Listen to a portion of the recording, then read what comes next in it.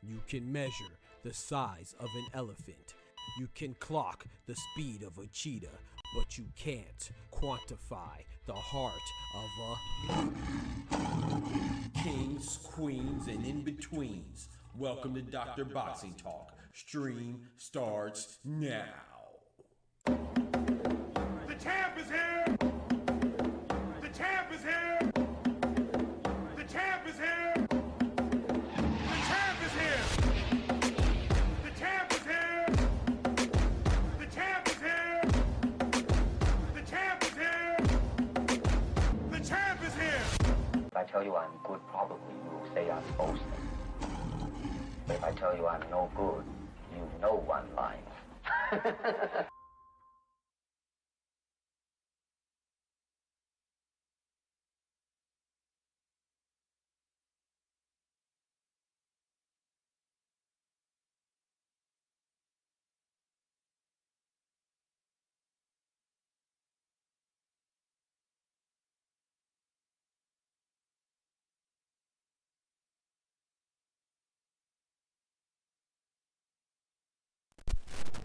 Yo, yo, yo. Oh boy, tired of building, man. Already early, bro. What you doing up, boy?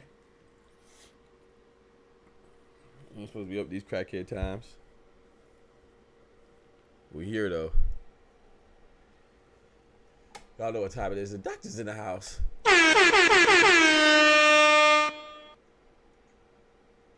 Yes, sir. Yes, sir, man. Let's go ahead and hit our roll call. You know how we do. Oh, Lord. Hold on. We ain't get our, I could have sworn I did this already. It's not. Let's do it real quick. Fix the camera. Gotta fix that camera. Gotta fix that camera. Hey.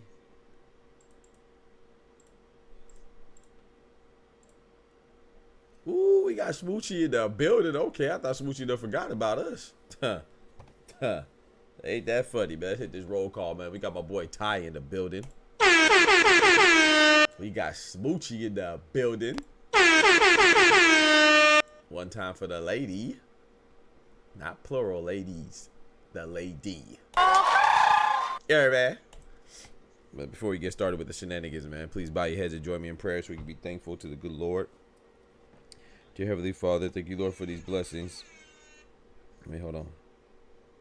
Thank you, Lord, for these blessings, Lord. Thank you for waking us up to see the brightness of this beautiful morning. Well, it's still dark in this morning, but Lord, thank you for letting us see the darkness too, Lord. Thank you for every situation. You know, that's metaphorical too, Lord. We gotta, we thank you for the good days and thank you for the bad days as well, because when we're having a bad day, a rough day, and when we're feeling weak, feeling sad, feeling down, that's when we are actually our strongest, because then our strength depends more on you, and we give ourselves to you more, and depend not on our own understanding, but depend on the faith that we have to believe that you will deliver us out of any situation, or thing that you put us in, that you will turn it from being dark to being light, from being down to being up, from being frowns to being smiles, Lord. So thank you, Lord, for all your blessings. Thank you, Lord, for all your glory.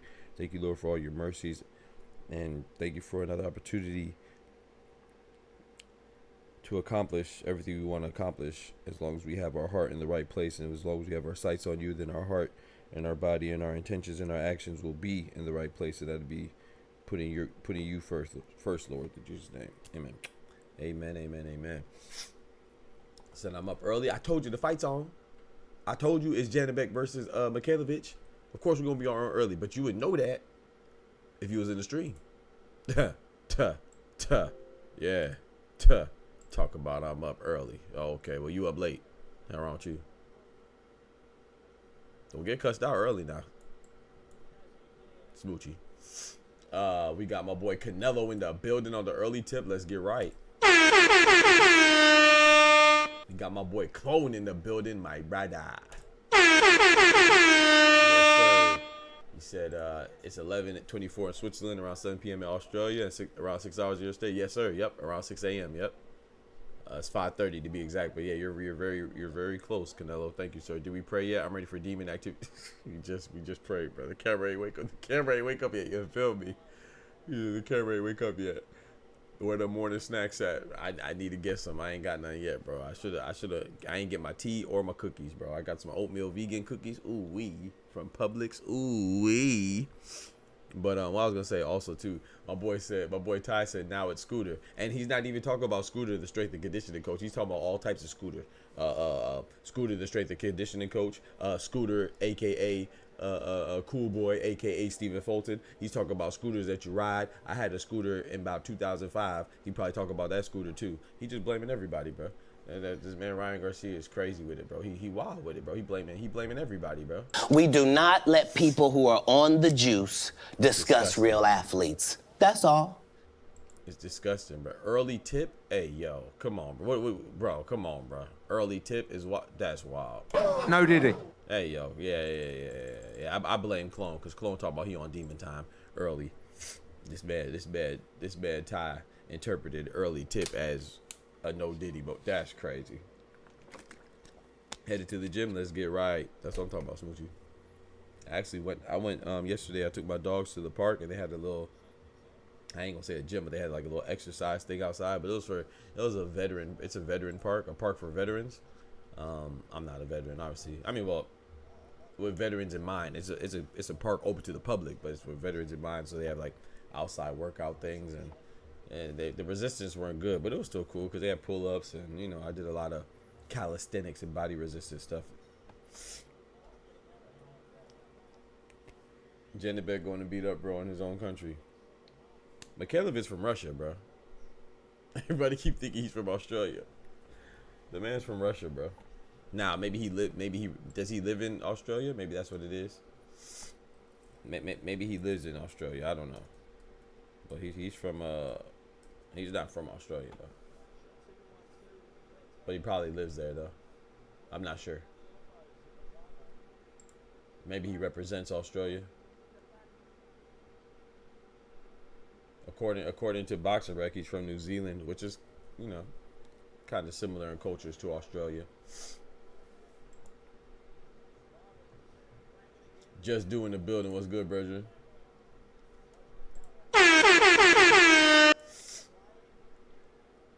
Y'all up early with it. Hitchens versus Parlo. Rumored in Puerto Rico, who you think wins? Yeah, nah, it's from what I've seen, it's pretty much finalized. I don't think it's a rumor anymore. I was talking about it when it was a rumor, but now I think it's pretty much done. I dropped a video on it, Canelo. You gotta pay attention to my videos, man. Go watch the video, man. Turn them likes up too. You feel me? And turn that watch time up, man. It's free support right there. But yeah, who I think wins, I said it in the video, bro. So I ain't gonna spoil it. You feel me? Show your boy some love on them videos, man. Nah, I got Paro though. Shout out to Hitchens. I like Hitchens, but I got Liam Paro. Liam Paul is a guy that I feel like I saw pretty early. I saw him before a lot of people. I called Liam Paul to beat Subaru Matias. People didn't believe me. They thought I was crazy. I'm telling you, bro. That's why I don't mind being wrong, bro. I don't mind being wrong because I'm right a lot more than I'm wrong. People that got egos, man. I don't mind being wrong. That's why I make predictions. Sometimes I'm wrong. I'm wrong quite a bit, but I'm right way more. I'm trying to think of the ones I got wrong. I got Pitbull and Rayo wrong. Because I had Pitbull. I had which one I got wrong? I got another one wrong too. I picked Michaela May over Sandy Ryan. I picked Dubois over AJ. I picked Bacoli over Anderson. I picked Matias over Liam. I picked Liam Parr over Matias. I got another one wrong though recently. I don't remember which one I got wrong. So I got Pitbull and Valenzuela wrong, and then I got somebody else wrong too, bro.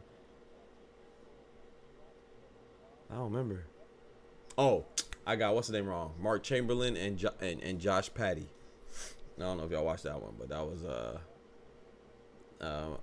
was on the card with it was an English Riyadh season joint. I don't remember who the headline was. It was with Anthony Kakasi. That same card with Anthony Kakasi and Josh the Leeds Warrior Warrington. I got every single one right except for that one. Mark Thunder Chamberlain. I ain't gonna lie, I was just going with the favorite. I didn't really know much about Josh Padley. Josh Padley. Yo, Ramon in the building. Your dogs are older gentlemen, right? Yeah, my dogs are 14. Yeah, both of them are 14. Anybody else worth watching on this card? Nah, just the main event. I'm watching right now. I'm watching Miza versus Kaylee, I can't remember his name, but nah, it's only main event worthy, at least to me.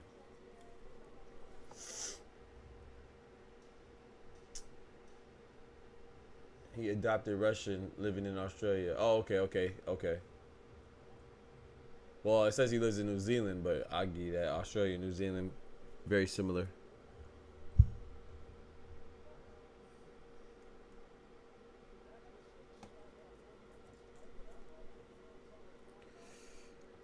Early, baby. Early. Yes, sir, man. We in here early, chat. Slapping shit like Canelo. Eso, sí. Bam, Es que tú vas a mamar el bicho. Canelo thinks he's so cool doing this too. Look at his face. Yo, shout out to my boy Cinnamon, man. Yes, sir. That's a monster right there, man. You tell my boy think he's so cool doing that. Bam, bam, boom. Yes, sir. I had the AJ versus Dubois wrong in Warrington. The Rayo versus Cruz fight was unexpected. But yeah, Robert Garcia went crazy. I knew he would exploit Cruz. Yeah, facts. You're right. Well, and that's the thing too, because we do the breakdowns, right? That's why we do the breakdowns, because the path of victory is what we predicted to be. We predicted that was going to be the path of victory. But I thought, because I didn't think it was impossible for him to win, of course, but you still got to pick. It's only two people. One person going to win, one person going to lose. Well, I mean, you can get a draw, but even still, that's very rare. But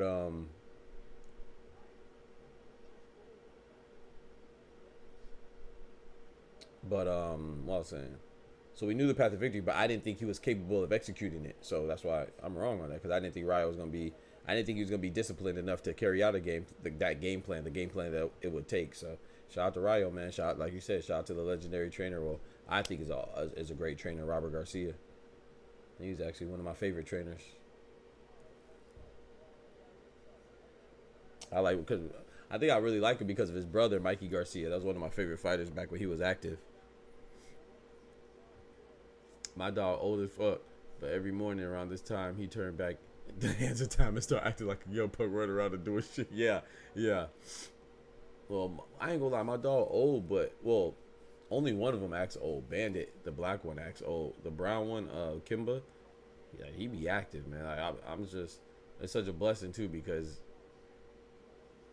he's just always been super, super active, bro. Always, since I had him when he was 5 months. Always been super, super active, bro. And it's just crazy, like, I don't know.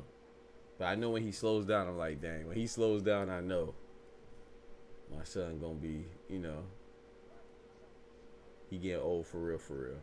And he still be running around like you would think he's a puppy, bro. It's crazy. That's that Labrador in him, though. You know, Labradors be high energy dogs.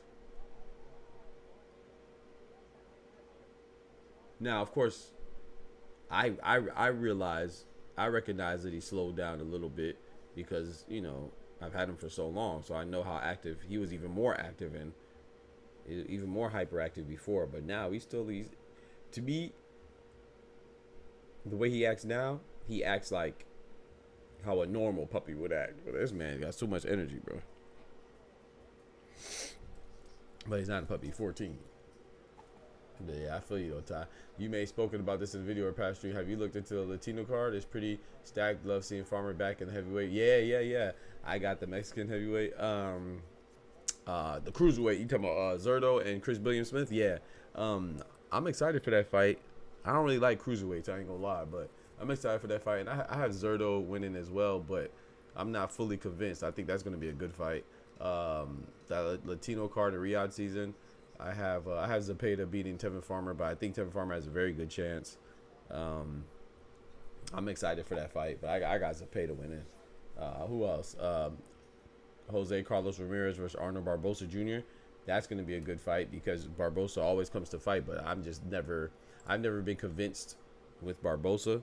So I have Ramirez, and Ramirez to me has experience on his side. He's been in the ring with Josh Taylor, and you know, so that's his only loss actually is Josh Taylor when Josh Taylor was good, you know.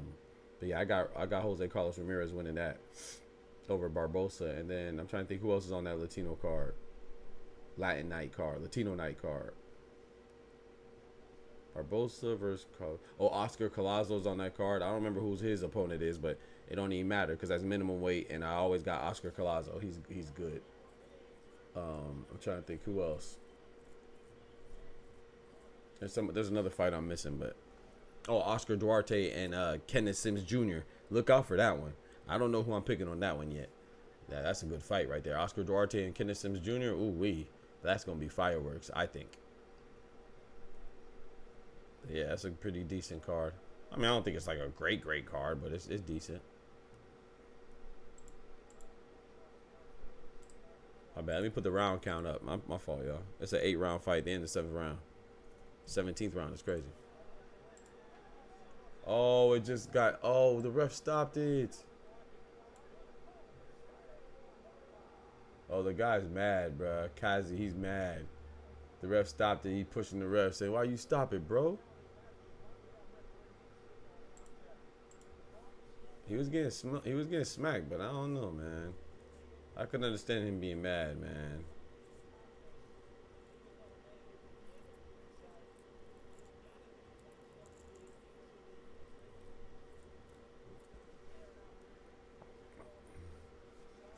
I got a roasted half chicken suspect. Oh, you talking to him?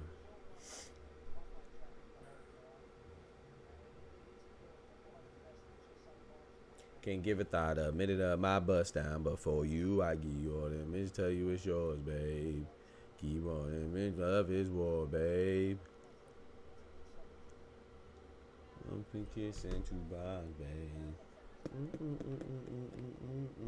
My boy Ryan Frazier in the building. You know what I'm talking about? Boxing talk up north. North. Shout out Vince Staples. It's you thirsty, please grab a Sprite. My clips lurking, don't die tonight. I just wanna dance with you, baby. What you know about that? What y'all know about that, man?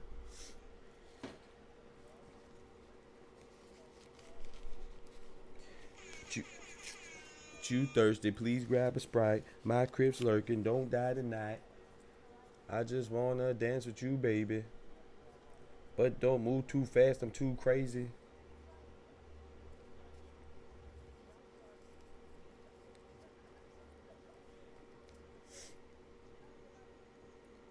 Take a brother mind off that. We could dip, slide to the crib, slide right back to the function.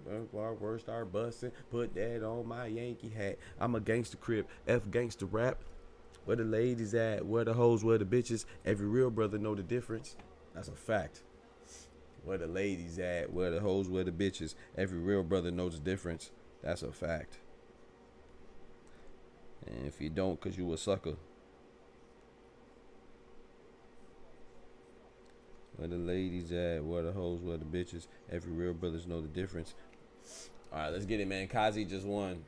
I ain't gonna lie, that was kind of messed up though. I gotta watch that again. Winner by TKO. Oh, nice. I need to squash before. All right, let's get it, man. Next fight is I hope this card goes quick, man. Come on, man. This top rank though. You know we gonna be they gonna keep us here till 9. They gonna find a way to take a 30-minute break in between rounds. Boy, top rank be crazy with the time, bro.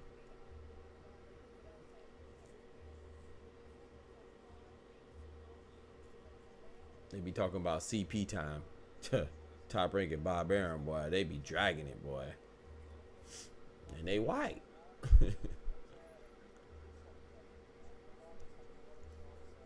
He said Kazi got no pop. He was gifted a stop. Yeah, Ryan. I don't know about that stoppage, man. It kind of reminded me of. Didn't it kind of remind you of Ishmael Barroso and Rolly Romero stoppage? It kind of had hints of that, but this is my first time seeing Kazi, or at least if I have seen him before, I do not recognize him.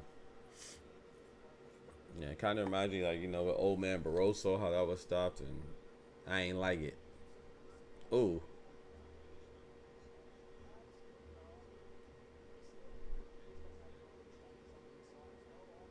Ooh. Kazi. Bro, did y'all see what? Yeah, exactly, right? Okay, right. I knew I wasn't tripping. It reminded me of, I mean, not remind me. Yeah, it reminded me of that. But did you see Tyson Fury talking trash to Alexander Usyk? Oh, he slapped the ref, too. I ain't peep, he slapped the ref.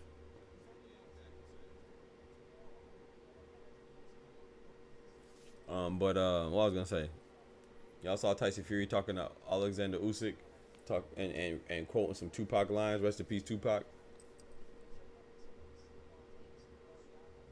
Talking about Clemus, F this, F that, F him as a label, a promotion, and I'm with the freaking crew. And if you with Usyk, then F you too. Man, I think he was Tupac.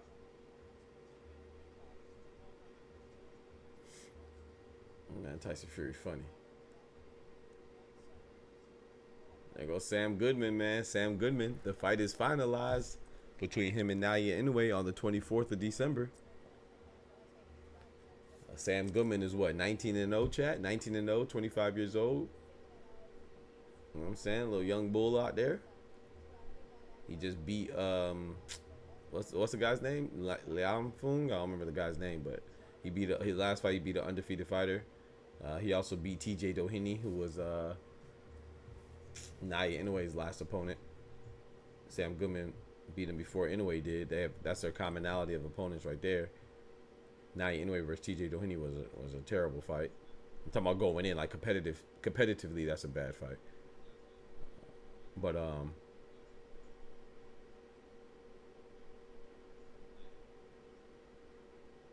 But Naoya Inoue, we're going to take quantity over quality because this will be his 3rd fight this year, so we're not mad at that. First was Louis Neary, which was another, I thought Louis Neary was another exaggerated fight on how competitive it would be. Like I said, Louis Neary been stopped by Brandon Figueroa by a body shot, I believe, in the 7th round. But the historical significance that it had, because, you know, Louis Neary was banned in Japan. And then for cheating, you know what I'm saying? He was another one that was on those PEDs, you know what I'm talking about? And Japan banned him. We do not let people who are on the juice discuss real athletes. That's all. Yes. So they banned him. So people complain. Ryan Garcia complained about his punishment. They banned Louis Neary, you know what I'm saying, for being overweight and cheating against one of their beloved champions. But then they lifted the ban just so Naoya Inoue could put the beats on him. So that was fire. I ain't gonna lie. They lifted the ban just so Naoya Inoue could put the beats on him. So that was a cool fight due to the background and bad blood they had. So we give him, you know, it was cool there. TJ Dohinki was a terrible fight. He was what, 4-3 in his last 7 fights prior to Naoya Inoue stopping him by stepping on his big toe and hurting his back. Crazy. He stepped on his big toe and hurt his back. What? And then you know, and then now we're getting Sam Goodman, who's an undefeated fighter. I think his best win is probably Miguel Flores and something Asim. But you know, it's funny, once again, it's like people complain about Canelo fighting Edgar Berlanga, who was the #1 in WBA. Another undefeated young fighter. They didn't like that, but no one's complaining about Inoue versus Sam Goodman, which I think is a good fight. Like I said, I'm looking at it as him being quantity over quality, you know. And I'd rather see the monster in the ring more times than see him not in the ring. So I'm cool with this fight, but I just think people should keep it consistent. If you're gonna complain about, you know, Canelo versus Berlanga or Tank versus Frank, or you know, or whoever else you think is a mediocre matchup, that you're extra critical on with whoever they fight, then I think you should keep the same energy with Inoue and TJ Doheny and Sam Goodman. The only thing about Sam Goodman, though, Sam Goodman is the mandatory. He's the #1 ranked fighter in 2 sanctioned bodies, IBF and WBO. So, you know, I respect it just like I respected the Berlanga pick. But we do know that we're going to be disappointed. But there should be you know, we should just at least be consistent. I'm excited for this fight, though, because I want to see what Sam Goodman can do. And some people think that he's being slept on, so we're going to see. He got decent barbers, fade kind of crisp. Zip him up. Like, zip him up like 2 shots. Hot with an ooh-wop. Zip him up. What was that, K-Shine? That's K-Shine Ty? Zip him up. One time for K-Shine, man.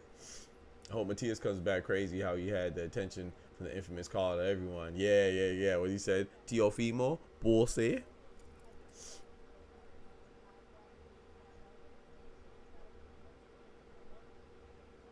No Haney. Ryan. Oh, Ryan. Yeah, man. Gary Anton Russell. I wanted that fight. I wanted Gary Anton Russell versus Subriel Matias. I still want that fight, especially with them both coming off losses. That's still a good fight, man. I want that fight for real.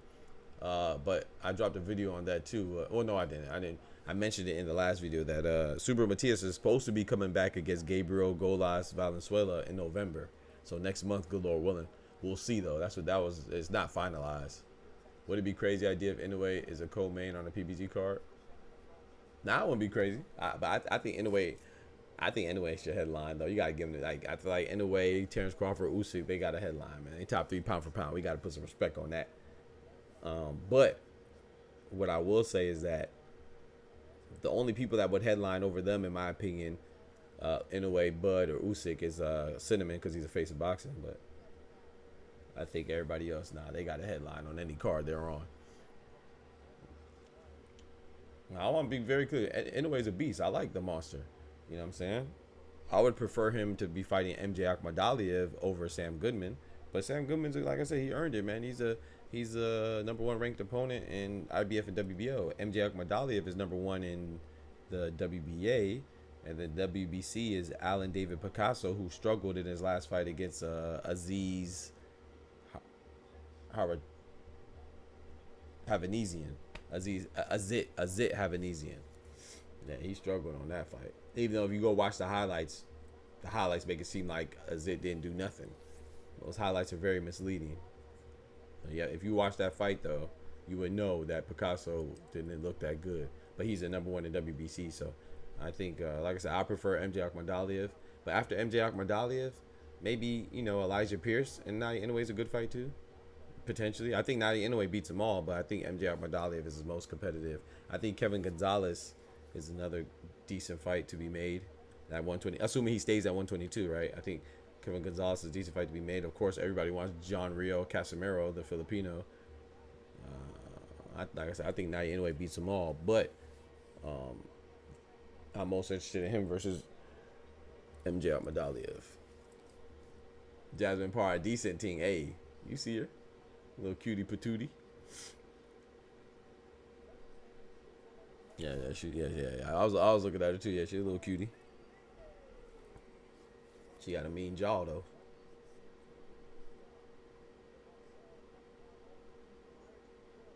Strong jaws ain't always a bad thing though. You heard me?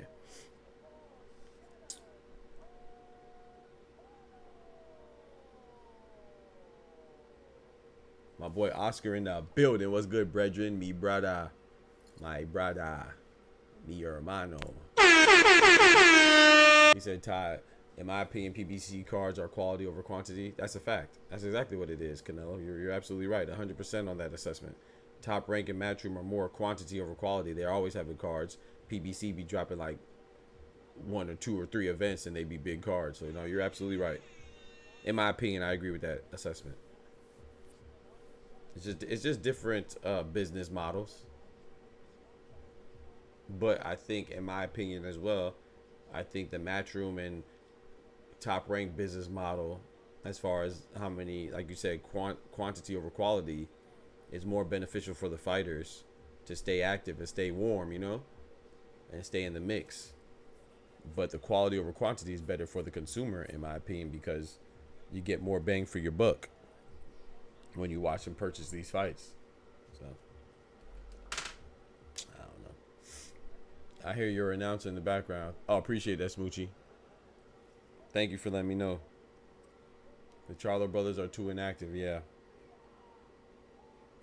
Well, the Charlo brothers are different, man. It's like I don't know, but that's what I'm here for, right? Because I know I talk about consistency a lot, but it's important, right?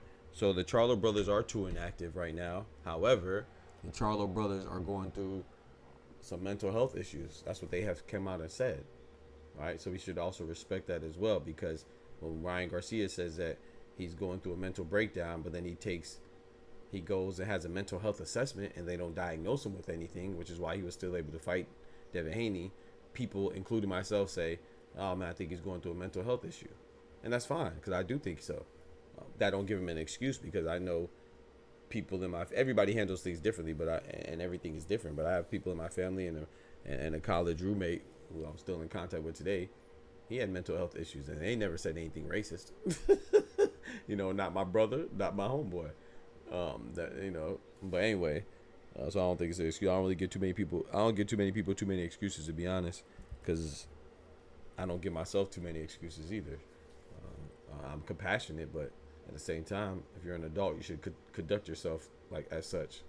But anyway, Jamal Charlo, you know, I mean, I was like crying on camera and stuff like that. I don't mean necessarily you on mental health issues, but if you come out and say that you're going through something, remember that conversation that he had with Chad Ochocinco? You know, he was talking about his mental health issues. So that's a good reason to be inactive to me. But we got to keep that in mind as well. But yeah, I do agree that they're too inactive. Just like a lot of PBC fighters, like I think Fulton, you know, we just saw him come back since his loss to anyway, the monster.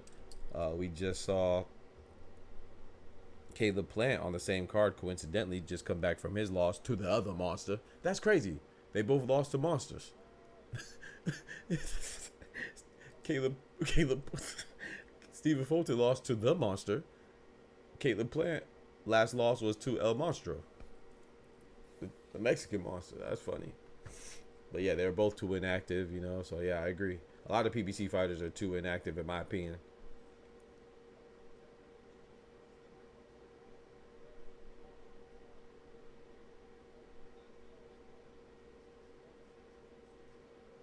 Like, who's the mother of 5? Because I can't hear it. That's why I'm like, it's so crazy that y'all can hear it by announcing in the background, but I can't even hear it. Which one's the mother of 5? Shannon O'Connell?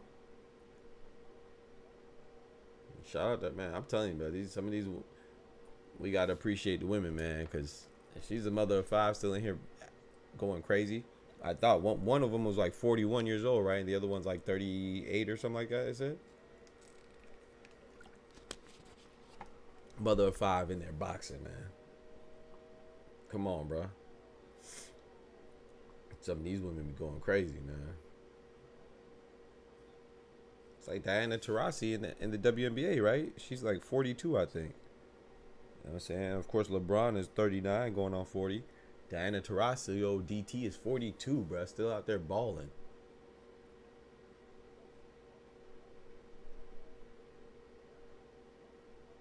Folded to inactive, yeah.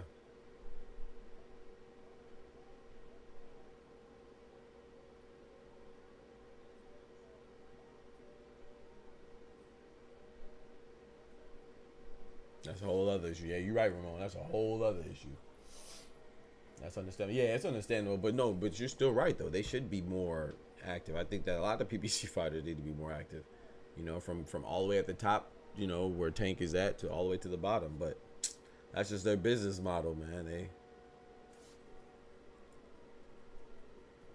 They did fight two monsters. Yeah, exactly. They both lost to the boss. Neither one of them was a monster slayer. You feel me? Yep, but yeah, but to your point though, Caleb Plant. When's last time that happened? His last loss was what? That was March 2023. So a year and a half ago, 18 months. That's crazy. Before we saw him again. And look at Errol Spence, right? Errol Spence may need to hang him up. I don't know. We'll see when he returns. But yeah, even Errol Spence, right? And then Stephen Fulton, right? It was a year ago when he lost to Inoue. We just saw him back. Oh, shoot. I forgot to change the round count. My fault.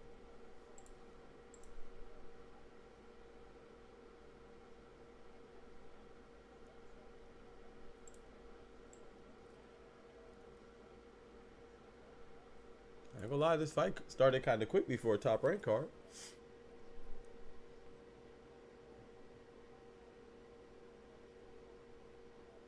He said if Fulton didn't have Bosley in his corner, he would have lost. He needs to cut off the partying. Oh, he'd be partying a lot?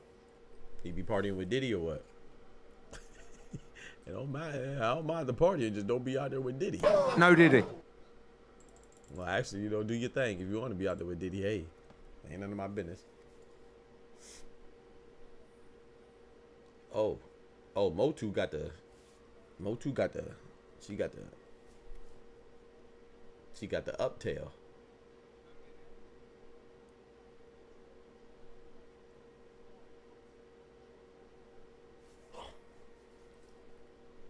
After this fight, I'm gonna try to go make me some tea. Ooh. Nice jab from Okano. Motu's trying to walk down Okano. Okano's trying to set her up. Ooh, nice right hook to the body, then left hook to the head. Body head like Roy Jones, you feel me?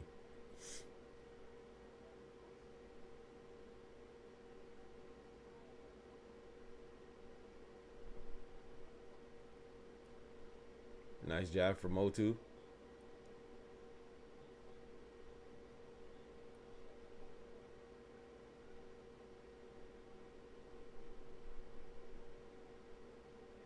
Look like Motu paused to let Okano reset, and then Okano clapped.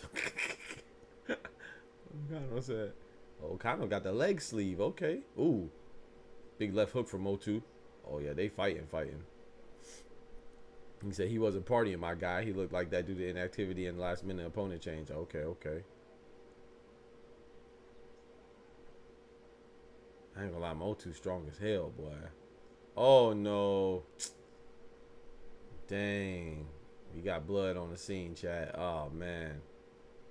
She almost got the Tim Zoo joint. Oh, it's leaking. Ugh.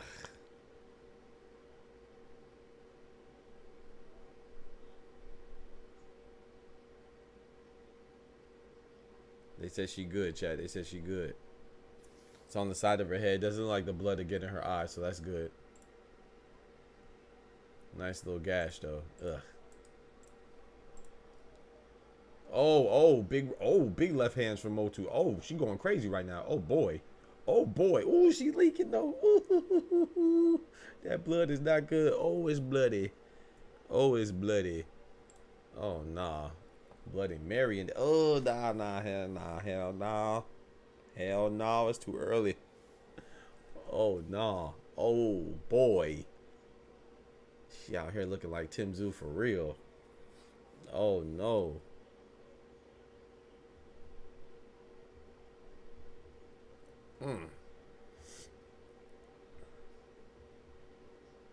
That done too bloody, boy.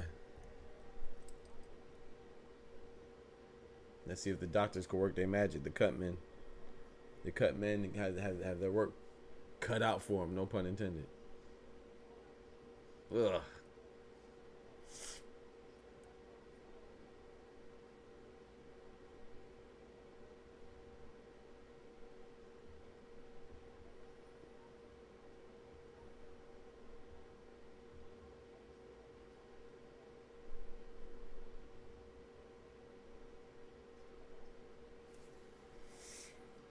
He said, yeah, where do you get your, yeah, I tend to believe Ty because Ty is, you know what I'm saying, in that circle, so.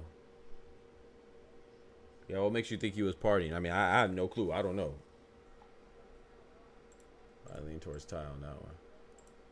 I don't know. I don't pay attention to their personal lives like that. Like, if it's something happens and it becomes known to me, then I'll pay attention, but I don't go out my way to be knowing what they doing outside the ring, to be honest. But yeah, hopefully he wasn't partying. While he's supposed to be training, that is. I mean, hey, live your life, man. You gotta have fun too, young and rich. Shoot, go out there and get it in. Nice jab from Okano. We got a minute 20 seconds left in the second round. Ooh, nice right hook from Matu. Okano's fighting back though. She got Okano definitely has.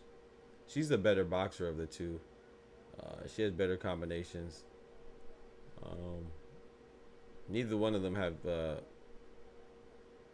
great defense in particular, but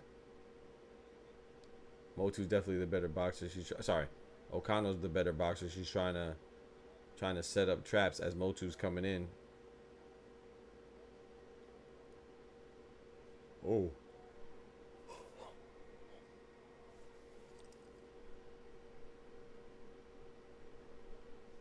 Okay, yeah, I have Okano winning too, but it's early. I agree with that, Canelo. I think he's winning as well. I mean, I think she's winning as well. Excuse me. Ooh, Motu caught her with a nice right hand as Okano hit the body and was going up to the head, and with a hook, Motu came with a straight pow, right hand right down the pipe.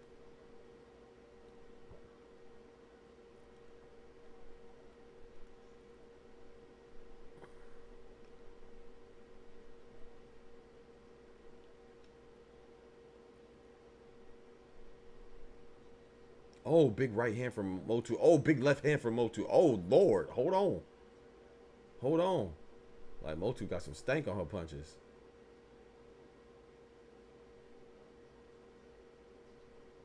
Why they keep pausing the clock? Their clock is like either real slow or... Because my clock is already done. Did they not start their clock?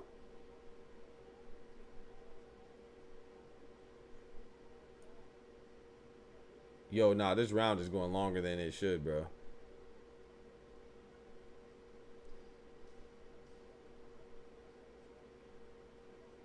Yeah, they messed up on the clock. The 10-second bell just rang? Or did I start my clock too? Huh. That was a long round.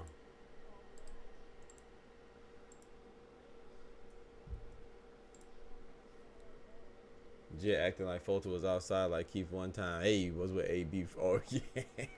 Keith one time was in the casinos before he fought Pacquiao.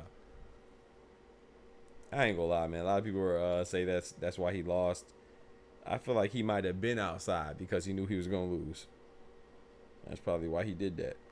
He was like, shoot, I'm gonna lose anyway. Hell, might as well have fun. Because I don't know why you would do that.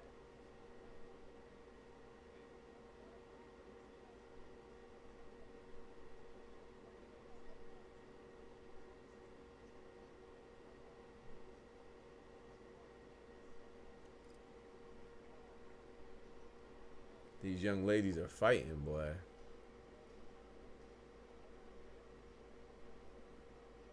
Gotta meet a brother halfway. I'm just called away. Use me as a band-aid. Put your scars away. Let's get it. Round 3.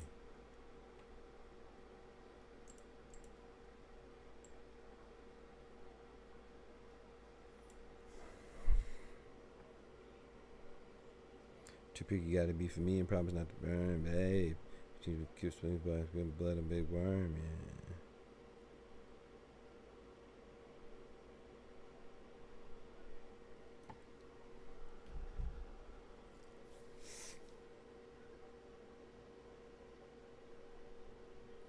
They went for 3 minutes rather than 2. They did, right? Okay, right. Thank you, Ryan. Because I know I wasn't tripping, bro. They definitely went. That was definitely a long round. That's why I put the clock here. I'm like, bro, I don't remember them having a long break in that round. Oh, her. I was gonna say that, y'all. I was gonna ask y'all if y'all think her little her up ponytail was gonna last the whole fight. Well, 3rd round's already down. She knocked her hair loose. I like Okano's style more. But Motu got some stank on her punches though. Got some pepper on it. Oh, 1-2. Nice 1-2 for Motu.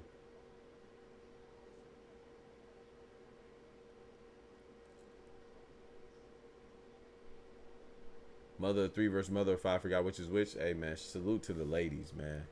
Salute to the ladies, man. Mother of 3 and the Mother of 5 out there punching on each other. Shout out to them, man. They be fighting, bro. I'm telling you, I ain't gonna lie, man. I say this, ooh, 1-2. Ooh, big hooks. That's like a, ooh, hold on, 3-4. Ooh, 3-4. Yo, Motu is punching on Okano right now. Oh, Okano got she got a knot on the forehead too. Bumba. She got a knot on the right forehead. She got a cut on the right. Oh, she got a cut on the right temple. A knot on the right forehead. Oh yeah. Oh yeah. They going to war.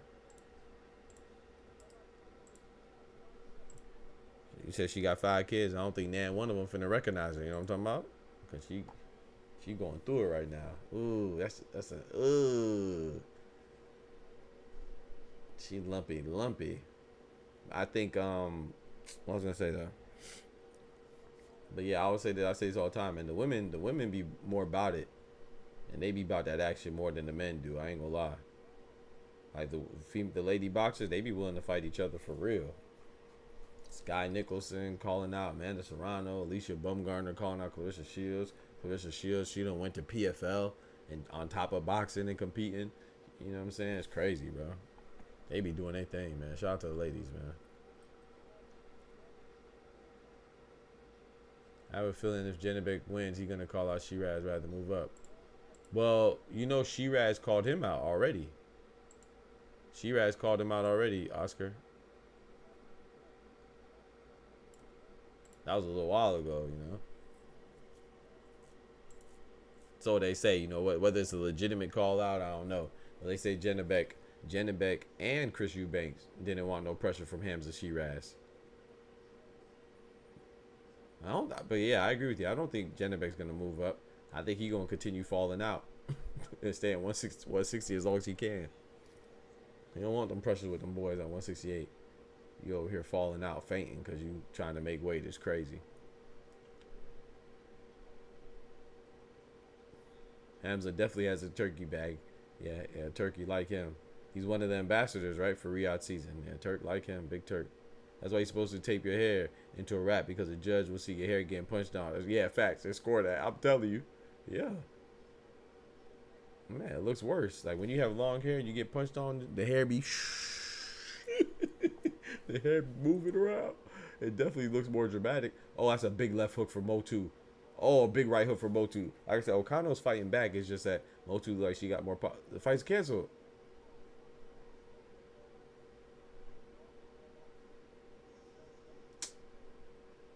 Dang, that sucks. I don't think Okano's happy, but I'm happy for her though. She just too cut up, man, and you know, especially she got jits too, man. You know, I don't really think Okano was necessarily. That was a good fight. I don't think she would necessarily lose it, but she was just taking too much. She was taking some damage, man. Now for that cut and then that knot. Shout out to the sportsmanship though from Motu and Okano. You can tell Motu's like, I know you probably didn't want that fight stopped. Shout out to the sportsmanship, sportswomanship. from Motu right now being displayed and demonstrated. That's tough. That was a good fight though, man. Shout out to I watch.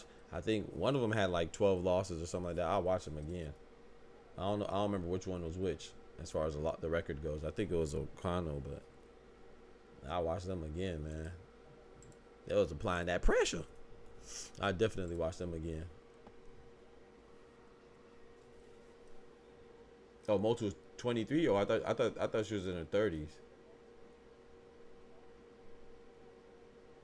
Yeah, Canelo. I think it was. I don't think she's 23, bro. I know one's in their 40s and one's in their 30s. My father lost. Your father lost. That's tough. You put money on it, or are you just that's what you going for?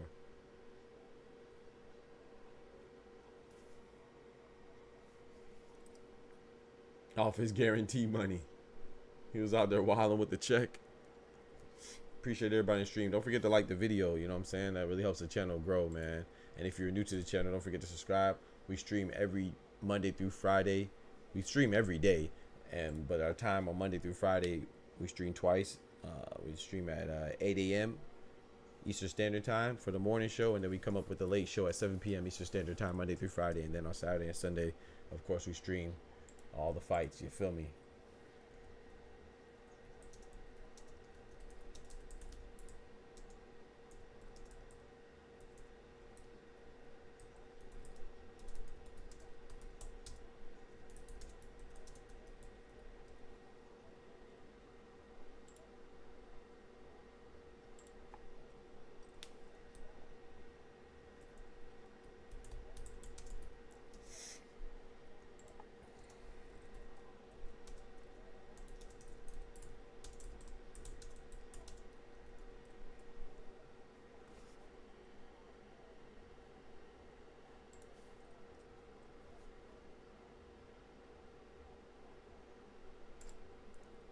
TikTok is first time to do without a minute of my bust down before you are.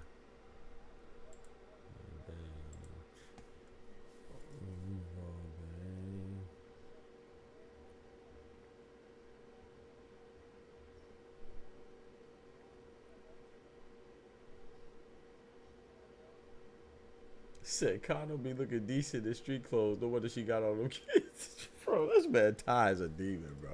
Come on, bro. Nah, she looks like she's pretty though.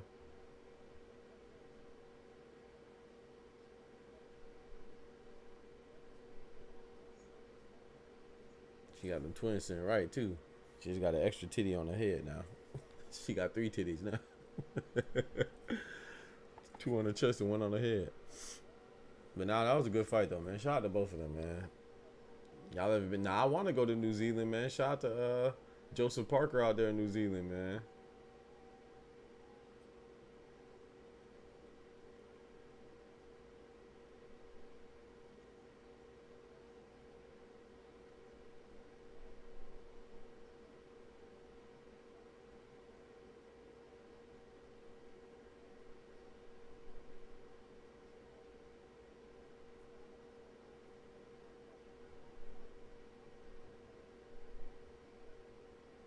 Proud to be Maori.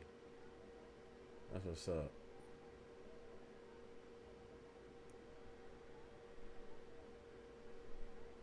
I gotta make some tea. And she low key got them little Debbie kit.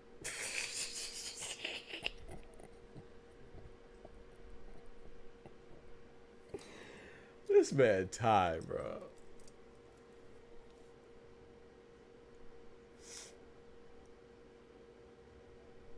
The money, cake. Old bitch ass nigga, the cupcake or the block.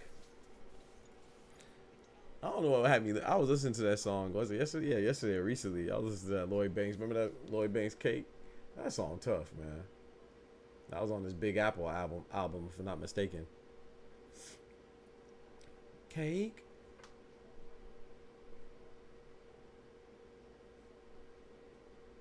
Any country you plan to go to soon? I'm planning to go back to Poland. It's snow bunny heaven.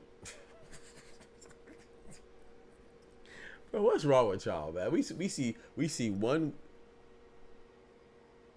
girl fight and y'all done lost y'all mind. We talk about cakes and that's crazy, bro. This man said snow bunny heaven, bro.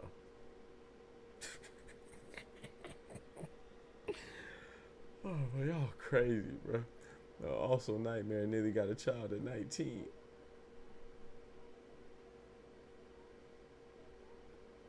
Your hot meat ass. My boy got the hot meat. Hot meat JR.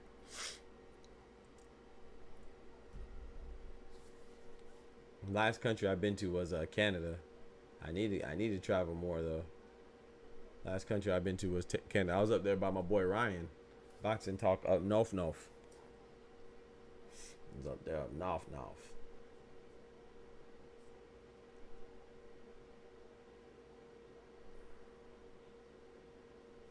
In Toronto. That was years ago though. I need to travel again. She probably got one of the best leg sleeves in boxing, no cap. Yeah. Her leg sleeve was dope though. I like tattoos. I don't have any tattoos myself, but I like tattoos though. But I also like no tattoos as well. Oh, we got the main event coming up, chat. Should I make some tea? Hell nah, we gonna chill. I'm gonna go grab a cookie though. I'll be right back. I'm gonna run this ad real quick. Don't y'all be skipping my ads either. I'll be right back. Yo, it's your boy Doc again. I know you sitting there like, did this Doc just run his own commercial? Yes, I did. In the middle of the street, we run our own ads. That's what we do right here. So when you see other boxing channels implement the same idea, I don't mind people biting us, but dang, at least give us some credit. So those of you that are rocking with me, you're already a part of the best boxing channel on YouTube. That's a fact, ain't it? Ain't it?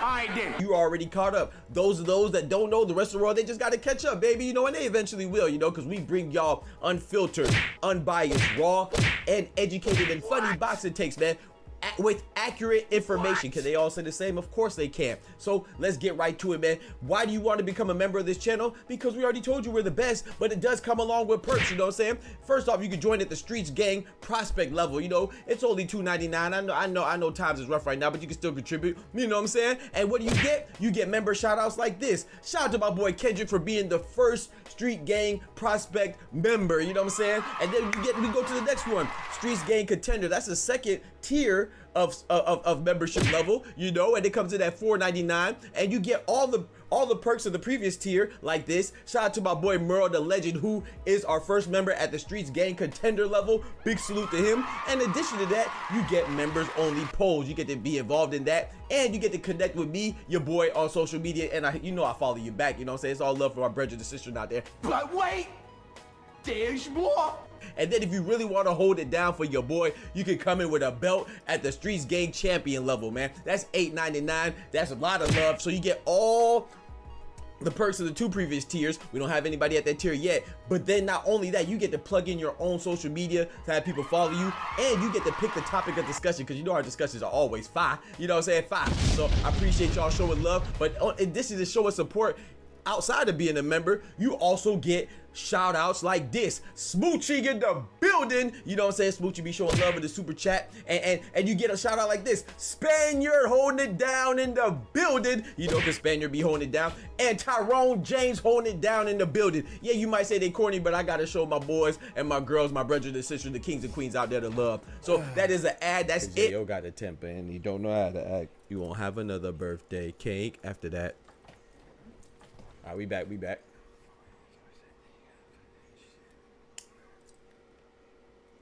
There ain't the motherfucking breed to tell me I can't eat. Show me the money, cake. And you motherfuckers looking like steak. That's all tough, man.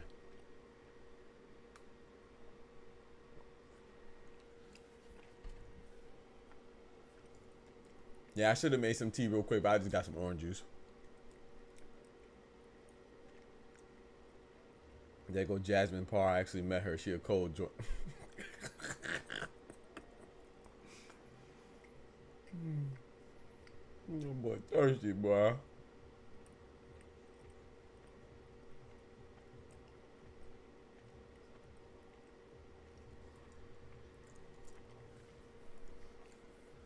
That's why my boy Ty be going to all the fights, chat.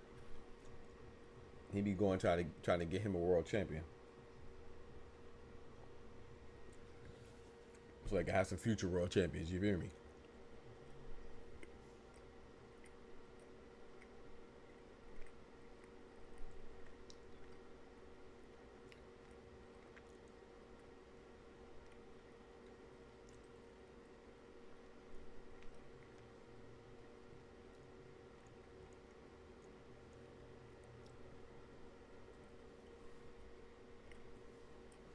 I don't really watch MMA, but isn't there like a big UFC fight this weekend?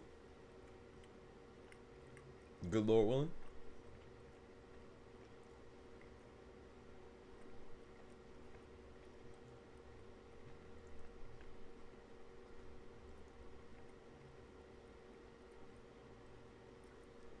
Tim Zoo. I like Tim Zoo. Oh boy. Oh.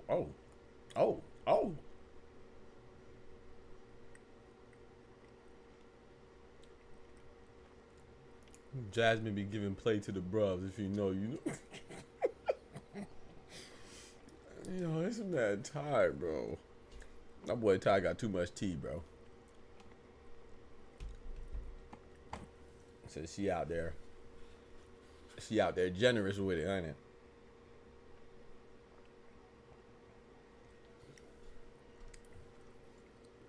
I mind my business. She ain't give me none, so she's stingy to me.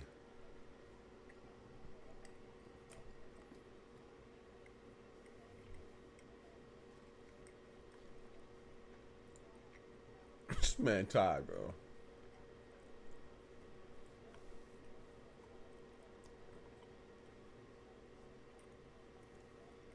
Wait, Tim Zoo versus Bacca might be in my way, ain't it? I think it's in Florida. Oh man, that's when he was beaking up Tony Harrison. Oh boy. Oh man. Oh.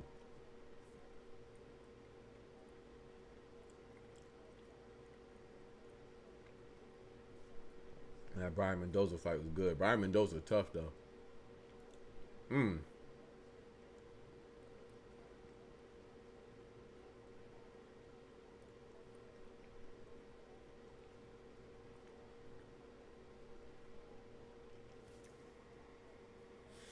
Australia trying to do, they doing their thing, man. You got Jay Apataya from Australia, Sky Nicholson from Australia. 2 champions right there. You got Sam Goodman about to be in an undisputed fight in December. Australia, oh boy. You got Liam Parle just upset Subra Matias, Australia.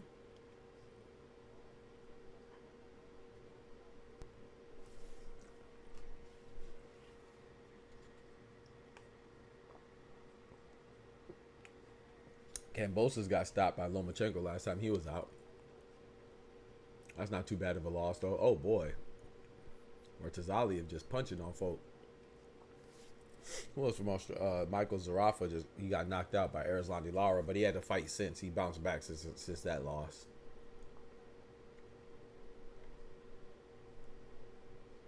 He said, I feel white out here. What you mean?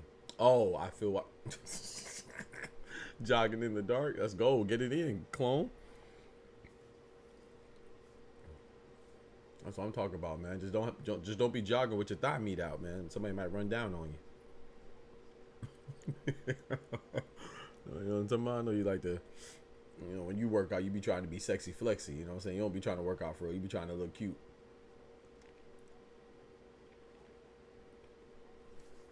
Make sure you know how you get thigh meat out, bro. Yeah, your thigh meat out, you might get somebody might come out there, snatch you up.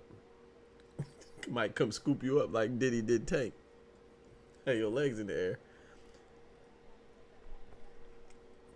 He said, when I saw Clarissa Cakes, though, I admit that I drove 1 hour to go to an Afro club. Barely any sisters here. I see a handful in a week. We saw one fight, bro. We saw one fight with Okano and Matu, and y'all been going crazy ever since.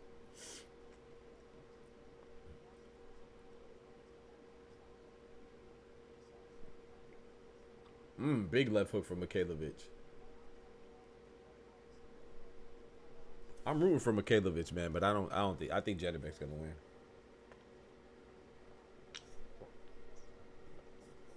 But I'm just enjoying it because I don't have a horse in the race. Not only that, I don't know Mikhailovich enough. I saw some highlights and stuff once the fight was announced, but I think I found like one of his fights or something like that. I don't remember. I have a feeling Tio won't unify unless the champ has a successful defense.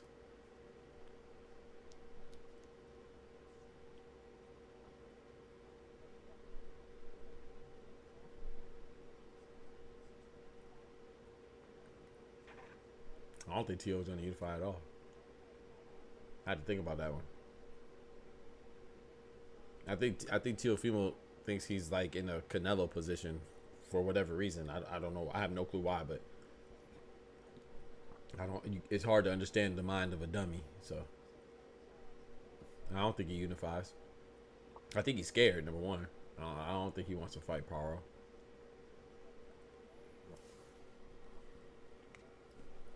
I really don't believe that there's a genuine lack of interest to unify, you know, but he tries to say that he's undisputed. He did it before, so he doesn't have to do it again, or whatever he did, whatever he uses to rationalize not fighting at 140. I don't think he unifies at 140.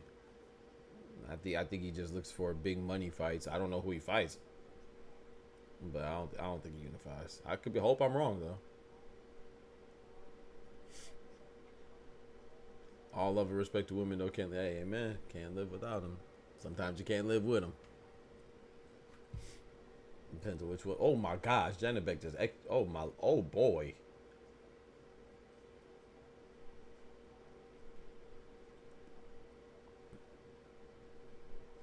Jealous of Americans sometimes, man. Y'all be enjoying the chocolate and parties out there, but it feels good to be the only brother here also. Tayo is out here tricking flex it. It's cool. I threw 6K at Starless tonight. Shakur Rush Arda when I seen her. I had to flex on my VVIP table to get seen.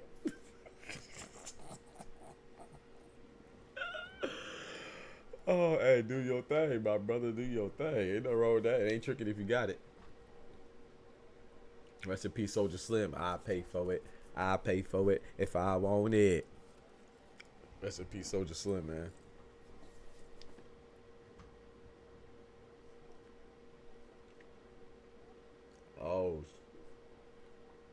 Oh. Look, I like it with a small waist and nice hips. So when I hit it from the back, I get a nice grip. I was sweating like a dog, so I might slip. But with the right hips, I get a nice grip. I was sweating like a dog, so I might slip. But with the right hips, I get a tight vice grip. What y'all know about Soldier Slim, man? What y'all know about that, man? Rest in peace, Soldier, man. I pay for it.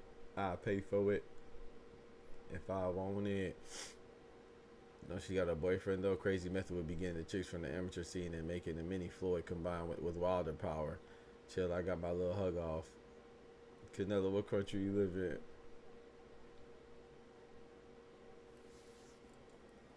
Man, Ty crazy, bro. Ty, I ain't mad at Ty. My boy Ty gets it in, man. Y'all better stop playing with my boy.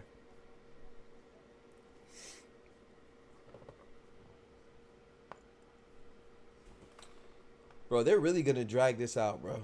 They're really gonna drag this out 30 more minutes. Bro, it's like,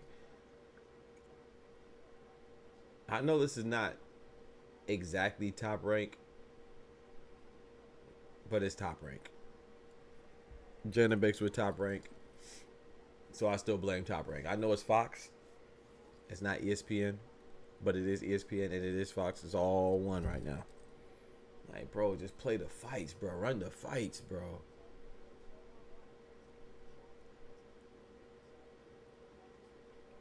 Fight starting in 1 minute. I hope you're right. I don't know where you see that at. I see next to the ring, and I see them talking. I appreciate you, Canelo. Thank you, bro. I don't see that anywhere, so thank you. Because I was getting a little impatient, because they always do that.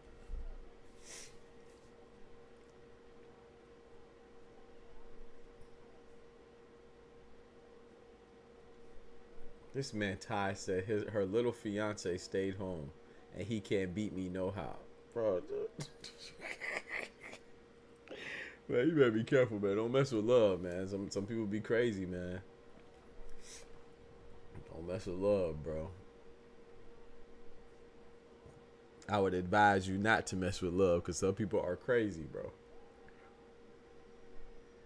But do your thing, young player.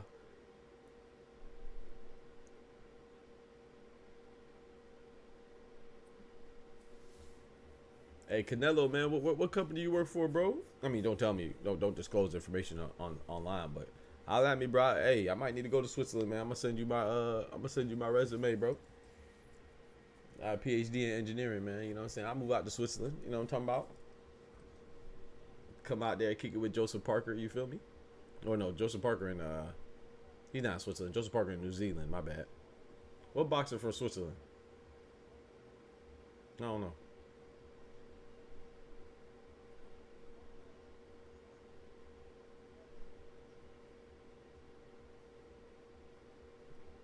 Her little light-skinned fiance. What are you? All right, man. I'm glad this fight's coming out because y'all wilding in the chat. Okay, you see ANDREI MIKHAILOVICH doing his little procedure. Yeah, I think JANIBEK's gonna win, but I'm rooting for Mikhailovich though. I'm rooting for Mikhailovich because the fight was postponed before because JANIBEK can't make weight. That's crazy. She be moving like Remy Ma, low key, but her man ain't no papoose.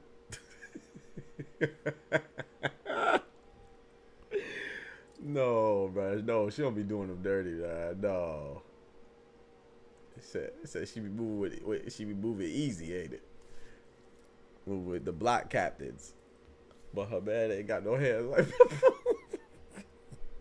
You remember when Papoose, who swung on Papoose though? I had him spinning on the pole like a stripper. That was a long time ago. I was like, oh, Papoose got hands now, but he didn't have hands before. Somebody socked Pat. They had it on camera too, man. Embarrassing my boy Papoose, man. Had him.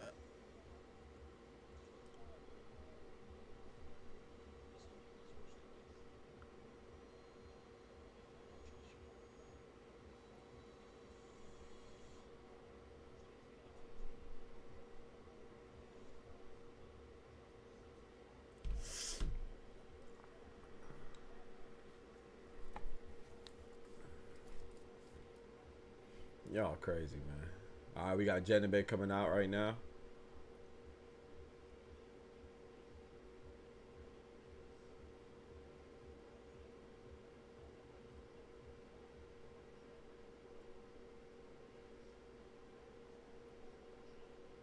Kazakh style. Kazakh style.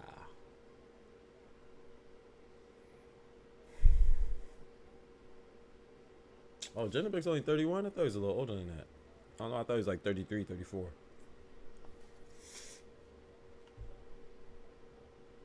All right, the fight's about to happen, chat.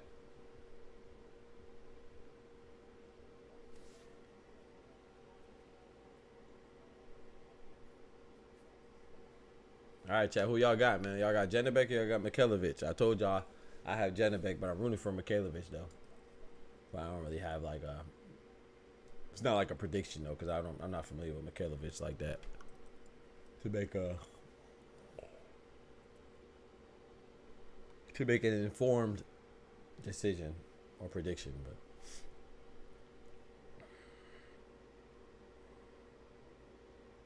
hey, we hit 1,800 on the subs, man. Let's get right. Shout out to y'all, man. Shout out to all the support, man. God is good. Shout out to God, most importantly, first and foremost. Thank God, and then thank all the support, man. 1,800. Let's get right. 1,800 like the drink.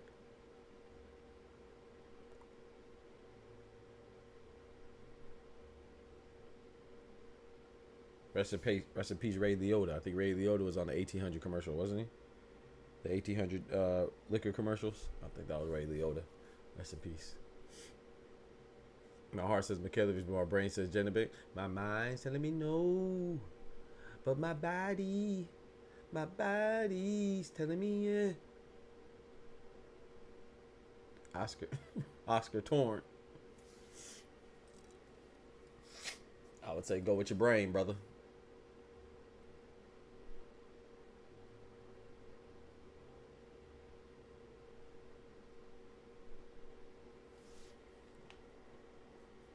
Dude stays sunning him. That's why every time I see him, with or without him, I try my luck.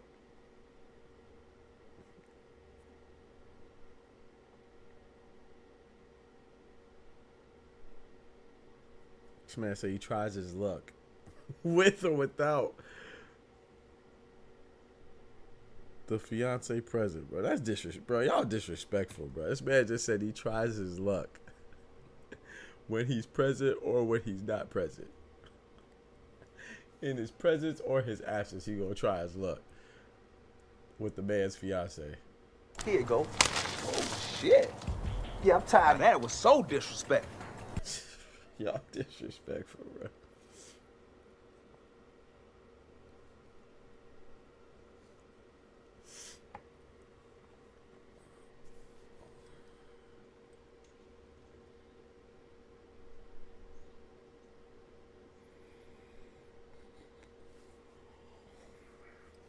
All right, come on. Let's get right. Let's get right, man. I be trying to catch Alicia. I'm not trying to squabble with Des Bryant. Oh, really? Oh, they're together? That's what's up.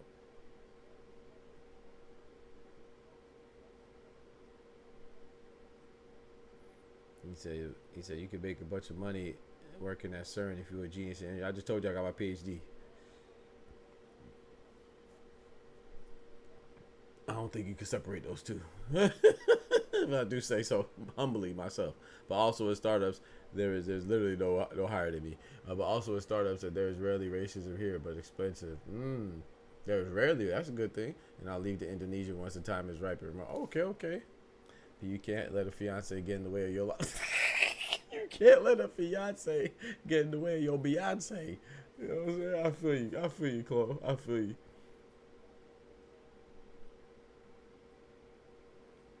Yeah, I'm actually familiar with CERN. Nah, I appreciate it though, bro.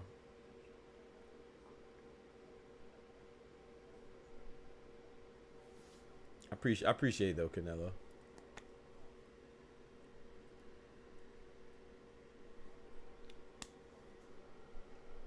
Show me the money.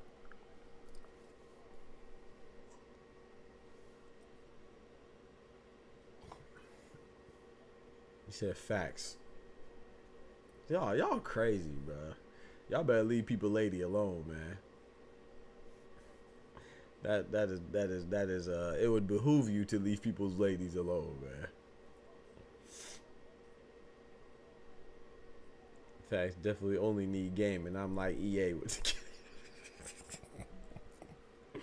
Alright, let's get these fights started, man. Or this fight. Let's go.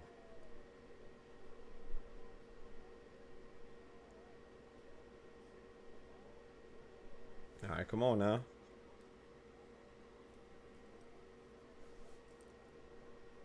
At least they came out before 7, chat.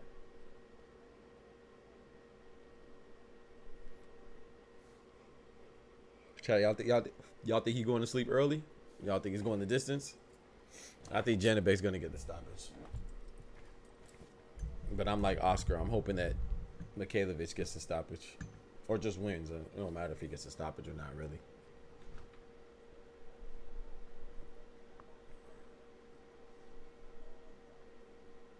He got to get the upset, though, man. He has to. I'm like Usopp with the slingshot off One Piece. I don't miss. Speaking of One Piece, there was a guy on one of the fight cards. He came out like what's the main character one? Because I don't watch One Piece. Luffy or Luffy? I believe it's spelled Luffy, but I believe it's pronounced Luffy. He came out like Luffy and got clapped. He did good at first though. He was doing good at first, and then he got packed up. Yeah, if JANIBEK loses, a huge upset, Cadell. You're right, bro. You hope Janibek drops it multiple times? If I could choose a winner, I go for Mikhailovich. Like I said, I don't mind you missing weight because something happened. You know what I'm saying? But if you just missing weight just because you undisciplined and or because you trying not to move up because you're scared, that's what it looks like to me. Like, I just think like it's just unprofessional, man. Because the other fighter, you know, y'all should have respect for each other to a certain extent, and you don't know. He kind of messed up that dude's money at the time, you know, unless he had a guarantee, which I doubt it, you know. He kind of messed up his money that night, man. Because remember, there was supposed to be the main event on the card for Muratalla versus Tevin Farmer. Janibek and Mikhailovich were supposed to be the main event that night. But Janibek fainted, had to be hospitalized. And I was like, man, I hope he's okay. But now you know, I found out he's okay, and it was just because he was trying to make weight. Man, that's weak. But he made weight this time, so.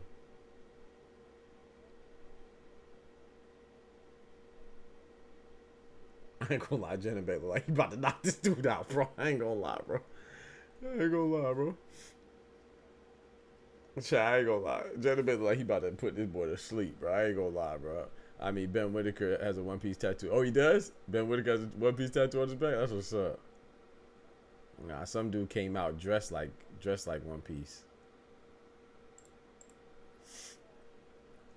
That's dope, though.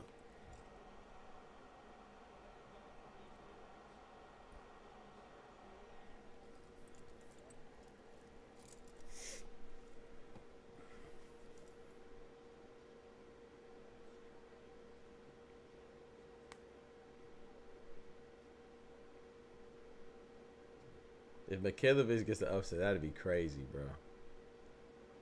Nice left hand to the body from Janibek. They both posturing right now, both posturing. Janibek come out with a jab. Jab didn't really land. Another jab to hit gloves on Mikhailovich. Mikhailovich has a pretty wide stance. Mikhailovich, for those of you who don't know, is in the black shorts, the black trunks with the red gloves. Janibek's in the blue shouts with the matching gloves, blue and yellow.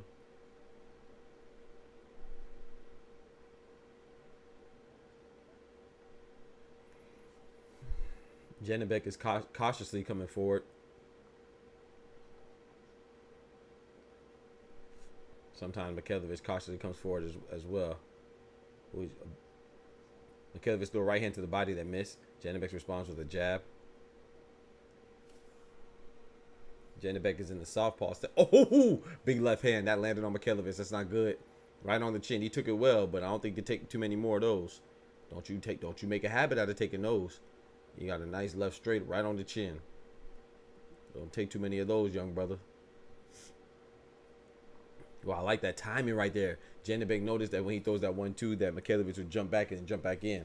And as he was jumping back in, he threw another shot. But Mikhailovich demonstrated some pretty good reflexes right there and dodged it. Ooh, nice left hand from Janibek that was blocked by Mikhailovich with his right hand. That was nice. Good little reflexes right there. Nice jab from Janibek. Mikhailovich counters with his own jab, or responds with his own jab. In the center of the ring right now. Ooh, punch to the back of the head. Yep, the ref warned him. Mikhailovich jumped in and punched Janibek at the back of the head, and the ref warned him. Ooh, nice left hook to the body from Mikhailovich. Followed by a left hook to the head.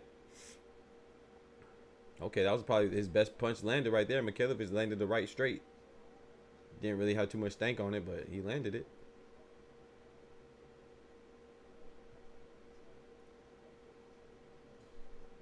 End of the 10 seconds left in the first round. Oh, Mikhailovich making faces. He said, "I'm here to fight, boy. I'm here to fight." Ooh, ooh, nice right hand from Mikhailovich to end the round. Hey. Okay.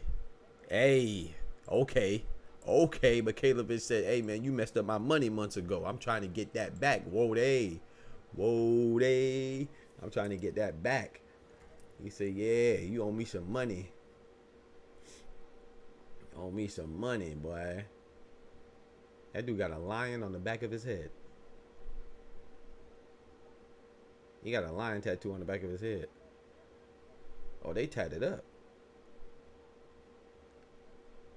Oh, they some bad man, huh?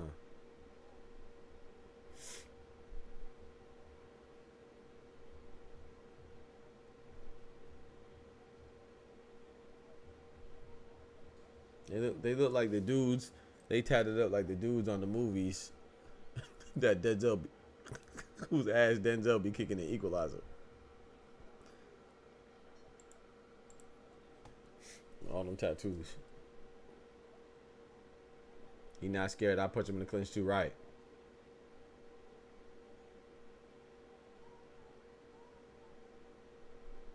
The referee said, chill out, chill out. What happened? He warned JANIBEK for something. I'm not sure what he warned him about. Nice right hand from Mikhailovich as he's coming in. They're in the clinch. They punch it in the clinch. Mikhailovich got to, he got to tighten up his guard, though, man. He can get caught. A lot of times he's coming in and lunging in with his hands kind of low. Oh, nice right hand from Mikhailovich. Doubled up on the straight as well. JANIBEK felt that. Mikhailovich tried to punch out the clinch and JANIBEK blocked it. Oh, man. Oh, man. Mikhailovich tried to fight on the inside now. He feels like he sees something on the inside. Better be careful. Ain't no way the ref was just tapping him, bro. You can't be tapping him while they fighting, bro. That could have got him knocked out, bro. I don't know if he was tapping or he was missing the angle. I couldn't really tell. He was telling him to keep him up or something. But like he was tapping Mikhailovich on his elbow. What if he would have stopped punching and JANIBEK would have caught him? Yeah, the ref tripping, right? Okay, I know I ain't tripping. Yeah, the ref wilding. Like I said, maybe it was an angle, but he could have missed. Oh, Lord, time, what happened? He said, y'all chill out on the clinching. He said, throw more hands, a little less wrestling. They are wrestling, though. He's getting called for what he's doing with his lead foot, purposely stepping on him. Oh, freak that, step on him. The southpaw and the orthodox, man. That happens. Step on that big toe. Step on that pinky toe.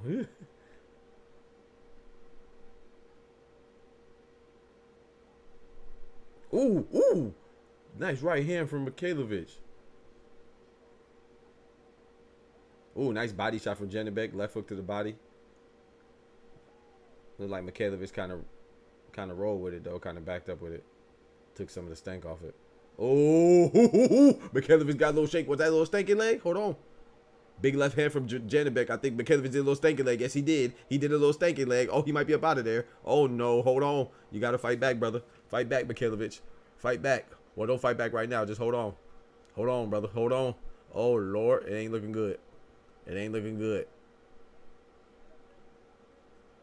Okay, he's fighting back now. Oh, no. He got to fight back. Oh, hold on. Oh, no. He taking combination. Oh, Lord. He tried to fight back and opened up. Got caught. Oh, no. Oh, no. Oh, no. Gotta fight back, Jack. Get him up, let him get up, let him get up, let him get up. Fight back, nigga. Fight back. Oh, no, Mikhailovich. Oh, no. JANIBEK playing with him now. Oh, no. Oh, Lord. He playing with him. He playing with him. JANIBEK playing with him, chat. He playing with him, chat. Oh, nah. He playing with him, chat. Oh, nah. JANIBEK diabolical, bro. Oh, Lord. Nah, JANIBEK playing with him, bro. He out here moving maliciously. Malevolent movements. Diabolical deeds. Nefarious intentions. Nah, JANIBEK playing with him, bro. Nah, he wrong, bro. Nah, JANIBEK wrong, bro. I ain't gonna lie, I like JANIBEK. JANIBEK wrong, bro. JANIBEK was playing with him, chat. Nah, bro. He done paused on him. Looked at him. Hit him again. Looked at him. Walked around with his back turned. Nah, bro. Nah, somebody gotta teach JANIBEK a lesson, bro. He playing with him, bro. Nah.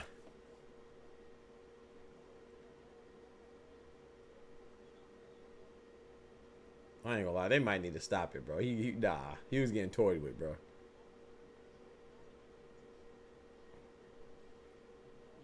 Everything gone. His left knee, his big toe, his elbow, everything gone, man. He might not know where he at right now. Nah, JANIBEK, look at that. Oh. Nah, JANIBEK was playing with yo, nah, bro. JANIBEK, nah. Nah, bro. JANIBEK ain't shit, bro. Look how he just he played with him, and then he backs up and leaves him alone. and lets him get his stuff together, and then he comes back and claps him again. Nah, Mikhailovich, it's gonna be a bad knockout, bro. Come on, Mikhailovich. Get your feet back under you, brother. Oh, yeah, oh, no. Oh, no. Big jab from JANIBEK. JANIBEK is walking him down deliberately, intentionally. Oh, no, oh, man. Oh, no. He said, hype job exposed. Who's a hype job? Mikhailovich? I don't think he's a hype job. I just think he's a, you know, young, undefeated fighter. And he's in there against a monster, man. JANIBEK's considered widely. Oh my gosh, oh no, big left hand from JANIBEK. He's widely considered the best. He's in there with the best in the division. Widely considered, you know, JANIBEK, and then you know, Carlos Adames, and probably the top two in the division. I would like to see JANIBEK and Carlos Adames. I don't know if we'll ever get that fight. But he know how to survive though, yeah, for the moment. Oh no. Those short little hooks right there, they caught him. Mikhailovich is you can see his equilibrium is not fully there, man. His balance is off. Kind of stumbling and bumbling around. Trying to use JANIBEK to stay upright and gain some. Oh no. Look, JANIBEK smiling now. Oh nah. JANIBEK looking evil. Oh, nice little short uppercut. He fighting back though. Mikhailovich is fighting back. Ooh, nice right hand from Mikhailovich. Oh, man, but I don't think it had no stank on it, though. The majority of his powers being utilized to keep himself upright. He ain't got no pop on his punches right now. He's definitely fighting back. Definitely demonstrating some warrior spirit, though. We like to see that. We like to see the fighter spirit, man.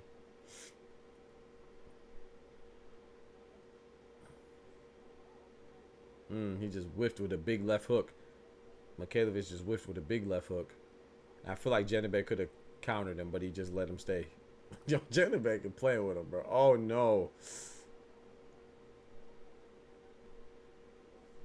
That left uppercut, bro.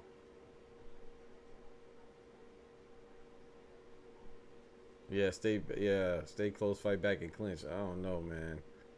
I don't think it's going to end well. This might be a highlight knockout. I could just... Oh, man. Nice infighting. JANIBEK is winning the infighting though right now.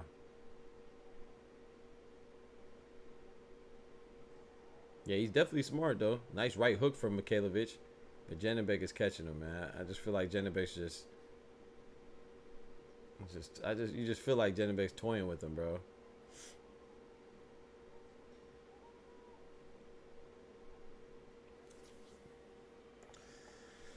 Round 3 is over with.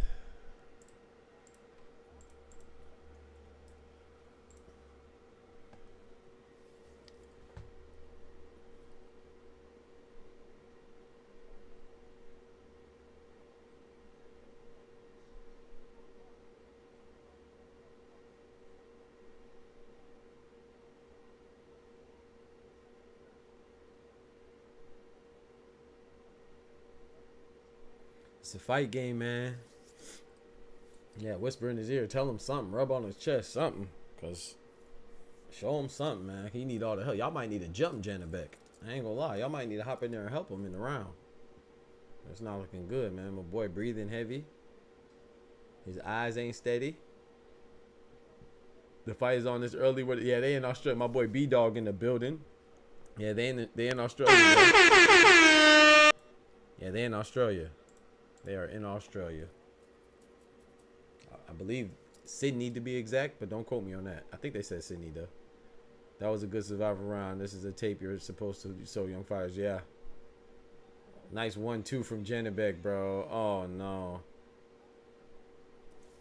Nice 1-2 from JANIBEK, bro. I don't think he's gonna go past the 5th though. I ain't gonna lie. Oh no. Nice uppercut from JANIBEK.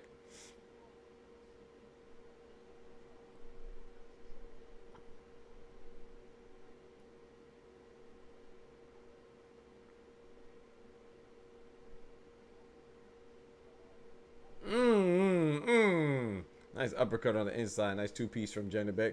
Mikhailovich trying to swing desperately. He's missing quite a bit. He caught JANIBEK with a left jab, though. That was nice. A little short left jab. Like I said, it just feels like Janibek's just toying with him, man. But Mikhailovich is trying to keep it close, though, man. I like the fact that he switched up his strategy, implemented a new one, and it's just, I don't know, man. It may seem like Janibek might be inevitable like Thanos. I'm not sure. Resistance may be futile.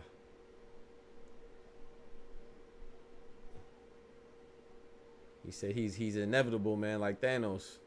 Mikhailovich got to be Iron Man. You see who he got in that corner? You know they got that guy. Dang it, the tuck. The boy gets stopped though. You got it tucked ready to spin when that boy gets stopped. That's crazy, bro. This man Ty is crazy, bro. Shout out to my boy Ty, man, out there getting that work in, man. Appreciate you being able to stop through. I know you was getting that work in the gym and stuff.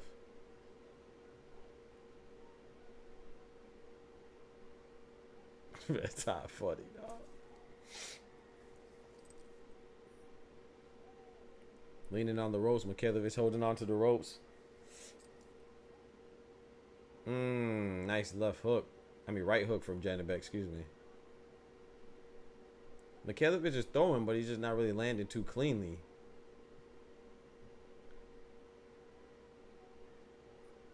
But he's definitely found a new little strategy that seems to be working, at least momentarily. Yeah, gutsy, very gutsy. Cause did you catch the second round, B-Dog? Oh boy, that second round was ugh.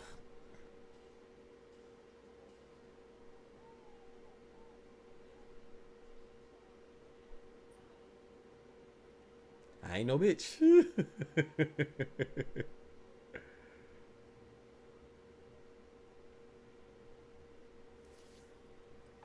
I ain't gonna be no bitch.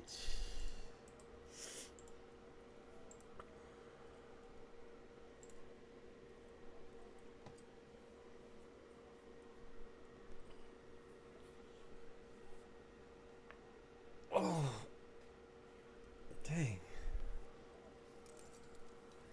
You just started watching? Oh, B-Dog, you got to go watch that second round, boy. Oh, my gosh.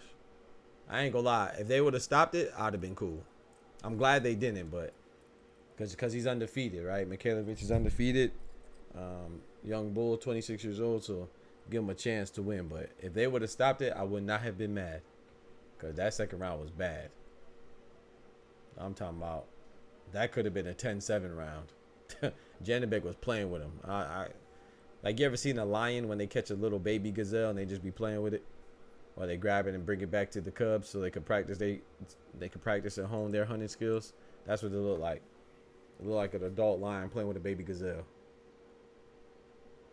The man's legs were shaking like booty meat, out there looking like Bambi, like a deer with the legs, baby deer.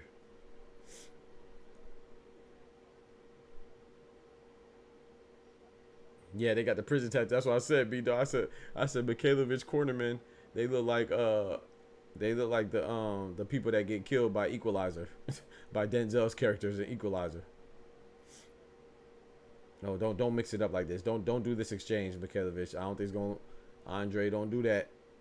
You got to cover up a bit more, man. I don't think this is gonna bode well for you. It would behoove you to keep your hands up. Oh no.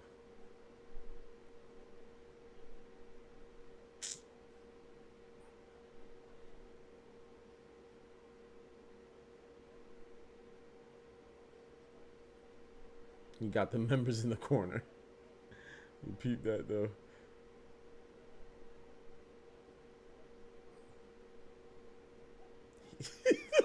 Oscar said, facts, Oscar. Oscar said, I agree with you, Oscar. Oscar said, let's read what Oscar said. Oscar said, Janibek messed up his pay. Yeah. Passed out. Yeah. Moved the fight. Yeah. Andy's toying with him. Yeah. In conclusion, he's despicable. Yeah, he's out here like Groot. Not Groot. Was it Groot? No, Groot's from Guardians of the Galaxy. Gru is from Despicable Me. Yeah, he's out there like Despicable Me. Yeah. man disrespectful, bro.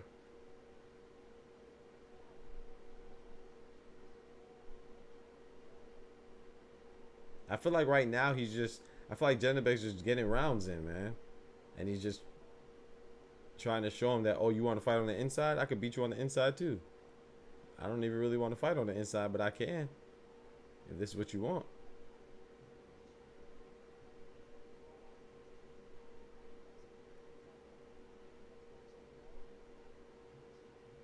Bro, Mikhailovich just look out of it, bro.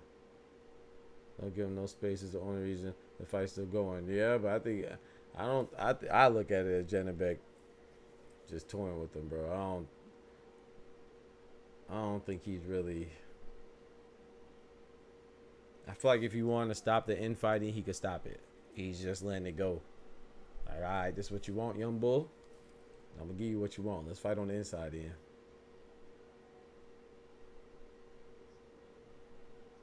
Because like you said, he's surviving on the inside, but he's not winning.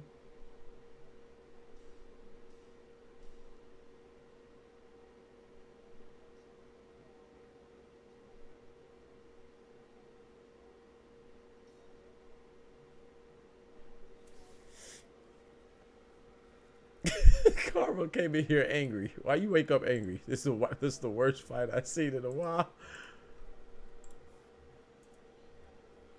Wow, no. That's crazy. I mean, that's not too crazy. I mean, for me, the worst fight that I've seen, I'm trying to think. I know it's gonna sound like I'm picking or something, but I'm not. I think TJ Doheny and Naya Inoue, that wasn't exciting to me at all. That one, to me, it just seemed like Naya Inoue was doing what Janibek.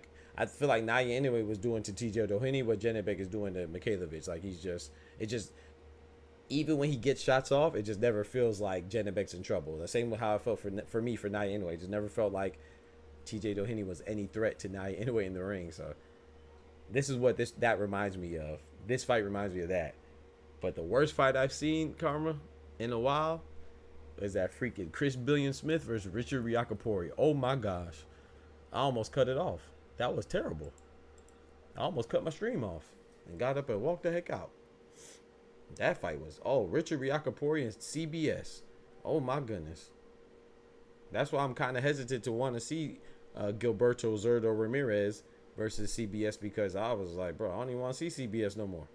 That was terrible. But no, it could have just been, a mixture of the both. So I'm gonna give him another chance. And this is a unification fight between Zurdo and Billiam Smith. So Janibek tried to dap him up. Mikhailovich said, nah, I ain't dapping you up. Oh, you trying to, hold on now. There we go. Turn up there, Mikhailovich. Janibek was trying to dap him up. Mikhailovich said, nah, bro. I see what you're doing, man. I don't like what you're doing, man.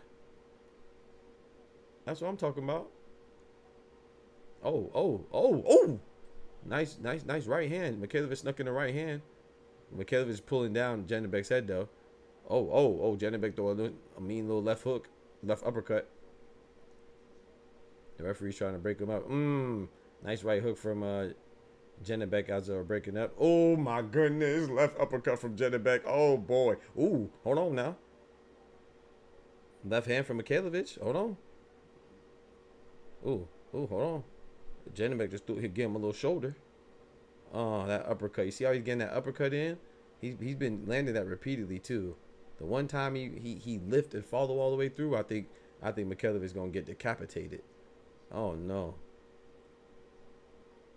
What's good, though, Karma?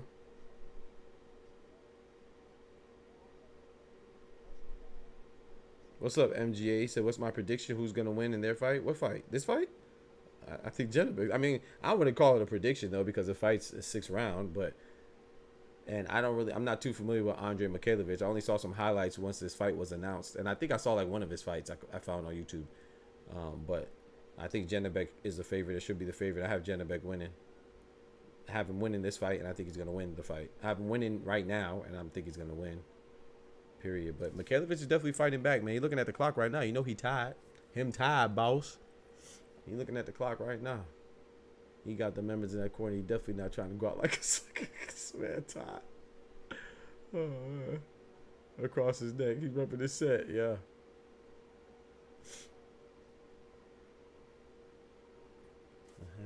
Ooh, you saw that little shoulder? Janibek hit him with the right shoulder. Oh, my gosh. Then he hit him with a 3-punch combination. He hit him with a shoulder in the jaw, and then a 3-punch combination. Yeah, he's slipping that uppercut now. Hopefully he keeps slipping it, because as soon as that thing land again, we might see a reincarnation of Tank and Leo Santa Cruz. Oh my gosh, 3-punch combination from JANIBEK. Gave him the 3-piece and the biscuit. Oh, Mikhailovich is whiffing through a big right hand that missed. Maybe JANIBEK's not playing with him, man. Maybe I'm tripping. I thought JANIBEK was playing with him, man. Maybe he's not. I feel like he's just waiting to get him out of there whenever he wants, but nah, he may be struggling a bit, man. He busted his nose with that shot. Yeah, you saw it, right? Made him toot that nose up like he smelled something funny. Oh my goodness. Did I give Karma her thing? Karma in the building.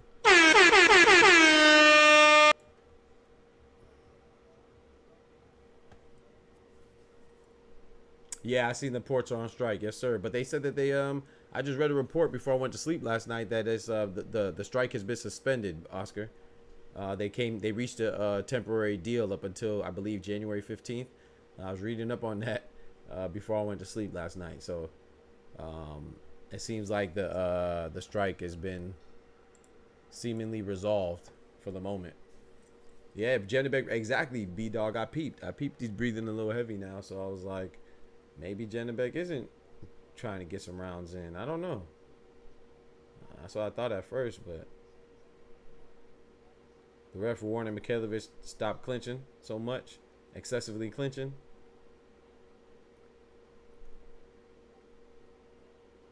Good morning, Karma. What I learned that from this is JANIBEK doesn't react well being grabbed and tied up. Yeah, I thought he was just you definitely called that Ty, because I thought he was just toying with him, but it seems like he is having trouble. Oh man, oh no. See, he caught him and then just backs up. Nah, JANIBEK playing with him, bro. He just caught him with a mean 3-piece and then just backed up after the left hook landed. Nah, he did the same thing in the second round, and then Mikhailovich just hit him with a right straight. That was flush, but JANIBEK doesn't seem too phased by it. Oh, nice right jab from JANIBEK as Mikhailovich was coming in. Mikhailovich landed a left hand. Oh, he just caught a 3-piece and a biscuit. Oh no. Come on, Mikhailovich, lock in. Cover up, bro. When he comes in, sometimes he has his hands too low. Oh no. Left uppercut for Mikhailovich that whiffs. They on the inside right now. JANIBEK tried to create some space with his arms, pushed him. Nice left hand from Mikhailovich. Andrei.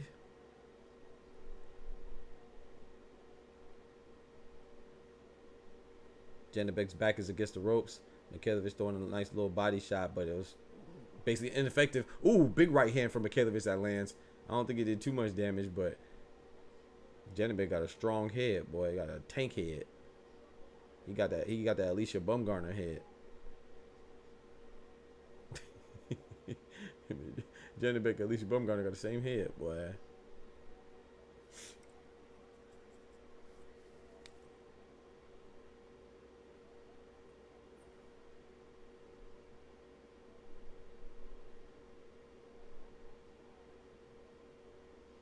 Oh.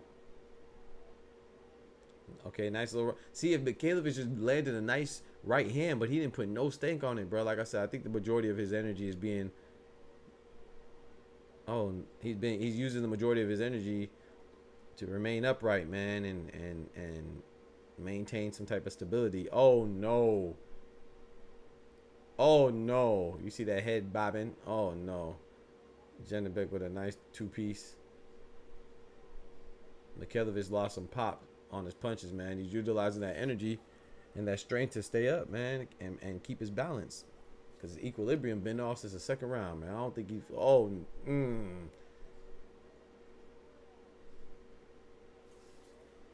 Mikhailovich tough, though, man. I got to give it to him, man. He's tough. One tough cookie.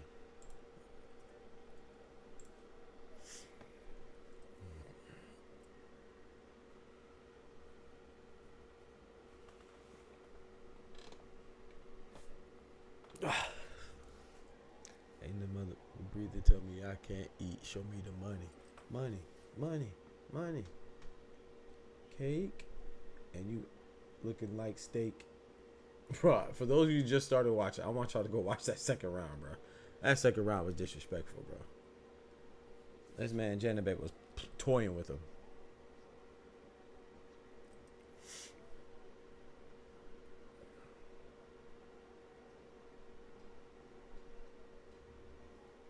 Yeah, yo got the strap. And he don't know how to act. That you won't have another birthday cake after that. Yeah, he's working off willpower. Facts.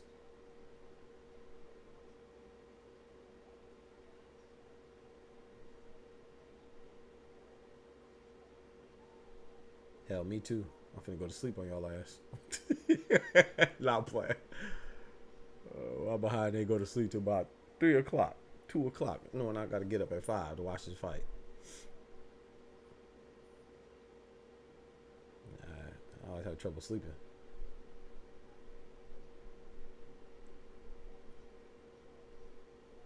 Need a bad little ting ting come put me to sleep. You feel me? Oh no!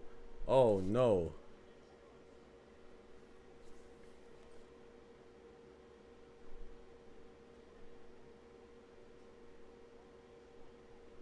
Oh, okay.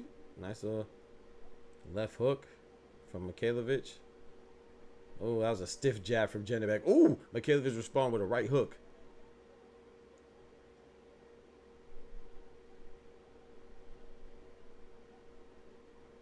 You see, Buddy got that. I should dang it on his hip in the venue. He wildin'. Man. Yeah, yo. He said it's a glue gun. It ain't, you know what I'm talking about? It's a glue gun. Head ass.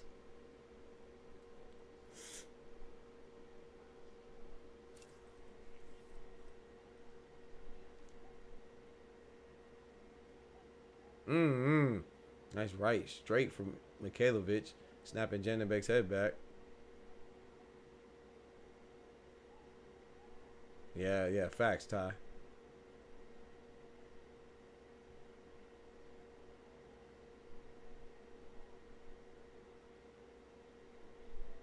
A minute and 6 seconds left in the 8th round. Oh wait, today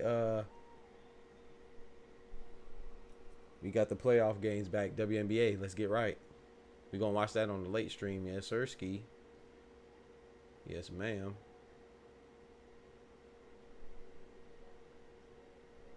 Oh.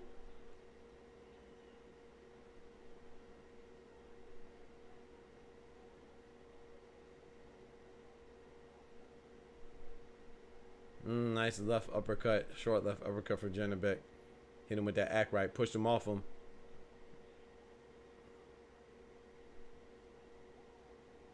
Oh my gosh.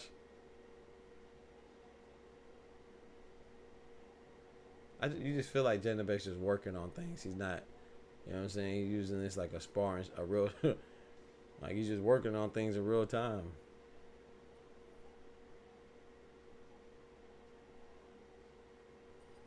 Oh man. To the ref, yeah. He is giving quite a few warnings. I'm not mad at that though. But you're right, he is giving a million warnings. You gotta make him stop, deduct a point or something. But I ain't too mad. I guess because it's been going on for so long. But no, you're definitely right, B-Dog.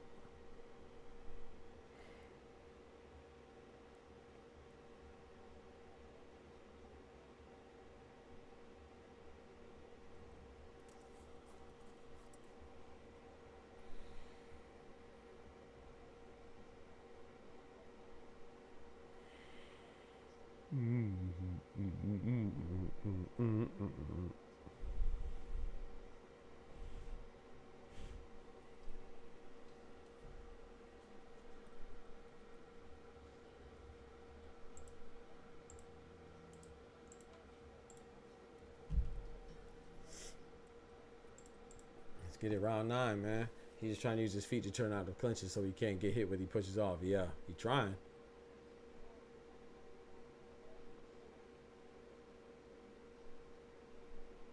Round 9 to 12, y'all.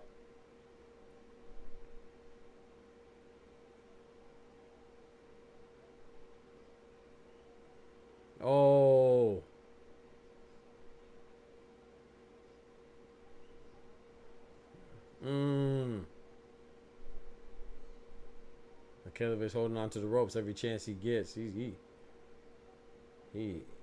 straight spirit, man. Fighting spirit's keeping this man going.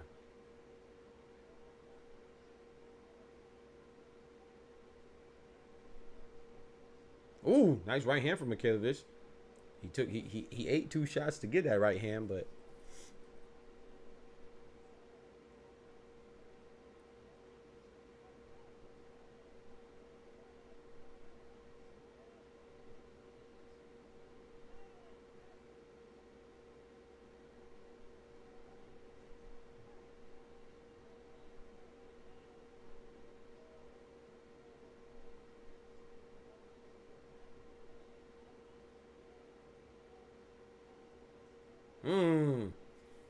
slick little uppercut again.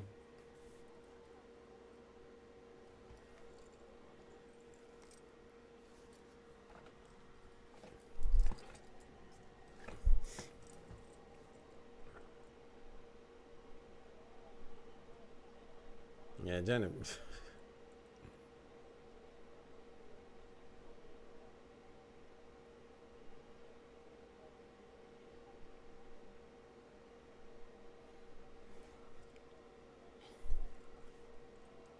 Excuse me.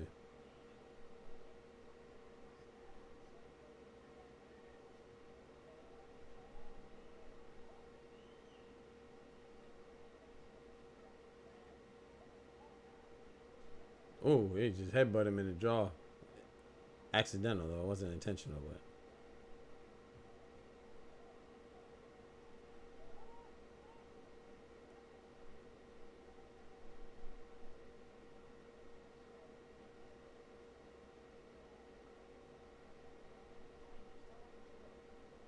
Oh shoot, I ain't stopped my time. I ain't stopped my time.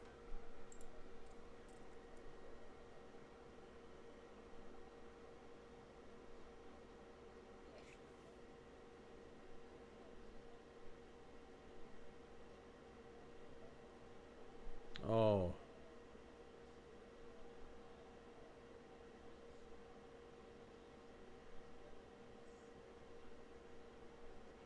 Oh, no. He stopped it. Stopped it, man. I'm not mad at that stoppage, man. I'm not mad at that stoppage. I'm not mad at that stoppage, man. Mikhailov tried, bro. That was a good fight, man. He mad. He sad too. Dang. Hate to see. You see when the young lions be hurt, bro. You can tell even more than the physical damage. He emotionally effed up. Dang.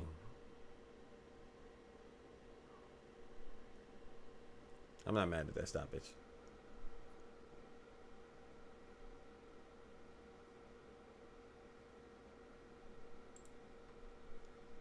Not mad at that stoppage, bro.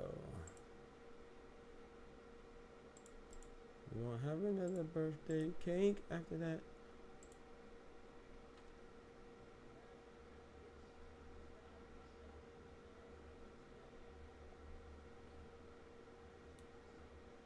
He says, is JANIBEK jet lagged? I don't know. He should have got there early. He could control that. He said, I had no idea Wiz Khalifa had a boxer channel. I'm subbing ASAP. I had no idea you got Wiz Khalifa's nuts in your mouth. That's tough. Take mines out, though, please. I'm not him. Tell your mama I said what up, though. Early in the morning, bro. You're a loser, dog. He shouldn't beat himself up. He was simply, yeah, he was just outclassed. He was just outclassed, man.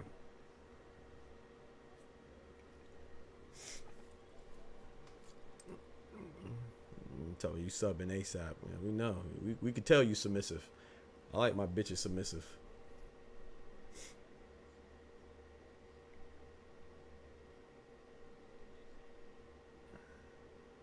That's crazy, bro. Like that second round, like I said, I think JANIBEK. I'm not mad at JANIBEK, but I just feel like JANIBEK was just playing with him, bro.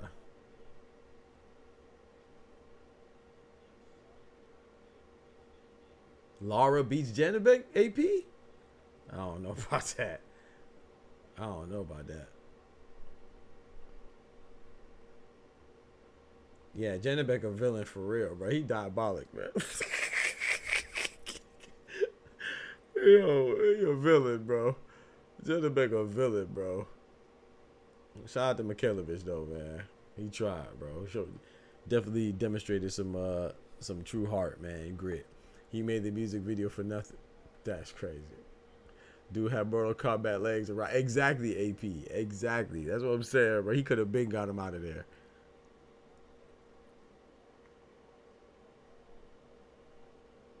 He definitely fought back though, man.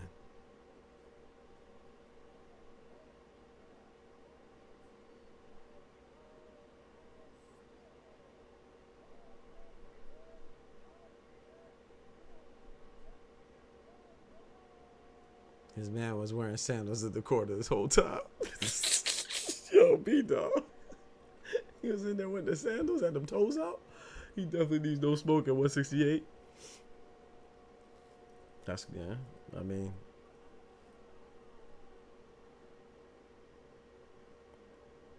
He got them toes out.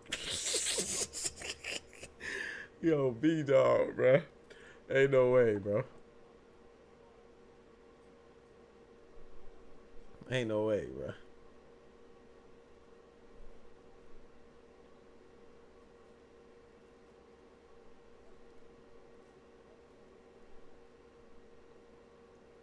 It's not about Laura is good. I agree, AP. I agree Laura is good. No one's saying he's not good, bro. If you lose, JANIBEK is the best of the division, bro. So losing to him doesn't mean that you're not good.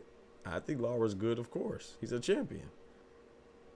I respect all the champions. I respect most of the fighters. I definitely think Laura's good. I don't think he's good enough to beat JANIBEK. But hey, I mean, I love to see it, right? Carlos Adames is the other champion. I would like to see Carlos Adames versus JANIBEK more than Laura versus JANIBEK, but I'm not mad at that. I think JANIBEK, I think he should be favored over both. But I would like to see Carlos Adames, though. You won't have another birthday cake after that. Show me the money, money, money, money. Cake. And you motherfuckers looking like steak. I can't hear what they're saying. Are they asking about anybody in particular? Adames is mid. Yeah, I don't know what you're talking about.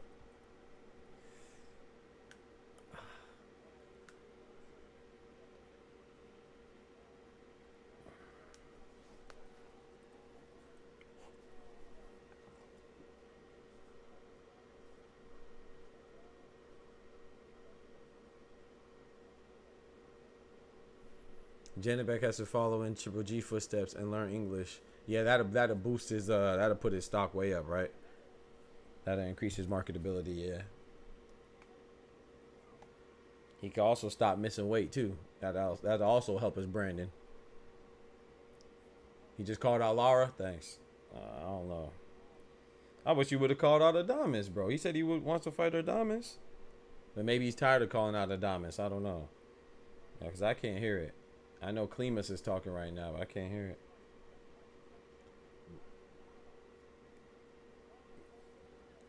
I mean, Hamza Shiraz. Does Hamza Shiraz have a fight? He's fighting somebody. No, Hamza Shiraz just beat Tyler Denny. I wish you would have called out Hamza Shiraz too, because according to Hamza Shiraz, I saw it said that they wanted, and Frank Warren, they wanted to fight JANIBEK, and JANIBEK ain't want that. He didn't want that smoke. My boy Mike in the building. He beats Laura, but Adames may be a problem because of how dirty he is in the inside. Yeah, I agree. I think he beats Laura pretty. No disrespect to Laura. I think Laura's good. I don't think he beats JANIBEK, not right now. And Adames, I think, is a pretty good fight. I would lean towards JANIBEK still, but I think that's a good fight. He called for both Laura and Adames. Okay, appreciate it. So he wants to unify. That's good. He wants to get undisputed potentially. Let's go. I like to hear that. He has 2 belts. Go for the 3rd and the 4th. Let's go. So I don't mind him if he called out the other champions. I don't mind him not even paying attention to Shiraz, and Shiraz doesn't have much to offer him. People don't be understanding that jump, man. It's like, yeah, I would like to see him and Hamza Shiraz, but Hamza Shiraz ain't got nothing to offer him. He's a champion. He wants to go for undisputed. Call out Adames and Laura. Now, if Shiraz gets a belt, then entertain Shiraz. But sure, you got to get a belt, man. Talking about somebody ducking you. How you ducking you and you were the champion? How am I ducking you and I'm the champ? Who's favorite in the fight? Bro, I already answered that question, MJ. I'm not going to answer that question anymore, bro. We've been talking this whole time, so you're not listening. We already told you who won. We told you we've been discussing who won. We've been discussing who they called out. I ain't got time for those questions, bro. I ain't going to lie. I don't mind answering questions, but I already answered you, and we've been talking, so all you got to do is open your freaking ears, and you can tell who won. Laura's arguably undefeated. No, he's not. No, he's not. I do agree that he could have beat Canelo. I thought he got robbed, but arguably undefeated. No, he's not. That's too much, bro.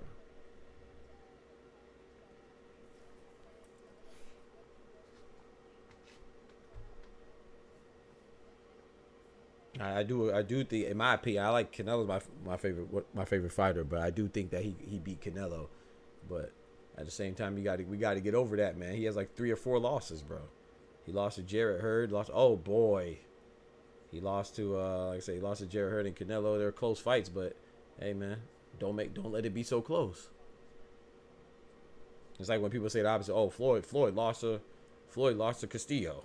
No, he didn't. That's why he's undefeated. It is what it is, right? I hate Rival and Venom gloves. They're so trash. I feel what you're saying, though. I mean, I understand what you're saying. I just disagree.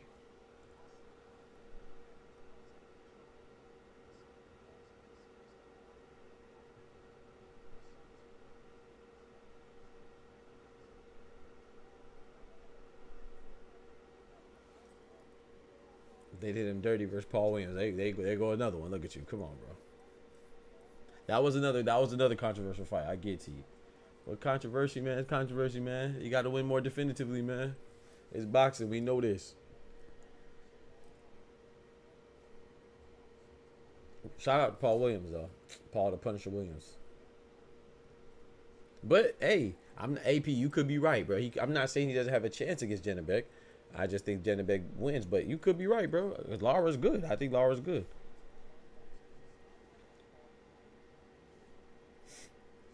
Oh, Ty, you better than me. I already answered him, so I ain't got time. People ask a question, don't listen to the answer. I don't like wasting my time on my breath.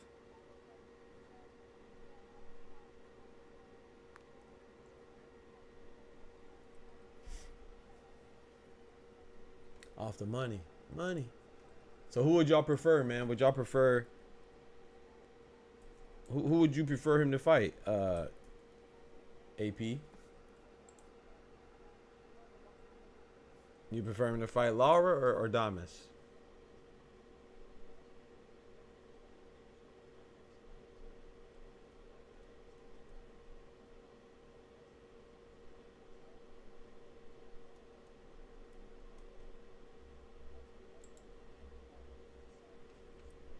You saw Paul Williams fight? That was a discussion. Yeah, I saw it.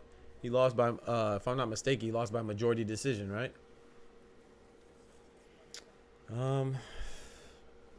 Yeah, he could, but like I said, okay, so what about his other 2 losses? So he got robbed. So you're saying he got robbed when he lost to Paul Williams, majority decision. Okay, I'll give you that. He got robbed when he lost to Saul Canelo Alvarez because he lost by, I think that was was that a split decision or a unanimous decision? I don't remember.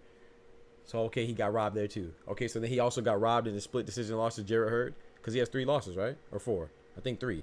Jarrett Hurd, Paul Williams, and Canelo. Like, bro, you can't keep getting robbed, bro. You got to win more definitively, bro. Learn your lesson. Fight with more urgency. Something. So, all 3 losses, he got robbed. And then he has, like, 2 draws, right? He has a draw with Brian Castano. And he has a draw with... He might have 3 draws. 2 draws. I know he has a draw with Brian Castano. I remember that one. He has a draw with somebody else. I don't remember. He has a draw with somebody. I'd look it up. Adamas is mid. I'm not impressed. I mean, you don't got to be impressed for him to be good.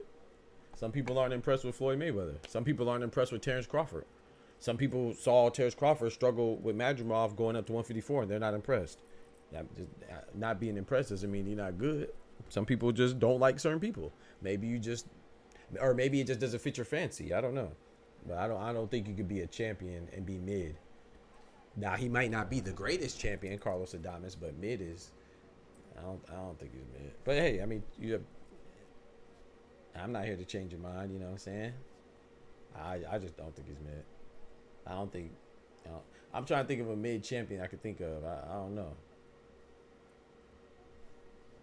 I can think of some mid former champions maybe, but I don't know. Jasmine Parr with the feelings, man. Tied. I don't think Canelo and Hurd were robberies. I think they could have went either way. Okay.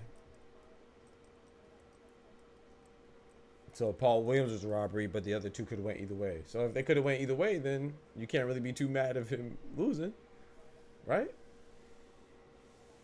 You comparing I didn't compare him to Floyd and no doubt. If that's what you heard, that's on you, bro. I did not compare Carlos Adames to Floyd. I said some people are unimpressed with Floyd. When did I say Carlos Adames is Floyd? Yeah, conversation over, bro. I don't mind having a discussion, bro, but you're going to hear what people say. Don't manipulate words. When did I say Carlos Adames is the same as Bud or Floyd? I said people are unimpressed with Adames. I mean, some people are unimpressed with Adames like you, and some people are unimpressed with Bud's just last win. Did I say that they were the same? Did I say that they were even close? If that's what you heard, then I mean, I don't know, bro. I can't help you with that one. So you got it, bro. I didn't say nothing close to that.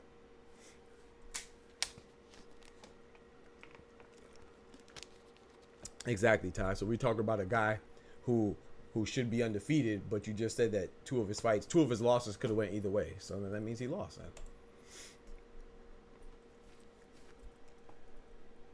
Huh? Mikhailovich did his thing though, man. I ain't mad at Mikhailovich. He tried. He put up a good fight. He recovered from that second round, but JANIBEK is a beast. And we got the birthday cake after that. I would like to see him against Adames or Lara. Like I said, I don't care. I like to see him against either champion. It doesn't matter to me. Let me look up who's because he has 2 belts, right? Yeah, he has 2 belts.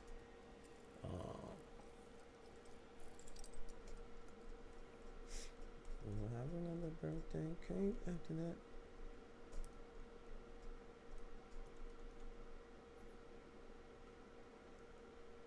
Yeah, he has an IBF and WBO, so yeah, him versus Carlos Adames or Erislandy Lara would be good. Bro, I didn't realize Sugar Shane Mosley Jr. was the #1 ranked in WBA, so he could potentially be getting Erislandy Lara. That's not a bad fight. I think Lara wins that though.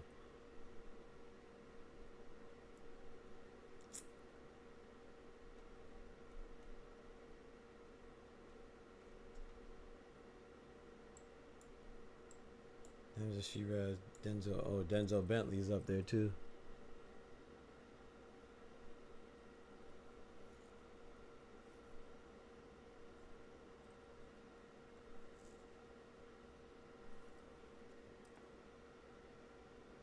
We'll have another birthday cake after that. Mosley Jr. trash. Yeah, and you're great. You're great, bro. Everybody trash. Apparently, everybody's trash except Lara. Yeah. According to you, Adames is on the level of Floyd and Bud. That's what I said. So yeah, we know you don't have any. We know you're kind of limited when it comes to understanding. You basically your profile for a dude that arguably don't take kids and got beat up by Le'Veon Bell. You finna catch a 10 count. Nah.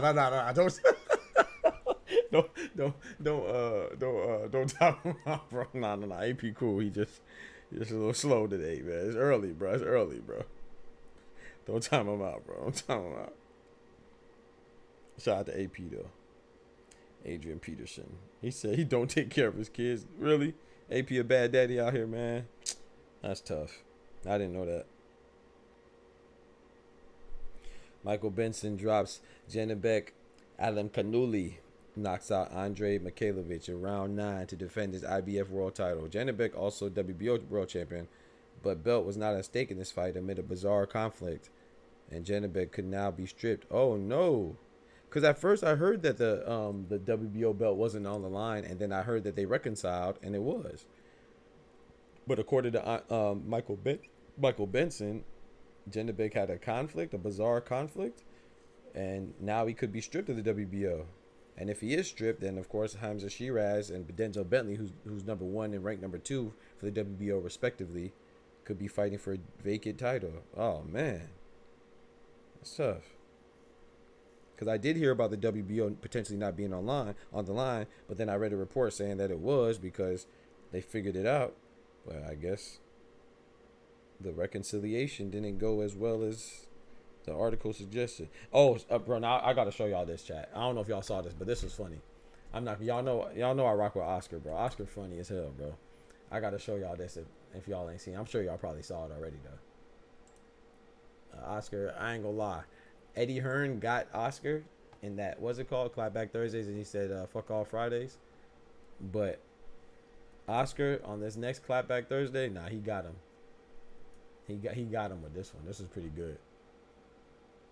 Hopefully I don't get copyrighted for showing this, but whatever. I don't think so. Now I will say this though. I don't think Oscar's right to make fun of Eddie Hearn for putting his fighters in good fights, because that's what Eddie Hearn's doing. Now, if you want to say it's on behalf of Big Turk, whatever, but he's definitely putting his fighters in good fights. Even though he's coming up on the losing end, there's still good fights though, competitive fights. Like, look at this. Terry Harper did lose, but Terry Harper just won. Like, Terry Harper, she just beat Rihanna Dixon, but they're both matchroom fighters for her last fight, so she's back on the winning track. She did lose to her fight before that. She lost to Sandy Ryan, another matchroom fighter. So what he's doing is kind of not telling the whole truth, because he mentioned Sandy Ryan losing to Michaela Bayer, which is true. Michaela Bayer's on Top Rank, where he said he showed Sandy Ryan losing right here to Michaela Mayer, which is cool because Michaela Bayer's on Top Rank. But then he shows Terry Harper right here losing to Sandy Ryan, but they're both on Matchroom. And then she just won her last fight to Rihanna Dixon. Well, Super Matias lost to Liam Paro, who's another Matchroom fighter, so it doesn't really matter that much. But it's funny. He's trolling anyway, so it's funny. But if you really look at it, he's kind of tripping. Like I said, I like the Clapback Thursday. He'd be looking. I got so frustrated with the ads on clapping, but I like it, man. Oscar. A lot of people don't like Oscar. I rock with Oscar, man. He's funny. I don't don't take stuff too seriously and just laugh. He talk about other people's work, so how many of his dudes got a dub? Right. But it's just, like I said, it's just funny, man. They back and forth. Like the fuck all Fridays that Eddie Hearn did was funny too, bro. Talking about Diddy with the baby oil, but what happened with the party bus and Shane beat? That's crazy. He said he out there with Shane and with the baby oil. No Diddy. No Diddy. Hey yo. Yeah, he had the Ryan Garcia cameo, bro. Hey, B-Dog. He took the cameo out of Undisputed and put him in his Clapback Thursdays, because that boy got smacked off of Undisputed. And shout out to Undisputed too, man. You shouldn't take any type of discrimination. Excuse me. Don't take any type of discrimination lightly, man. Don't take no type of discrimination, prejudice, racism, none of that. Don't take it lightly. Shout out to Undisputed, man. I never played it, but I think I might copy. I know as long as he comes out with his, you know what I'm saying, his generic ass apology and follows typical celebrity protocol when you mess up, then he'll be added right back in the game in an update in a year or two. So he's not canceled forever. But that's what's supposed to happen, man, when you do people wrong. I mean, like I say, Kevin Hart, when he was supposed to host the Oscars or something like that, they removed him from hosting the Oscars because he said something that was offensive towards the LGBTQ community. You know what I'm saying? Look how they did Kyrie Irving when he just retweeted a movie that people considered was anti-Semitic. You know what I'm saying? He didn't say nothing. He just retweeted a movie, like, and he got suspended, right? So what's the difference here? It's just funny how people treat different things when they're targeting different groups. No, bruh. What's wrong is wrong. So if you're gonna punish others for doing a similar thing, then you punish these the same way. You know what I'm talking about? So shout out to them. Even though, like I said, being excluded from a video game, that ain't shit. But you know what I'm saying? Something.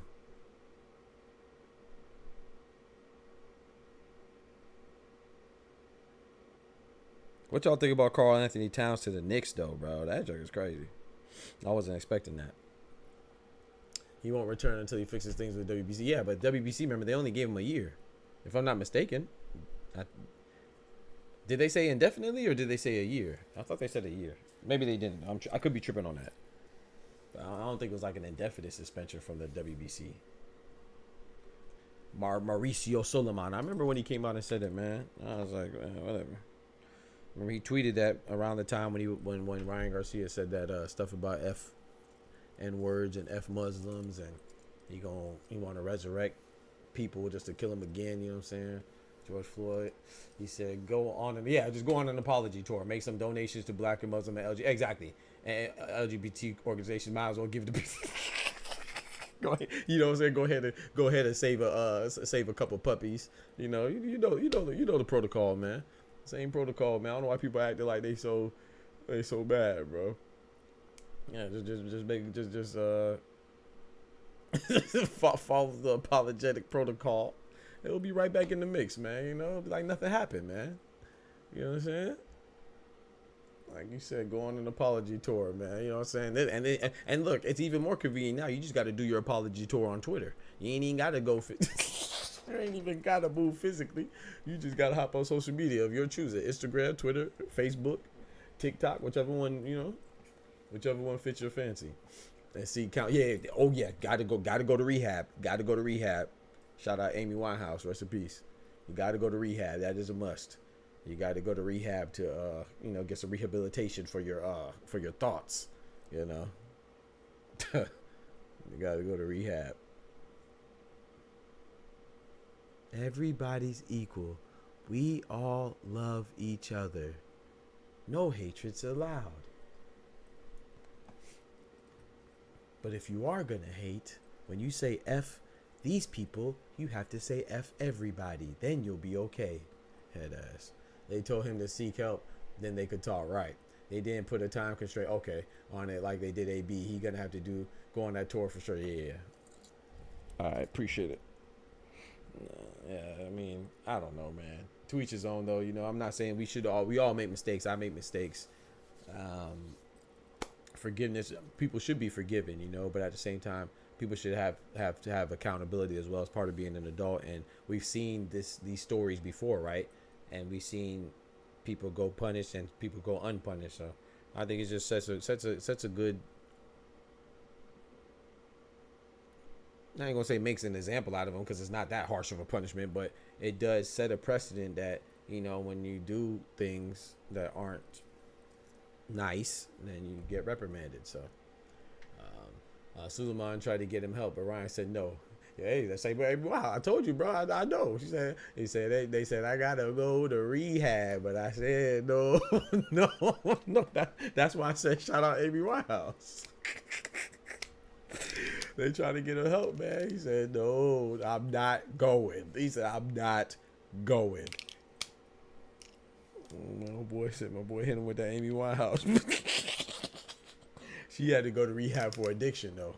You know, a substance addiction. Well, I guess you got to go to rehab for substance addiction too, for Osterine, right? But you know, she had to go to rehab. Rest in peace. For alcohol and drug addiction, he got to go to rehab because he addicted to using racial slurs. I'm laughing, but it's not funny. It's funny, but you gotta laugh though. You gotta laugh. They try to suppress me. I don't give about a belt right. Some people got to go to. Some people addicted to nicotine. Some people addicted to to rum. Ryan Garcia addicted to the N-word. You're addicted to racism, bro. That's crazy, dog. He said, I gotta go to rehab, but I said no. That joke funny, man.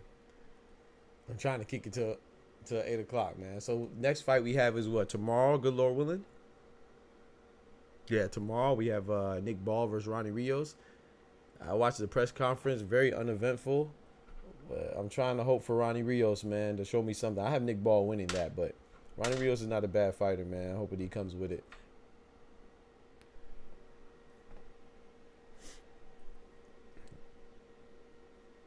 Ryan is talented too. He's just mentally cooked. Yeah, he's definitely talented. Yeah, I don't think anybody could argue. Well, people argue anything these days, but yeah, I think he's talented. You know, he has a speed, he has power. His defense has always been shaky, but he's still talented. Everybody, well, some people have the complete package, but most people don't have everything. You know what I'm saying? So, you know, Deontay Wilder has power and athleticism. He doesn't really have any other boxing fundamentals or acumen. You know what I'm saying? What else? Shakur has great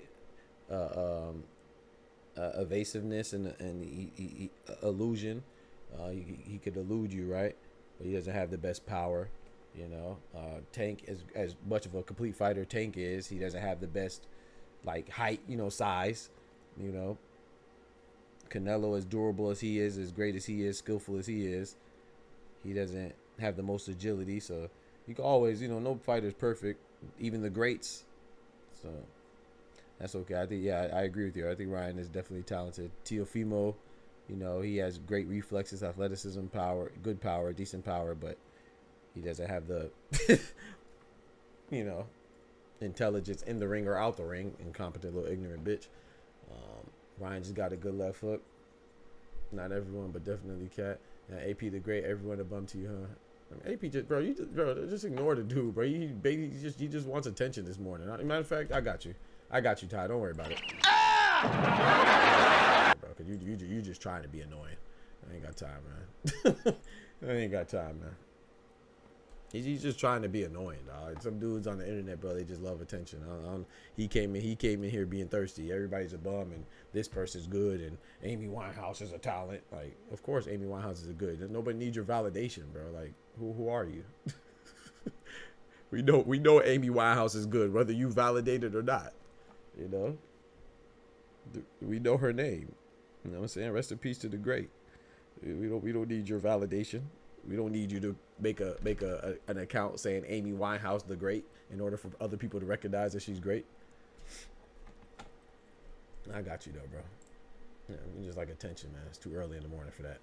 Go read a book or something. But yeah, I think that I think I only gave you 5 minutes. Let me up that. We'll see you in the next stream. Let me give you 30 minutes. My bad. We'll see you in the next stream. I gave you 5 minutes. My bad. Let me up the ante. Let me give you that Ryan Garcia suspension. You feel me? Let me give you the Ryan Garcia suspension. We'll see you next stream. Or not. It's up to you. You're more than welcome to come back, though. We have an open door policy around here. People just try to be annoying, bro. Just be cool, bro. We have a conversation. You want to dictate the conversation and by being an asshole, bro. You can be anybody you want on the internet. Why choose to be an asshole? Doc is angry this morning. I'm not angry. I'm not angry. I just ain't got time, man. Like I said, this is a boxing stream.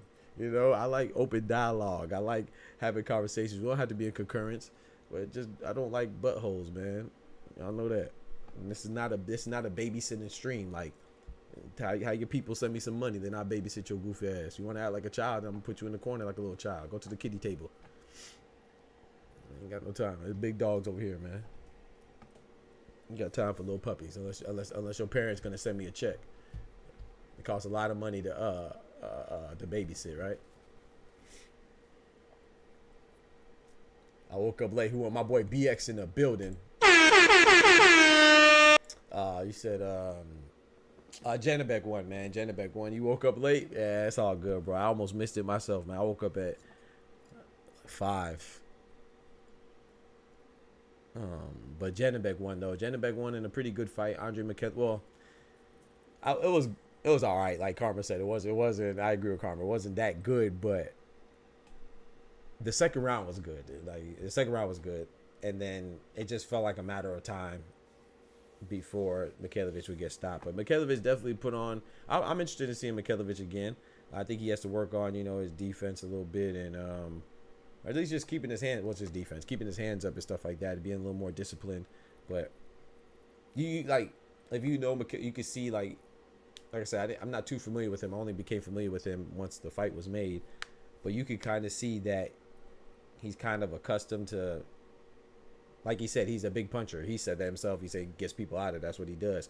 And you could tell that he kind of fights like he expects every punch to do damage. And, you know what I'm saying, once it didn't, then he kind of He did adapt though. He did adapt to infighting and stuff like that. But it just seemed like he was kind of like a fish out of water sometimes. But I will give him credit where it's due, and he definitely didn't cower in the moment. He didn't stop trying. You know what I'm saying? Definitely demonstrated fighter spirit. That's all you gotta ask sometimes.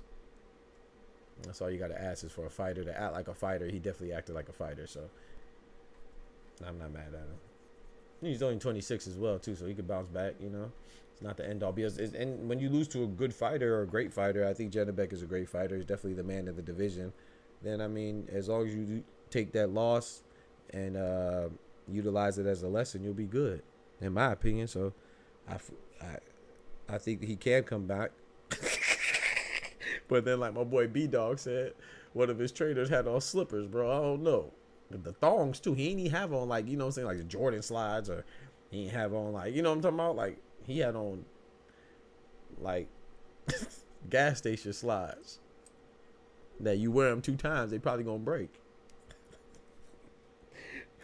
That boy had the thong slippers on, like, come on, man. Come on, man. What we doing, man? That boy Ty said he had the Glock 40 on his hip, though. Is JANIBEK a special fighter or just really good? In my opinion, I think he's really good. I wouldn't say special. No disrespect. And, you know, who am I to say who's special, who's not? But I don't think he's like, I don't think he's going to be like somebody that's going to dominate the division for like a long time, as long as he's fighting decent competition. And I don't think he's going to, like, you know, move up and be dominant at like 168 or something like that. So I think he's very good. I personally think he's very good. I don't know about special. Like, I don't think he's like special like a Cinnamon or a top. Like, I don't think he'll be on no pound for pound list. Like, you know what I'm saying? I don't think he's special like that. I think pound for pound fighters are special. But there's a lot of people that are good. That's the thing about people, right? Like, a lot of times we as a whole, not us individually, but we as a whole, we have trouble distinguishing between great, good, okay, and trash. Like, if somebody's not great or special or fantastic, then they're trash, and that's to me, that's silly. Like, I feel like it's kind of disrespectful, and it kind of demonstrates your lack of awareness, and it probably means that you never accomplished anything in your own damn life. That's why you're so extra critical on people who have accomplished stuff, because you don't appreciate accomplishments. So being good is not easy. Being great is even harder. Being elite or rare or special, that's even harder. So I think at the top of your game in any capacity, or being in a champion in any capacity, or being a ¡1 contender, I think that's something to talk about. But JANIBEK, I don't think he's like I don't know. I mean, I guess he can be on pound for pound if he unifies or gets undisputed. I mean, he is unified. He has WBO, IBF.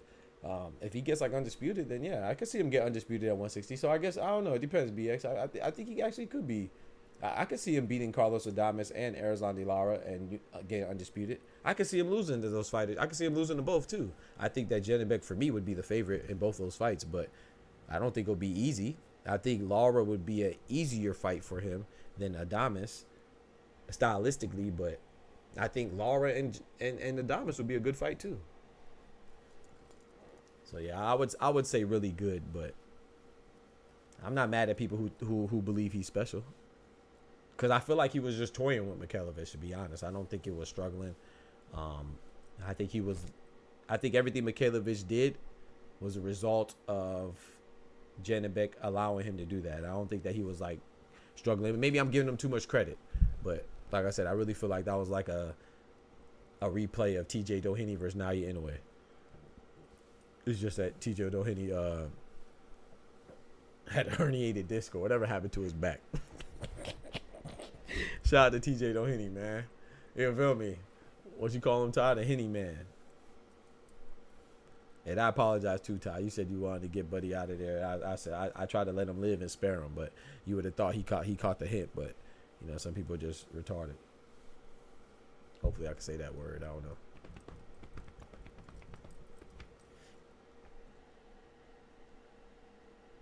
Yeah, man. I think JANIBEK is good. I think at 160 is kind of barren right now, but it's getting interesting, right? He's getting back interesting.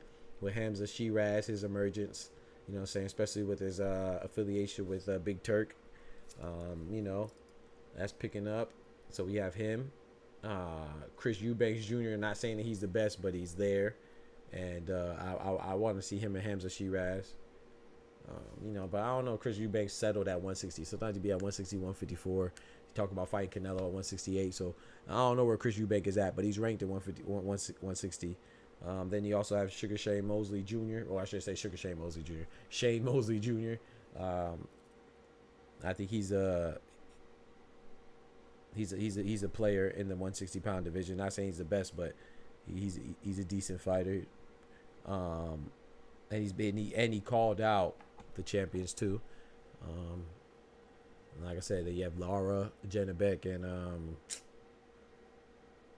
Carlos Adames. So matter of fact, let's look at the 160 pound division. Let's look it up. It's not the best division by any means, but 160. Yeah, I said Chris Eubanks. I said Hamza Shiraz. I said Shane Mosley Jr. I said the champions, JANIBEK, Lara, Adames. Oh, I like that. I like Troy Isley. Troy Isley's going to be on the, if I'm not mistaken, he's on the Keyshawn Davis versus Gustavo Lemos card. I like Troy Isley for what I've seen so far.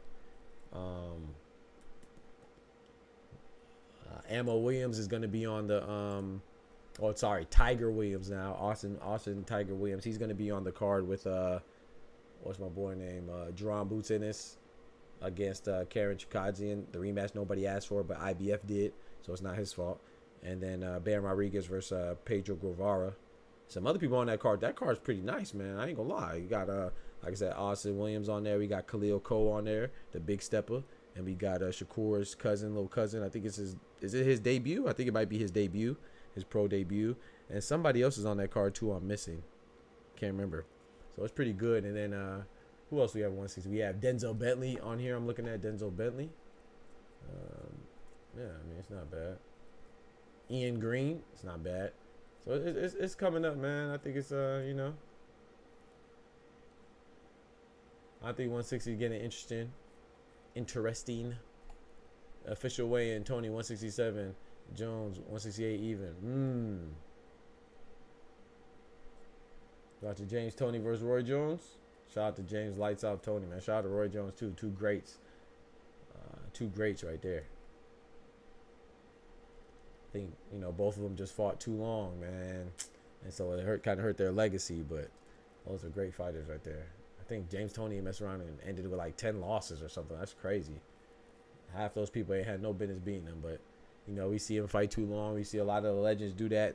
They stay in the game too long, and it kind of tarnishes their legacy. Like we see it with Roy Jones, James Toney. Obviously, we see it with Manny Pacquiao. See it with Nonito Donaire. We seen it with Mike Tyson multiple times, and we seen it again in November with him fighting Jake Paul. He better not lose, bro. Yeah, just some of these legends, they go on too long, man, and they just. Even Deontay Wilder, if he comes back, you know, he's past his, not even prime. He's past a time where he could compete safely in a safe manner, bro. He's in that part of his career to where he needs to retire, but he's stubborn, and or he loves the game. You know, who am I to tell somebody to stop doing what they love and they getting paid handsomely for it? So, but yeah, I think he's in danger of losing his faculties for his life after boxing. But hey, it's his choice.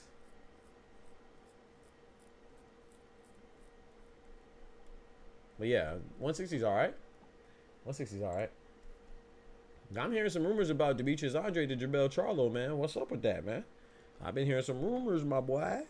Jermell Charlo and Demetrius Andre, boo-boo getting the fight he been wanting. I don't know. I don't think it's true, but... Oh, I'm not going to say I don't think it's true. I don't know if it's true. I would like it to be true. In December? Hey, I could watch Tony replays for, yeah, man, lights out. Pipes out. Ain't nothing to fight about. Lights out. What you know about that Killer Cam, man? Lights out. Pipes out. Ain't nothing to fight about. Lights out. Give more than pain. But yeah, I'm trying to think. So after tomorrow, we have the biggest, well, in my opinion, the biggest fight of boxing this year. Well, outside of the ramifications that, you know, and the stakes, the high stakes that were associated with Usyk and Fury, the first one, you know, establishing the first undisputed in the last quarter century since Lennox the Lion Lewis, you know, 25 years since heavyweight undisputed champion existed. So that fight was a big fight by default because of that. But to be the best fight to be made in boxing has been better be of Bivol for a long time. So we're getting that fight. That's great, man. So to me, that's still the best fight this year. We're getting that next week, man. It's crazy. It's almost here, right around the corner, man. Better be of Bivol. And then, you know, we got Fabio Wardley and Frazier Clark. That rematch on that same card, that was a great match. So I'm looking forward to that. And then we got Sky Nicholson versus Raven Chapman at one time for the ladies. You know what I'm talking about? And who else we got? Jay Alpataya versus Jack Massey. That should be a good one. And we got Ben Whitaker. You know what I'm talking about? The Dancing Demon. Making Emmanuel Augustus and Prince Nazim Ahmed proud. So we got some good fights. And then on the 13th, we have Takuma Inoue. So we're going to be streaming early again because that's in Japan, of course. And then on the 14th, good Lord willing, we have Junto Nakatani. So we'll be up early again, good Lord willing. So blame Boo Boo laughing like he practiced bad business. Yeah, that's what people say. Come on, bro. Been talking Charlos Demetrius for you. Yeah, you're right. You're right, BX. You're right. For years. You're right. We'll see, man. I don't know. Like I said, it's just rumors. Nothing finalized yet. Y'all know I don't like to kick it until it's finalized. But we like to talk about the rumors. But that'd be nice though, man. I mean, in December in Texas, you know what I'm saying? Tank fighting Lamont Roach in Texas. Then if Charlo's on the card, whether it's Jamel or Jamal or both, or any other Texas fighter, any other prominent Texas fighter, then that would make sense why the venue's in Texas, because both Lamont Roach and Gervonta Tank Davis are from the DMV area. So, you know what I'm talking about? So it's kind of like, seems kind of odd. Or maybe Tank just like Houston. Hell, I don't know. Out there in the Toyota Center where the Houston Rockets play. So speaking of Houston Rockets, man, rest in peace again to Mr. Dikembe Mutombo, man. And all the other fallen soldiers, including John Amos, Chris Christopherson, Pete Rose, the young bull that we gave a 10 count for. The boxer just passed away. Bird, what's his name, man? I can't remember his name right. Malik, Bird. God forgive me, I'm messing up his name. Malik Birdsong, I believe. Birdsing. Rest in peace, man. Gunned down in front of his mama down in South LA, bro. It's cold. It's cold, man. Rest in peace. Condolences to all the fallen soldiers, man. You know, men and women, whether it's due to wars or bombs or natural disasters, hurricanes, whatever it is, man. Rest in peace. Or violence. David might be on that card with Hart. Yeah, he might be on that card with Jesse Hart. Yep, that'd be a good fight too. Jesse Hart had a good fight with Zerdo, who will be seeing Zerdo versus CBS in November. So yeah, Jesse Hart, and that should be a good fight. I know he's relatively unknown to the masses, but that should be another good test for the El Monstro at 175. Tony got on them 5X boxing trucks and almost touched his ankles. He sure does. And after getting demolished by the Benavides, don't care to watch. I feel you. I'll be pretty excited to see Boo Boo back at it. Hamza smokes Janibek. Hey, you might be right, JC. I don't know though. I don't know if he smokes him, but hey, maybe. Hamza Shiraz. Why don't you fight Hamza Shiraz, scumbag? Frank Warren said that to Chris Eubank. He's calling everybody scumbag. Why don't you fight Hamza Shiraz, scumbag? That boy Frank Warren was hot.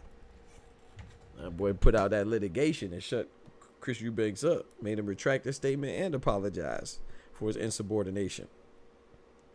But people act like people can't get lawyers in boxing.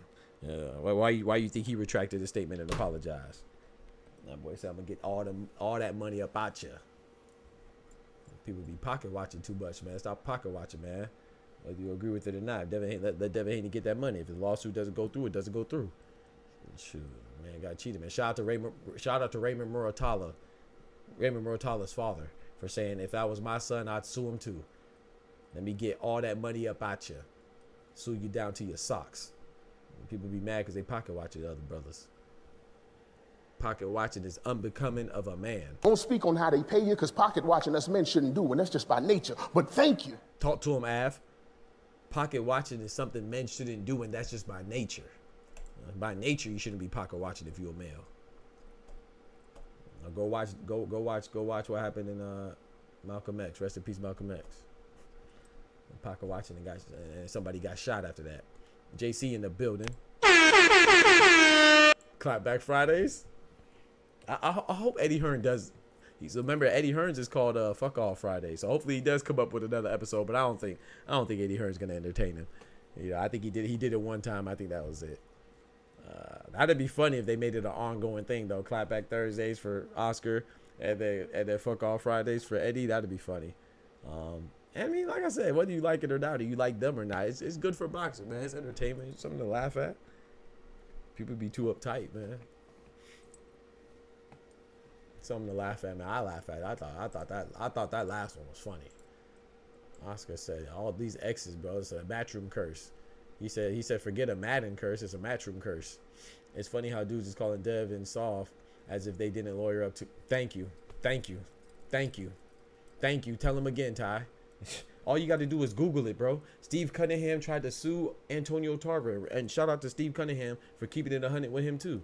He's like, bro, I tried to sue Antonio Tarver. And Antonio Tarver in our draw, when he failed the PED test, he said I just didn't have enough money to follow through.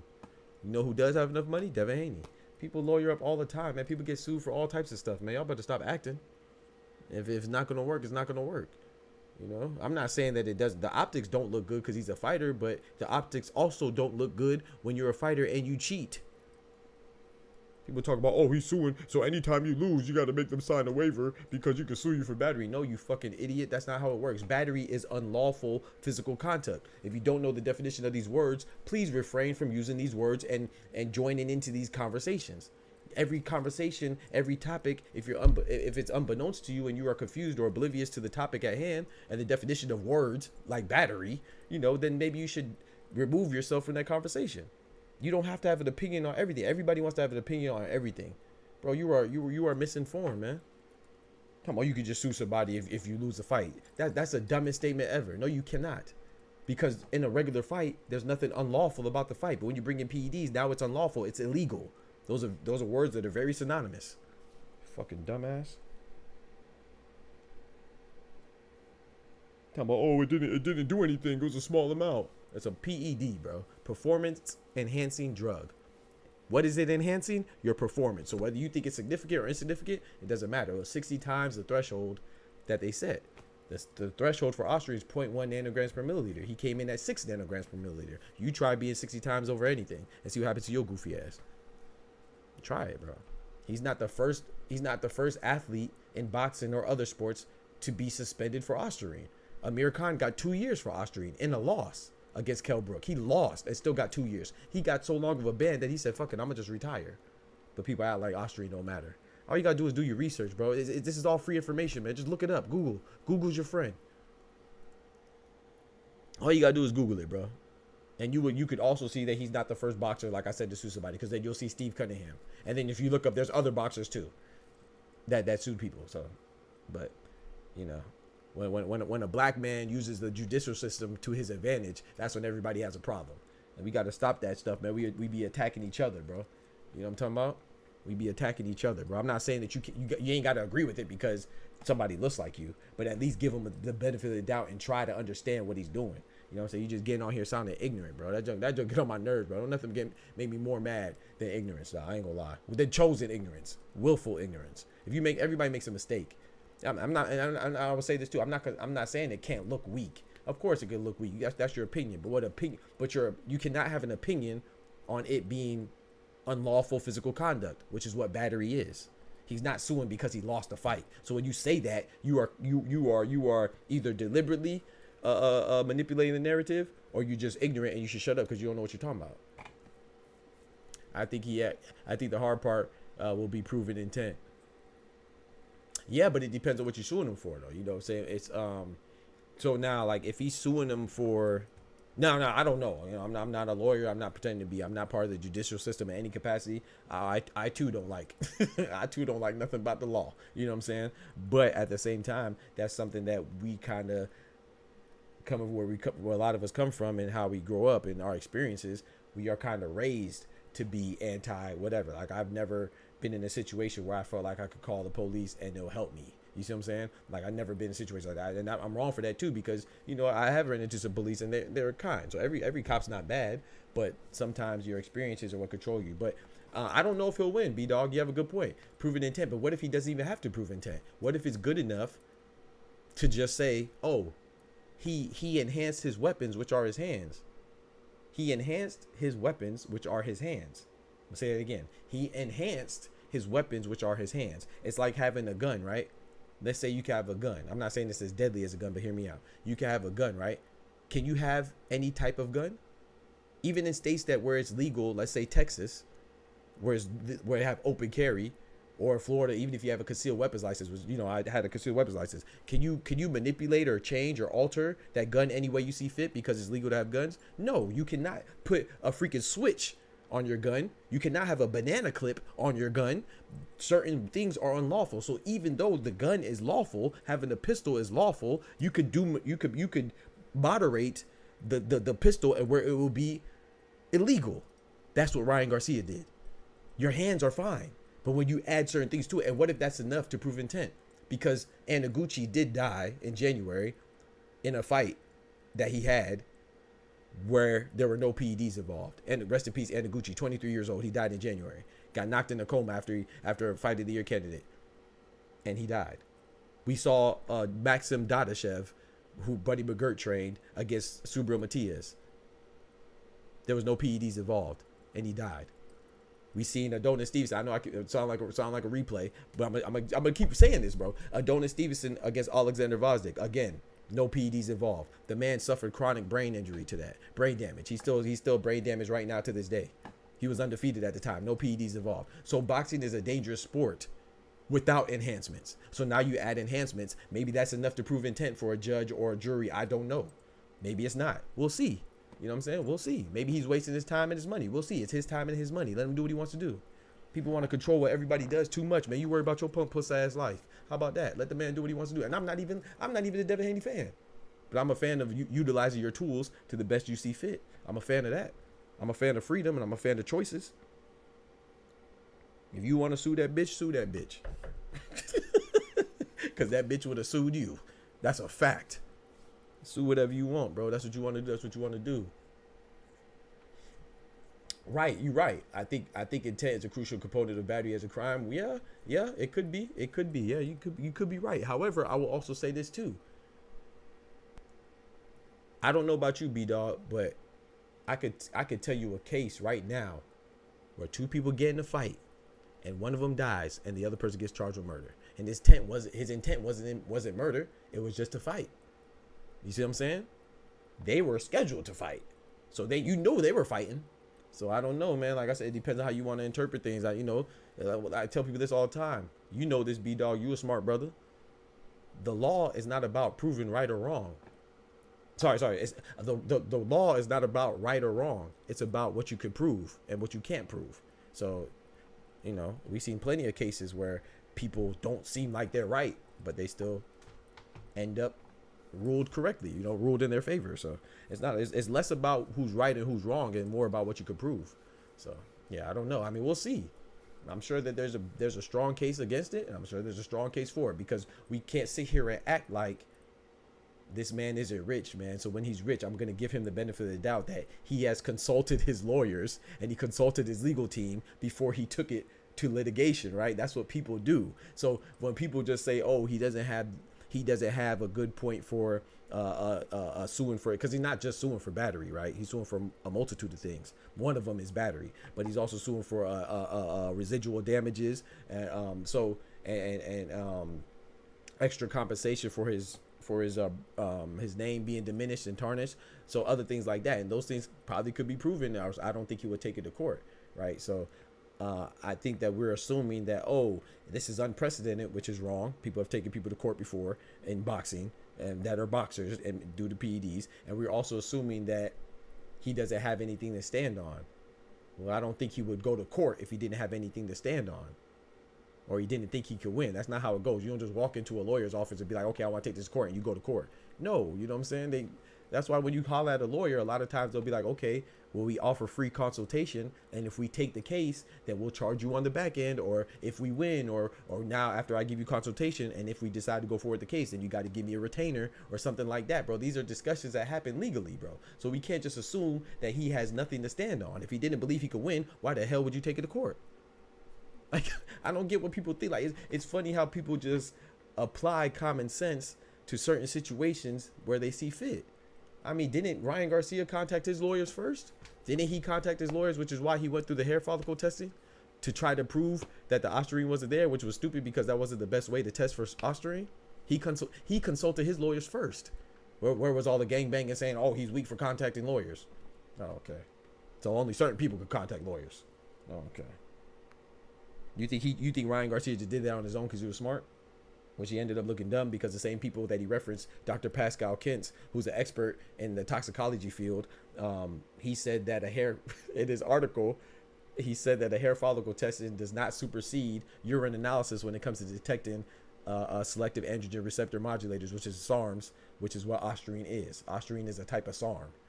So the same person that he referenced, the same guy, he's so dumb that the same guy denounced what he was saying or what he was trying to say. But you know, that's what happens when people just assume and they don't actually read. All this stuff is free. You could just read it, bro. It's on the internet. Google published documents, published documentation, journal publications. I think the damage to his reputation is the strongest complaint. Absolutely, it's the strongest. I think it's the strongest complaint too. I personally agree with Haney because cheaters should be handled with much less tolerance. Exactly. But I think Haney is going about it the wrong way and possibly a hypocrite because of the IV stuff that I don't understand. The IV stuff, I'm not sure what you mean. Like the rehydration stuff? I don't think, but that's the thing. I don't think he's suing him because of missed weight, bro. I don't know what you're talking about, the IV stuff. I don't know. Correct me if I'm wrong, B-Dog. Are you talking about like when you say the IV stuff, you talking about like the rehydration, or I'm not sure.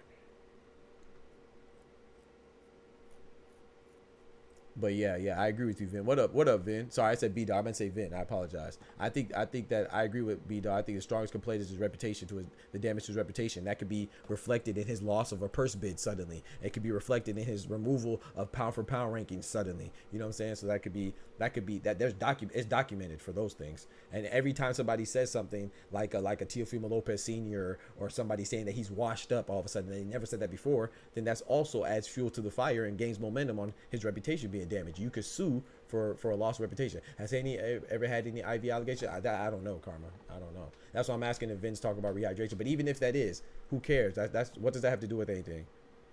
Did he get caught with the IV? That's the thing. We got to understand. Like I tell people this all the time. It's funny that people say Margarito cheated against Cotto. I'm one of those people. But Margarito was never accused of cheating against Cotto. He was accused by the late great Nazim Richardson, rest in peace, who caught him during the Sugar Shane Mosley fight. But because we love Cotto and Cotto's people love him, we naturally assume that, oh, Margarito cheated in this fight, he probably cheated in these other fights too. Emphasis on probably. It was never proven. So even if Devin Haney used illegal IVs, it was never proven. I've never seen anything about him getting suspended for using an illegal IV. Whether you think he did, whether you think he does, whether you think he did it, whether you think he will, whether you think he won't, it's inconsequential. Ryan Garcia was proven to have PEDs in the system, which is why the decision went from in his favor to winning to a no contest. So I don't know. So yes, you're probably right. He could be using IVs, but what does that have to do with this? Nothing. It's just people reaching once again. You know what I'm saying? People reaching for anything to try to discredit the lawsuit that Devin Haney's going through. Now, like I said, you don't have to like it. You can say it looks weak, but what you cannot say is that he shouldn't be doing it because he has nothing to stand on. I'm pretty sure if he didn't have anything to stand on, he wouldn't be advised to do so. And if he's gonna lose, let him lose. It's not your money, it's his money. Let him waste his money. I don't get why people are gangbanging on it, bro. If he has nothing to stand on, then he'll lose. He's not the first person to lose a lawsuit. Like, what are we talking about, bro? Exactly. That's my point, Vin. You said you don't know how true the IV allegations are. You know what we know is true unequivocally is that Ryan Garcia had PEDs in his system on the night of the fight. We know that. There's nothing to prove anymore because it was already proven. Anybody else saying anything otherwise are just simpletons and they just don't like the facts. Like I said, they either hate Devin Haney way too much or they love Ryan Garcia way too much. Either way, that's too much emotion coming from a male for men that you don't know. Like, it doesn't make sense. So some things that people argue just can't be argued, like the fact that Ryan Garcia cheated. You can't argue that. Now, if you want to argue, oh, was it significant or not? You can argue that.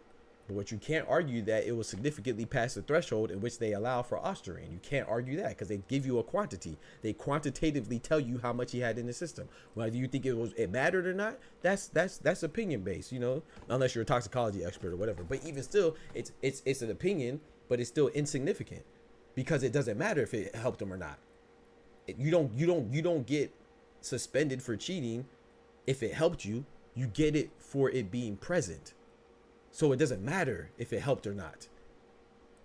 And you don't get suspended for cheating if you win, because Amir Khan had the same ostarine and he got suspended after he lost. It's not, oh, you're only cheating if you win. You're only cheating if you... No, it's not cheating if you win or if it's consequential. You're cheating if it's present. That's the only if it's present. Negligence doesn't matter. Whether it was oblivious, whether you're oblivious to of it being in your system doesn't matter. Whether it was intentional, it doesn't matter. It doesn't matter, bro. Hearts, there's parts I do and don't like about the situation. Yeah, there's nothing wrong with not liking the situation, but there's something wrong with changing the situation.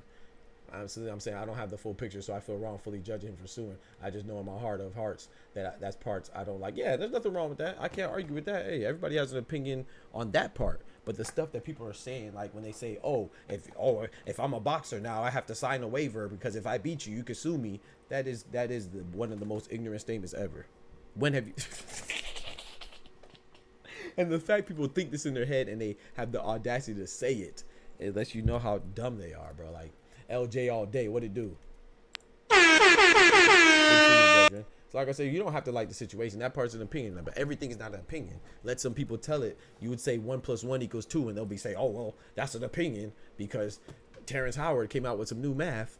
Fuck out of here, man. Everything's not a question, bro. That's a sign of that you don't know much, bro, and you think everything's no. Some things are facts, bro, and that's okay.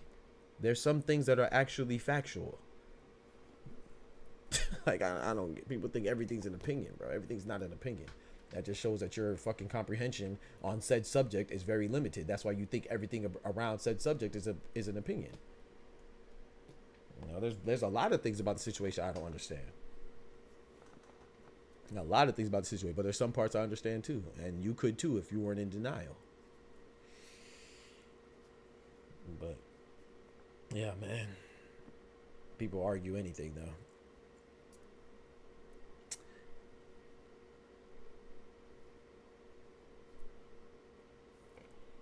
So the IV stuff is just, like I said, it's just for people to say, well, Haney was cheating too. You see what I'm saying? Oh, well, Haney rehydrates too, but it's not about the freaking weight.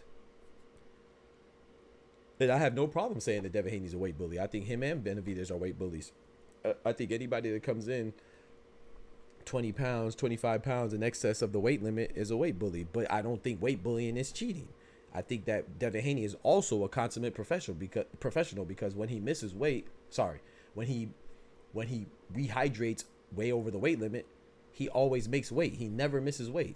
Now, Dave Benavidez, sometimes he missed weight. You know, in fact, he was doing it habitually when he was on that cocaine binge, on that cocaine binge, on that booger sugar.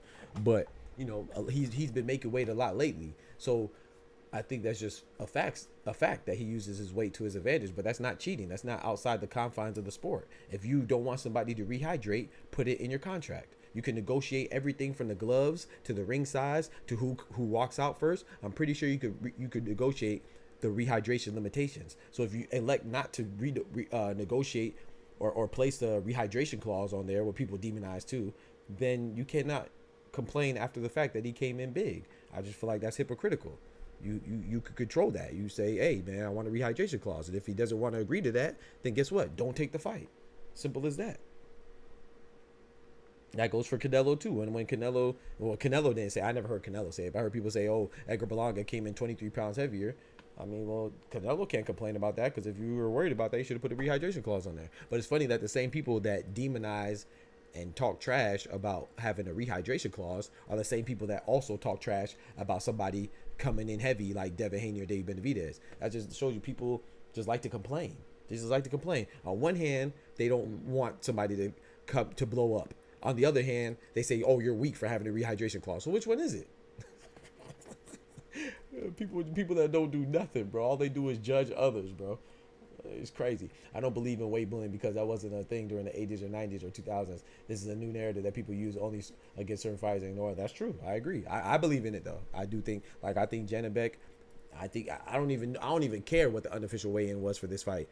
The fact that he fainted trying to make weight, to me, he's a weight bully. You know what I'm saying? But like I said, I just think people go too far with it. Like, I don't think it's necessarily, I think it's having an advantage, but it's not an unfair, it's not cheating. You know what I'm saying? That's not cheating. Because if you're cheating, then, you know, the fight gets canceled or you get fined or, you know what I'm saying, or whatever it is, you know, or you get disqualified for the belt. That's what happens when you miss weight. They don't miss weight. As long as you make weight, you do whatever you want. So, but that doesn't change the fact that you're coming in 25, 30 pounds over the weight limit. And if other people did it, whether they were legends or they were novices or rookies or vets or good or bad, that's weight bullying too. I don't, you come in heavy. To me, that's what weight bullying means. But, you know, people just, I think people put too much emphasis on it as far as how bad it is. But I don't think, put in a rehydration clause. It's not cheating though. I agree that people use weight bullying to spin narratives, but I think weight bullying is just an evolution of the sport that has become more prominent. I agree with that, Vin. But like I said, everybody doesn't do it. So there's nothing wrong with pointing. Like, that's the thing. There's nothing wrong with pointing stuff out. I just think people are too sensitive. Like, so for example, if someone calls Devin Haney a weight bully and you like Devin Haney, then you're gonna think that I'm knocking him, or you're gonna think that I'm offending him, or, you know, because I don't want to offend your boo. You know what I'm talking about? So, but I don't. It doesn't bother me. I'm gonna call it what it is. I don't think that it's necessary. I don't think Devin Haney's doing what works for him and what's advantageous to him to win a fight, and it's not outside the confines of the sport. So I don't have a problem with it. But I'm going to still call it what it is. Now, you missing weight. You're weight bullying and you're being unprofessional and undisciplined. Devin Haney's very disciplined. You know, he's a consummate professional. He always makes weight. So I don't think there's anything wrong with him doing that. You know what I'm saying? If there's something wrong, then you should put that in put it in your contract. Just like I don't think there's anything wrong with putting a rehydration clause in your contract either. I don't think there's nothing wrong with being a weight bully, and I don't think there's anything wrong with implementing a rehydration clause.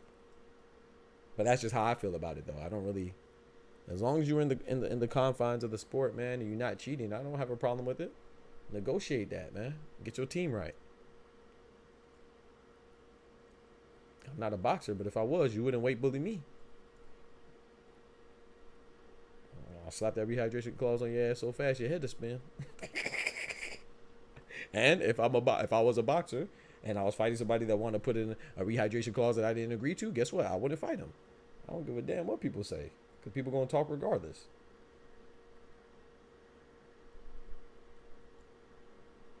So you gotta be in tune with yourself, bro. So like I said, I think to go back to the original story in regards to Devin Haney, I don't think there's anything wrong with Devin Haney suing him. I don't think there's anything wrong with somebody saying, oh, it looks bad because you're a fighter, right? Because a fighter, you're seen as like an untouchable, invincible, strong man that don't need no bodyguards, don't need nothing. You know, you can walk through anything and you just want to fight and all this stuff. That's the persona that we apply. But like I said, there's no disrespect to Haney. This is gonna sound disrespectful. I'm not meaning it to be disrespectful, but it's gonna sound that way. I never looked at Devin Haney as a tough guy anyway. I never looked at him. To me, he looks like I don't want to say soft, but he just doesn't look like he's about that life, for lack of a better term. I don't think that he's. But I'm not saying that in regards to this situation. I'm just saying he never rubbed me off as a person that, you know, stand on business, if you will. You know, I like 10 toes down, or like, you know, I've never seen him as a tough guy. So this doesn't surprise me, and it doesn't bother me that he's gonna go and sue somebody, and I think that he should. It's a business, man. People get sued all the time, and people would sue him. Matter of fact, Ryan Garcia talked about suing him because what'd he say? He said that he put hands on him. Remember he said that? I think he was joking, but you can't put nothing past Ryan. I won't accept your rehydration clause. You gonna accept? Well, never mind. I was gonna say you gonna accept anything I give you. You know what I'm saying? Rehydration clause, anything I say, but that's a no Diddy. That would have sounded crazy. That's why I didn't. No Diddy. Yeah, I didn't mean it in a weird way, or an inappropriate way. You gonna accept all my clauses? That's what I meant. But the way I would phrase it, impulsively, would have sounded bad. Oh, you definitely gonna accept my rehydration clause with all that Austrian you packing. Oh, you for sure. You definitely gonna accept my all my clauses. You gonna get a whole heap of clauses on you. You gonna have a freaking offensive playbook size clause on you. Jory Jones went from 168 to 191. James Toney went from yeah, that's a lot. I mean, okay, so they weight bullies too. Like, quantity don't make quality. It's gonna change my opinion. But yeah, I agree with what you're saying. You're saying that you don't call weight, but and I don't think there's anything wrong with that. Like I said, I don't think, like, to me, people exaggerate what words mean. Like, if you say somebody's a weight bully, people say that, oh, they're cheating. Those are not synonymous. Weight bullying is not cheating as long as you make weight and you don't have a, you know what I'm saying? You don't have a restriction. Like, for example, Floyd Mayweather, who's my favorite, I think he's the best fighter of all time. I think he's a GOAT. You know, there's many GOATs out there. Muhammad Ali, rest in peace. Julio Cesar Chavez, Marvin Hagler, Roberto Duran, Sugar Ray Leonard, Sugar Ray Robinson, Manny Pacquiao, all types of people. But for me, Floyd Mayweather, all types of people could be considered. Rocky Marciano, whatever. But for me, Floyd is that guy. Floyd weight bullied Juan Manuel Marquez. And, you know, Floyd's my guy. He's right here all day. He weight bullied Marquez. He came in 2 pounds overweight. But that's up to Marquez too. That's his fault. You know what I'm saying? So was it illegal? No. Was it cheating? No. But he did come in intentionally 2 pounds. Well, I think it was intentionally. I mean, Floyd, to me, he's despite his lack of intelligence that people say outside the ring, and when it comes to scholastic endeavors or accomplishments, they say he's uneducated. But for all that uneducation, he's very intelligent and cerebral when it comes to the business of boxing and the fight game inside that ring. So yeah, I think it was intentional. And Juan Manuel Marquez ain't stop it. Did he cheat Marquez? No. Marquez accepted the terms and he continued with the fight. But he did weight bully him. So I don't think that when people say weight bullying, they automatically think it's, oh, well, I mean, don't get me wrong, Ty, I will say this. Most people, when they use the term weight bullying, they are saying it to say that someone cheated. When I say it, I'm just saying it to be exactly what it sounds. You're coming in big to have a size advantage over your opponent. So what? JANIBEK is one. Benavidez is one. Devin Haney does it. Ryan Garcia does it, but he did it, you know, he wasn't a consummate professional. He did it in an unprofessional manner by not making weight at all. And he did it against Oscar Duarte. Oh, by the way, Oscar Duarte also said that he cheated. Kind of like Miguel Cotto said that Margarito cheated, and we believe him. Oscar Duarte, go look up, this is something you could Google. Oscar Duarte said that he believes Ryan Garcia was on PEDs when they fought. And they fought before Devin Haney. Just in case people don't know that. You know, so it's not Devin Haney. Devin Haney's not the only one that accused Ryan Garcia of cheating. Matter of fact, Devin Haney did not even accuse him. So if Devin Haney is weak for responding to the New York State Athletic Commission's determination of Ryan Garcia cheating, then is Oscar Duarte not weak for having no substance and just saying that he believes he cheated? So he's making the accusation that's pretty much baseless, right? Unless you're including the fact that he cheated against Devin Haney. So the foundation of his accusation is that Ryan Garcia cheated in his next fight. No one's calling Oscar Duarte weak. Bro, the inconsistency is damning, bro. It's wild, bro. The guy that the athletic commission said cheated against him is the one that we're calling weak for following, for believing what the athletic commission discovered. It's crazy to me. That's the guy that's weak. Not the other guy who accused the same person of cheating in their fight with no proof, no failed tests. It's crazy, bro. I think weight is too arbitrary to decide how people match up, but I also don't know what a reasonable solution would be. I think the solution's already there. Don't be a bitch and succumb to the pressure of the outside world and opinions of people that don't mean nothing and wouldn't bust a grape in a food fight, and do what's best for you. That's the solution. My bad, Vin. I'm just speaking. I'm not You know, I get intense on certain topics and passionate, but I'm not talking to you or I'm talking with you, not at you or to you. So I'm saying that's the solution. The solution's already there. Negotiate. Can't you negotiate the ring size? Am I tripping or no? Can't you negotiate who comes out first? Can't you negotiate the color of your gloves?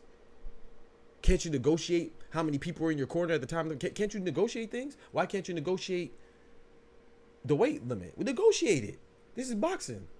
Doesn't Tank negotiate a rehydration clause in his fights? Doesn't Devin Haney make sure that he negotiates not to have a rehydration clause in his fights? Didn't Ryan Garcia just negotiate the night before the fight? He negotiated, agreed to terms. He then he negotiated and agreed to the terms. Then he violated the terms and renegotiated in our face in real time. He said, "Okay, I'm overweight. I'm gonna give you $500K per pound." You seen it, right? He was overweight 3 pounds. $500K per pound is 1.5 million.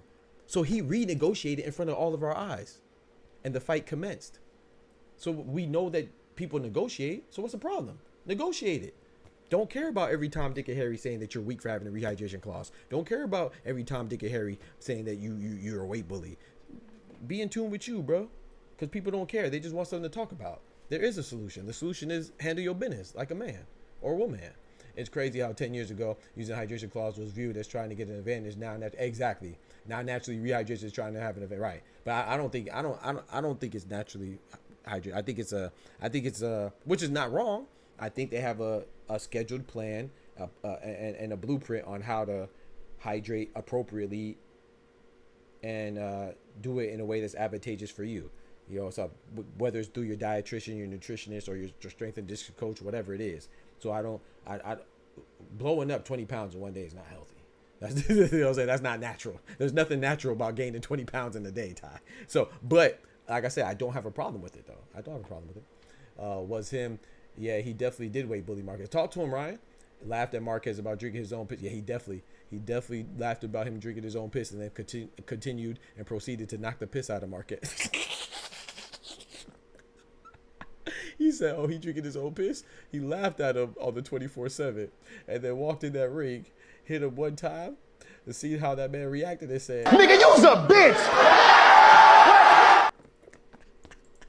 Nah, Floyd, hey, that's in tune. Ryan, that's in tune, bruh. That's when you know you're the boss and you do things how you want. That's why that's why I like Cinnamon, because Cinnamon's in that position now, man. He's the boss. It is. People ain't gonna like it. People you know, everybody not gonna like the boss. But you cannot tell me, you in your profession, me in my profession, everybody aspires and dreams, or at least maybe they don't aspire because everybody does not have aspirations or inspirations or motivations. But everybody still, no matter how lazy they are, no matter how workless they are, they still want to control their own destiny. Audaciously, they still have the audacity to want to control their own destiny and make their own moves and decisions and get paid for it, get compensated for it appropriately, no matter how lazy you are. So anybody can relate to that. That's the position that Canelo was in. That's the position that Floyd was in. So it is what it is, man. Yes, I wish that Canelo would fight David Benavidez, of course. That's the second best fight in boxing, in my opinion, right after Artur Beterbiev. But at the same time, for me personally, there's a cap on how mad I could be with him because, hey, bro, people did watch him versus Berlanga. People did watch him versus Munguia. People will watch him because he's in that position, bro. Like, I'm sorry, man. It is what it is, bro. People don't give up positions like that for no reason. You know what I'm saying? Especially a black man and a Hispanic man. You're not going to be in a position of power if you didn't earn it. Not on this side of the world. Y'all do your homework on Daniel Cormier for the UFC fight. I know Daniel Cormier. UFC fighters do it better, but weight bullying isn't even a term. What's next? Fedora has an unfair advantage because of his natural height and wingspan. This is not at you. Yeah, I got you. But if funny how every year just say, yeah, you might be right. Yeah. But like I said, the only part I disagree with is the natural part. Like you said, like the height is natural. And you could be tall, but you could see how Fedora, even though he's 6'5", 6'6", you can see how he's small in other places. Pause. Hey, yo, that sounded crazy. Small in other places is crazy. No, did he? I'm talking about like his legs, and he has like a thin frame. So could Fedora possibly be a weight bully too? Yeah, I don't know what he's going through, but when he was fighting Tim Tszyu, I know you watch boxing like I do, Ty. You saw the interview with Fight Hype or Fight Hub. He was eating a burger the day before. Right? So he doesn't he doesn't strike me as somebody that's a weight bully. He just has a thin frame. He was eating a full cheeseburger before he fought Tim Tszyu. He has no problem. And then he turned around and still made weight. So it doesn't seem like he's struggling with weight to me. You know, and let's say Espinoza, he's 6'1" at 126. The man's taller than me. And he's at 126. He's what, 2 inches taller than me? I'm 5'11" or 6 foot, whatever. I think I'm 5'11". I feel like everybody that's shorter than me tells me I'm 6 foot. Because I feel like they try to make themselves feel taller. But I think I'm a strong 5'11" though. You know what I'm talking about? But anyway, the man's 6'1". Is he struggling to make weight? Maybe. But he also has a very thin frame. So I could see how he could make weight. Some people just don't carry it as like me. Like I just told you I'm 5'11", and I know on camera I don't look like I did like this. But when I boxed at 140 because I also have thin legs. You know, I do have smaller legs. You know, as much as I work on my legs, and I just have small legs. You know what I'm saying? I play basketball, play football. I just have small legs. Do your homework on Matt Hughes. Hey, I know Matt Hughes, the wrestler. You know, do your homework on Chuck Liddell. But no, you're right, though. It could be something. Maybe people will demonize being very tall for your weight. I don't know. But like I said, people say it in a negative way. I don't necessarily think it's negative. It's just using it to your advantage. And if you want to stop it, there's a means to stop it. Negotiate. Oscar's back in the building. What's good, man? That's just my opinion on that, though, man. I'm not saying I'm right. But I do think we should put things in perspective and context, and also be fair with our assessments. If we're gonna say somebody's a weight bully, and this person's a weight bully, or this person uses a rehydration clause, he's a coward, then we gotta keep that same energy, man. JANIBEK just passed out. That's why this fight was postponed to today, because he passed out trying to make weight. That's crazy. He was hospitalized because he fell out trying to make weight. That not crazy? Okay, so my mom sent me a text that blessed is the one who perseveres under the trial. Blessed is the one who perseveres under trial, because having stood the test, that person will receive the crown of life that the Lord has promised to those who love him. Amen. That's James chapter 1 verse 12. Well, send me another one. Psalm 68 verse 19. Praise the Lord. Praise God our Savior, for each day he carries us in his arms. Amen. God is good. Another one. Weekend blessings to you. Oh, this is just a weekend blessing. Well, I'll read it to y'all. Weekend blessings to you. May your Friday be a gateway to joy and relaxation. That's my mama. Shout out to my mommy. All right, man.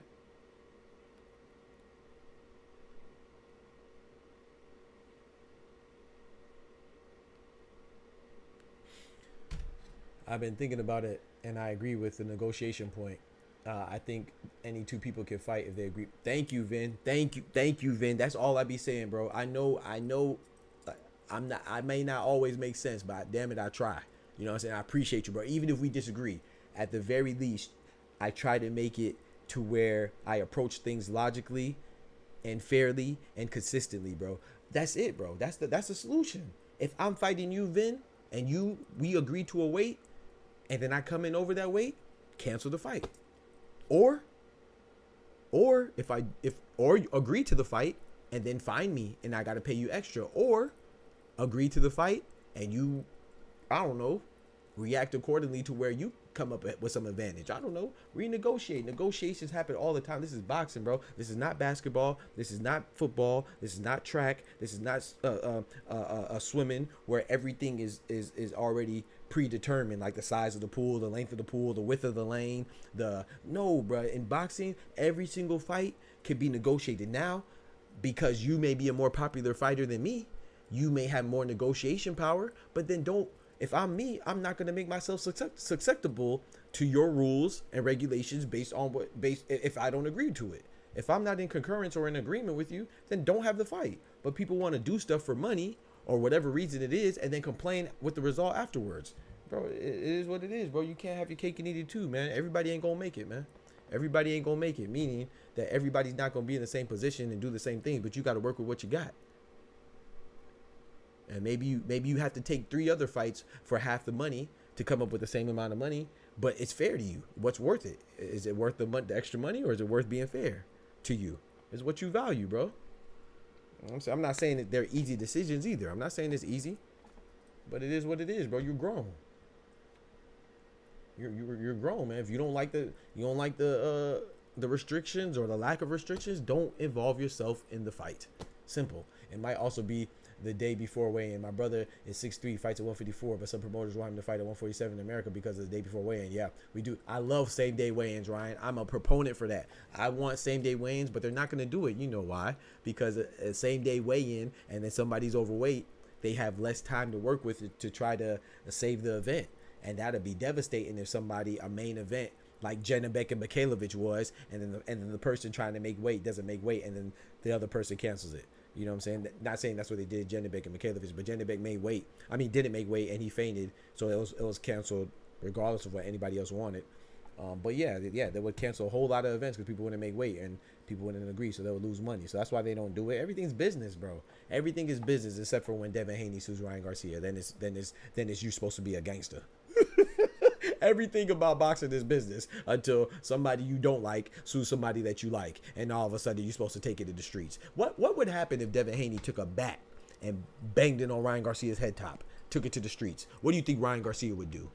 Forget that. What if Ryan Garcia was somehow incapacitated, God forbid, or hurt to the point where he couldn't respond? What do you think his mom would do? What do you think his dad would do? What do you think his brother would do? What do you think his loved ones would do? What do you think his wife or his girlfriend or his kids would do? They would sue Devin Haney, bro.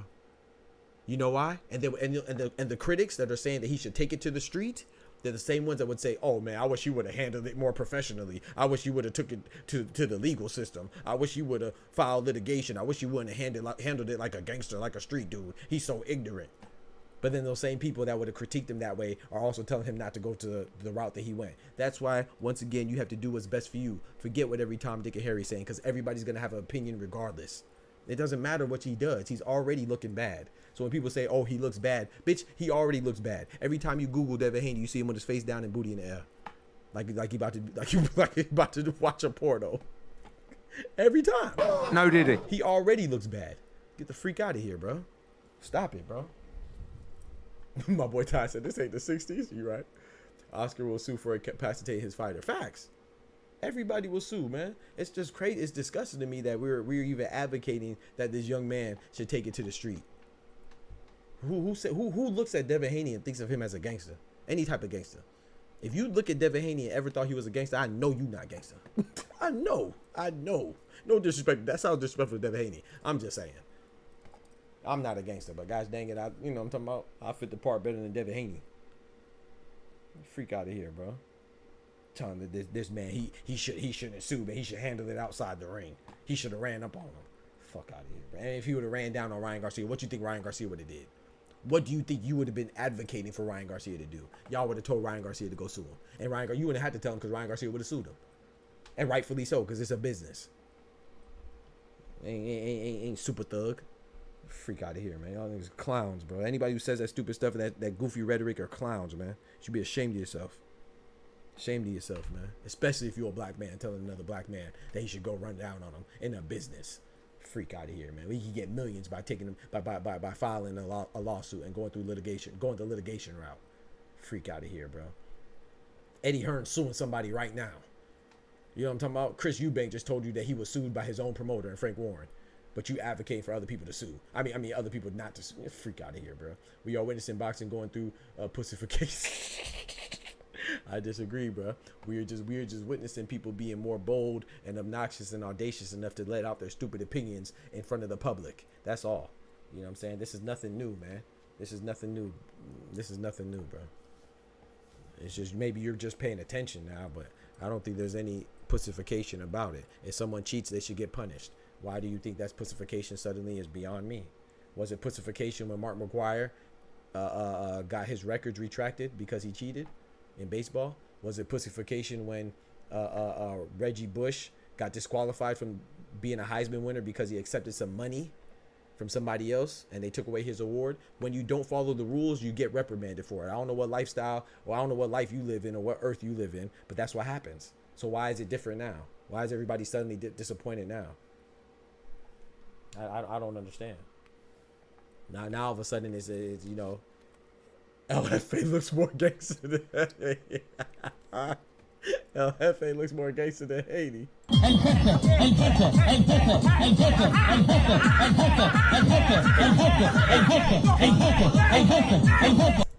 but that's the thing. It doesn't matter. That's the point, though. Why does he have to look gangster? Like, why does Devin Haney have to uphold some type of gangster level? Like, why? Is it because, I mean, tell me.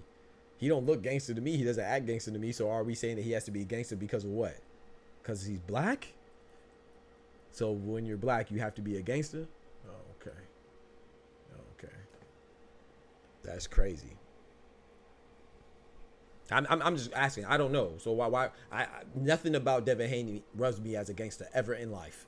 So I'm asking. I'm genuinely asking. I'm not being funny. I'm genuinely asking for everybody that thinks that Devin Haney should have took it to the street when it came to Ryan Garcia, right? What about Devin Haney besides his complexion gives off gangster energy? What about his tweets? What about his clothes? What about his actions? What about anything? I'm asking. Anything besides his skin complexion gives off the energy of a gangster. I don't see it. I'm just asking. Not all rules created. Okay, so basically you can't answer my question. Thank you.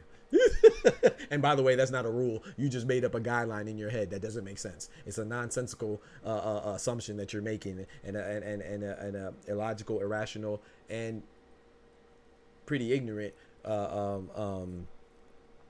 assessment that you're making towards Devin Haney, or something that you want him to uphold. You know, you want him to uphold a lifestyle because he looks a certain way, which is crazy. Talking about not raw, it's not a rule, but it's not a rule. So yeah, I don't understand that. My boy Clone in the building. Yeah, so thank you for capitulating. My boy Clone in the building, because he black. They equate being black with hood, ghetto, and gangster. Okay, thank you, Clone. I appreciate you. Thank you. My boy Ty said, sorry, I missed your message. Facts, people saying Devin Haney shouldn't sue, but all his smiles when Frank Warren stood on business and said that cease and desist. Right. See, right in front of our eyes, Ty. In a matter of hours, he sent a cease and desist to Chris Eubank Jr. So much so, Chris Eubank Jr. didn't only retract his statement, he apologized. That's not gangster? The man made you take what you said back and apologize for it. Imagine me saying, hey, Ty, man, Ty, you old punk, bro. 2 hours later, man, I'm sorry. I spoke out the side of my neck. I didn't mean that. Ty is a great dude. I didn't know why. I don't know what came over me. And I'm sorry. I'm sorry. I didn't mean it. I'm sorry, Ty. That's gangster, bro. What Frank Warren is doing is gangster, bro. But, you know, we don't if you black, you can't be a corporate gangster, you know. You gotta be a hoodlum. I don't choose and pick. I think you do, bro. Cause JC, I'm not gonna lie.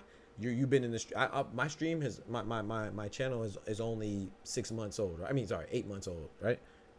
9 months old, whatever. It's not even a year yet, and I've known you for a while now, right? So I haven't known you for that long, but I'm saying this to you, JC. You are picking and choosing, because I've never heard you, as long as I've known you, I've never heard you complain about anybody else with PED allegations. Am I lying? You never came in here and said, oh man, Julio Cesar Martinez, I can't believe he got caught with PEDs. You never came in here and said, oh man, Louis Neri, I can't believe they banned him out of Japan for PEDs. All this happened since I've known you. I've never heard you complain. So you kind of are picking and choosing. You're picking and choosing by choosing not to complain about the other fighters that were caught with PEDs, but you're disregarding Ryan Garcia, who was also caught with PEDs. There's been plenty of people that have been caught with PEDs since I've known you. I've never heard you mention them. So that is by default, by definition, and by default, by you not mentioning them, but you mentioning Ryan Garcia, means that you're picking and choosing. So every time everyone cheats, you gotta sue. He said, I'm saying the suing is pussification, not the cheating. Right, I know what you're saying. So every time somebody cheats, you gotta sue? I mean, why would you jump to that conclusion? Is all cheating the same? Is all cheating the same? Does all cheating happen like that? So are all crimes the same? So before you were in here, I made an analogy. So if I steal from a gas station and I steal a Snicker bar, right? That's stealing, right? That's robbery, right? If I steal from Bank of America $1 million, that's also stealing and robbery, right? Which one will I get more time for? Are they treated equally? Will I get the same amount of time for stealing a Snicker bar as I do for stealing $1 million? What if I steal the Snicker bar with a gun? What if I'm armed when I steal it? Will I get more or less time? Isn't it still stealing? If I steal it with a knife, what if I steal it with a mask and a knife? What if I steal it barefaced with no weapon? Do I get more or less time? So I'm gonna play your game. Let's play your game, bro. Since you said should all cheating result in suing? Does all crimes result in the same punishment? So all robbery what if I run into somebody's house and I slap an old lady and then take her Bible? and I don't know why I said take her Bible, but that's diabolic. What if I slap an old lady in her house, take her Bible, and take her clothes? Do I get the same amount of time for stealing the Bible and stealing some clothes and slapping a lady as I do for stealing a Snicker bar at the gas station? Let's play your game, bro. So if the answer is no, then why would you assume that all cheating will result in you getting sued? Because you're reaching, bro. You're reaching, bro. Since when is everything the same? Just say you like Ryan Garcia and you don't like Devin Haney, bro. It's easier. Just say that, bro.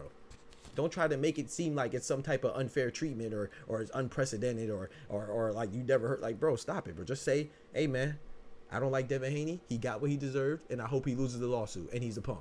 Say that. I'll respect you more. At least I'll respect you. But you coming up with stupid scenarios that don't even make sense. Oh, well, all cheating results in you getting sued? No. That's a short answer to your question, which is a very silly question. You robbed an old lady of her Bible fee after we just prayed? No, because JC's a troll. That's my guy, though. Shout out to JC, man. You're a troll, bro. So you want me to start going back through the chat logs? So who I'm screenshotting this time? Who I'm screenshotting this to? You robbed an old lady? That's crazy, bro. You can steal up to 800 without putting... Oh, okay, so I can go steal $800. What state is this, JC? Please let me know. I need to move. Because if I can get a free $800, I'm down. I'll be stealing everybody. To forget streaming. I'll be stealing twice a day. Hopefully it's in Texas, too, so I can run up in Karma's crib. I'm going to snatch all her $800.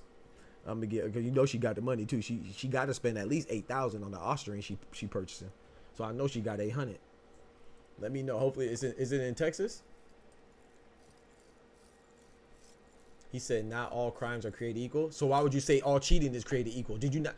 Yeah, I can't have a discussion with you, bro. You're not equipped. You're ill-equipped to have a discussion. You just agreed with me. You said not all crimes are created equal. That's exactly my point. Oh my gosh. Thank you for making my point. You just tried to say all cheating is equal. That's why you said all cheating is...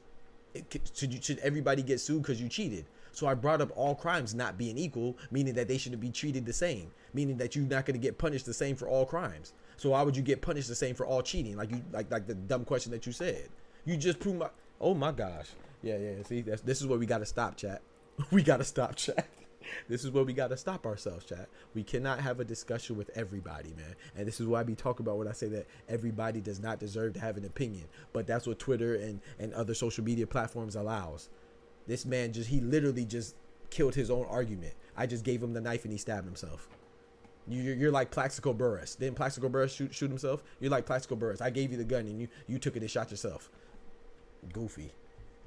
Nah, you're not troll. That wasn't a troll, JC. That was just stupid. I ain't gonna lie. That wasn't a troll. When you troll, you gotta at least be clever. You just dumb as hell. I ain't gonna lie.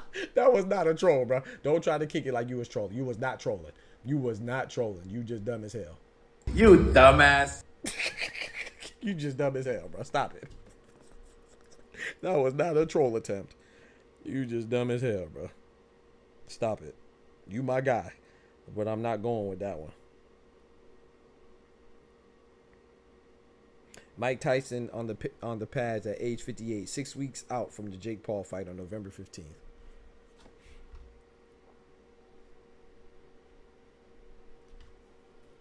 I like how you say that's my guy after you get involved in a dumbass unnecessary discussion. Yeah, I gotta stop it, bro. I gotta stop it, clone. I gotta stop it. But shout out to JC. I appreciate it because I'm like I said, I told y'all, man.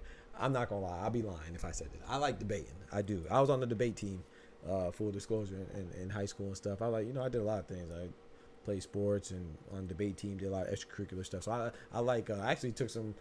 So on my when I came towards the end of my bachelor's on my engineering, side. I had a couple, you know, I had to satisfy my credit hours, a certain quantity in order, a certain threshold I had to reach in order to maintain my financial aid and scholarships and fellowships that I was on.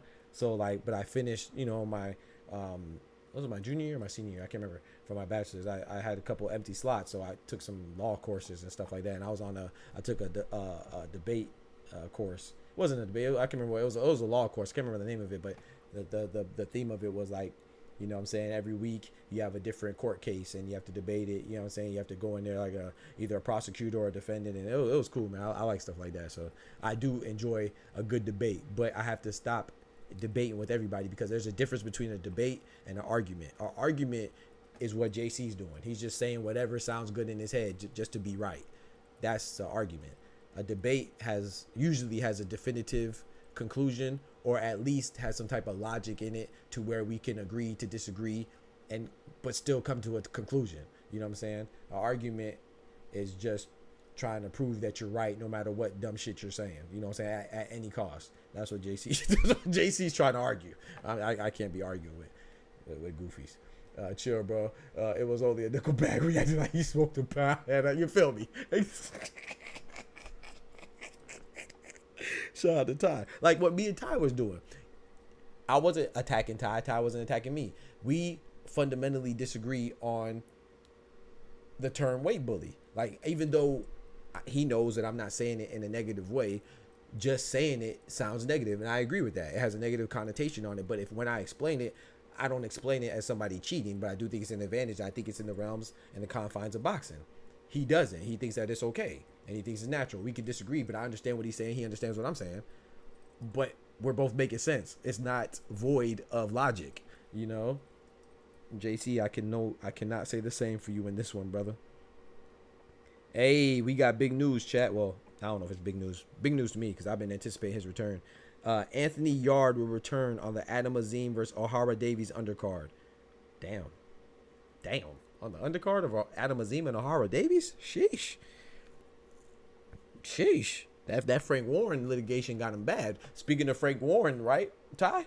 Oh, Anthony Yard is another person that Frank Warren was suing. Just in case you thought that just in case you thought that lawsuits were unprecedented in boxing. You know, Frank Warren, Anthony Yard was his fighter. He was his promoter. He took him to court. Oh, okay. I just wanted to throw that out there. You know, it's coincidental that, you know, we're talking about it now. But anyway, Anthony Yard will return on the Adam Azim versus O'Hara Davies undercard, October 19th in London. His opponent is to be announced. The press release states, Yard's highly anticipated ring return is brought to you in partnership with Boxer and AY Promotions. So it seems like he's on Boxer now. He got about whatever agreement they came to. He's not with Queensberry anymore. Hopefully we can get Anthony Yard versus Joshua Boissy, man. I like that fight. Hard times befalling Yard. You feel me? Yeah, you're right. You're right, Vin. Yard a bum. How is Anthony Yard a bum, bro? Bro, y'all are crazy, bro. Come on. Now, he's in a division that's dominated by Bivol and Beterbiev. How is he a bum, bro? That's crazy, bro. This man Anthony Yard's a bum. I'm telling you, bro, there's no good fighters, bro. You're either great and undefeated or you're a bum. It's wild, bro. It's wild, bro. It's wild, bro. It was an attack. The Doc Skip Bayless hashtag that's crazy. It's Doc A. Smith. Get that shit right. Thank you, Ty. Thank you, Ty. I appreciate you, bro. Thank you, Ty. You know what I'm saying? Doc A. Smith. You know what I'm talking about? Coming through like a boss.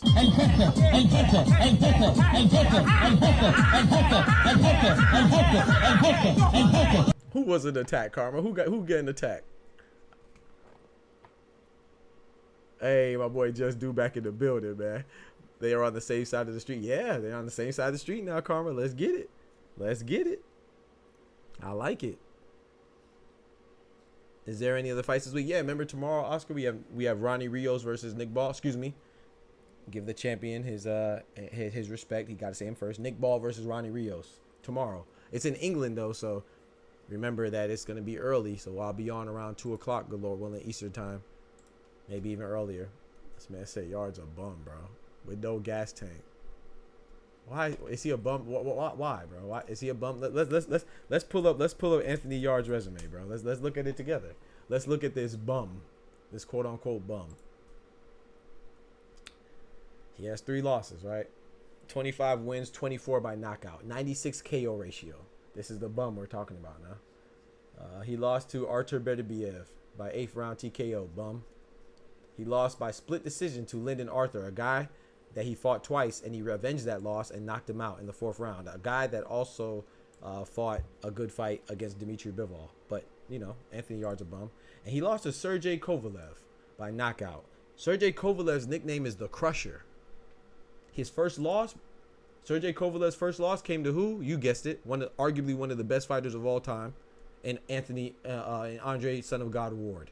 This was his first loss. Andre Ward. So Anthony Yard's a bum because he lost to... Anthony Yard is a bum because he has 3 losses, and 2 of them came to champions.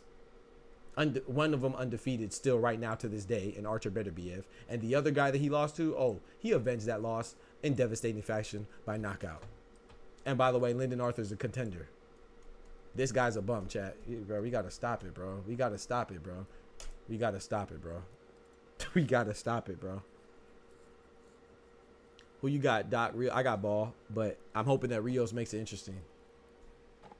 Ward lost to Kovalev. Oh, okay. I thought Ward retired undefeated. Oh, okay. I mean, I could be confused though. Ward lost to Kovalev. I could have sworn Andre Ward was undefeated. I thought undefeated means that you never lost. And I thought that was symbolized by a 0.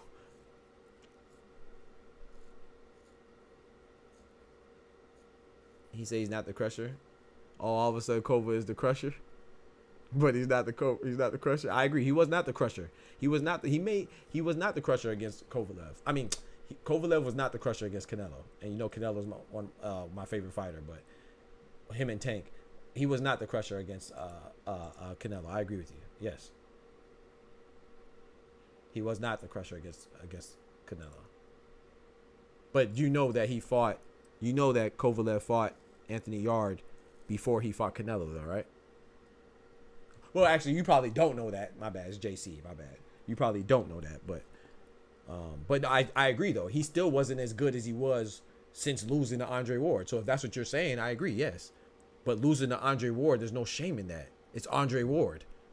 Your favorite fighter probably would have lost to Andre Ward too.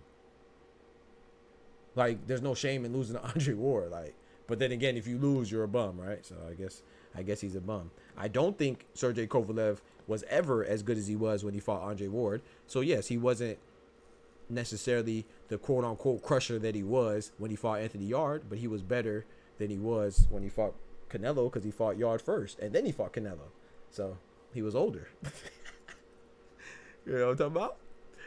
So he was a crusher. Then 3 months later, no longer a crusher. Hey, sometimes, ain't no telling when that drop off hits. You feel me, JC? Hey, time hits like a bitch. You know what I'm talking about? You don't know, man. You know, that's what they say. One day you old, one day you young, one day you old. Maybe it's a day later. You know what I'm talking about? So don't they say that? Don't they say in boxing you could be good and then one day you just pop up and then you're old? I mean, you watch boxing, right? That's what they say. That's why.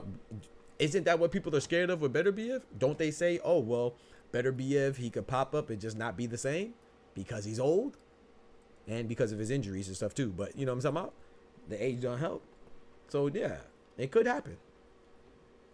He said, oh, come on, Doc, bro. That's crazy, bro. Anthony Yard back in the ring, October 19th. Yeah, I just said that. Yep. Yeah, I just said that. I guess I said it before you came in. I don't know. I thought you were in here when I said it. Yeah, I'm looking forward to Anthony Yard back in the ring. That's why we got on this conversation, because I announced that, and then JC went to saying that Anthony Yard is trash. Apparently. What did one DNA say to the other DNA? Do these genes make me look fat? Somebody, please give him a 30 seconds. Give him at least 30 seconds. Listen to at least 30 seconds, man. Give him at least 30 seconds, man. Let him think about that joke.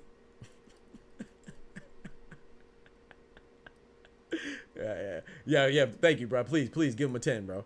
Give him a 10 count, please, bro. He deserves that one. Please, Ty. Please give him at least a 10 count. At least a 10 count. because that was crazy. In them jeans like genuine. Thank you, sir. Yeah, man, but yeah, we have Nick Ball versus Ronnie. I have Nick Ball winning, but I don't really have a horse in this race. I think Nick Ball is gonna win, but I'm hoping for a good fight from Ronnie Rios. He's not trash. I'm tripping out. Yeah, you're tripping out, bro. I think you're very much tripping out. And like I said, I'm not saying Kovalev is the best either. You have a good point. I gave that to you. I said, I acknowledge that point. That was a good point. I don't think Kovalev was the best when he beat Yard, but there's still no shame in that, bro. You could have a vintage performance, bro. Look at B-Hop, bro. B-Hop, people make fun of B-Hop when he got knocked out the ring by Joe Smith because he said, I'll never get knocked out by a white boy. He was wrong. Very wrong. But he was 51. Do we not know that? B-Hop was 51 when he got knocked on his head top out the ring. I think if you're ever going to get knocked out the ring, when you're 51, it's okay. I'm just saying.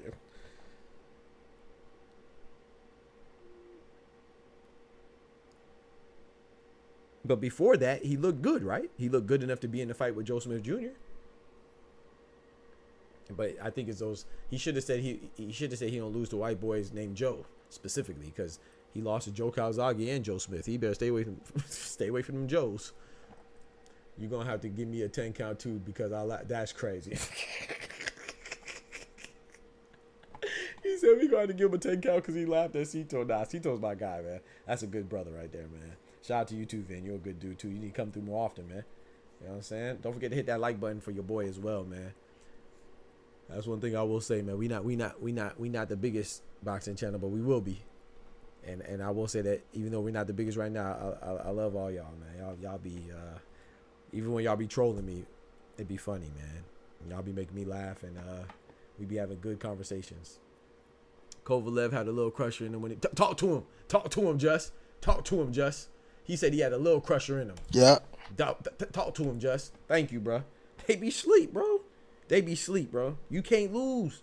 You can't. No, it don't matter, bro. It don't matter who you lose to, bro. You can't lose, bro. This man has 3 losses, bro. He lost to Beterbiev, who's undefeated, about to be in an undisputed championship fight in a week. That's one of his losses, bro.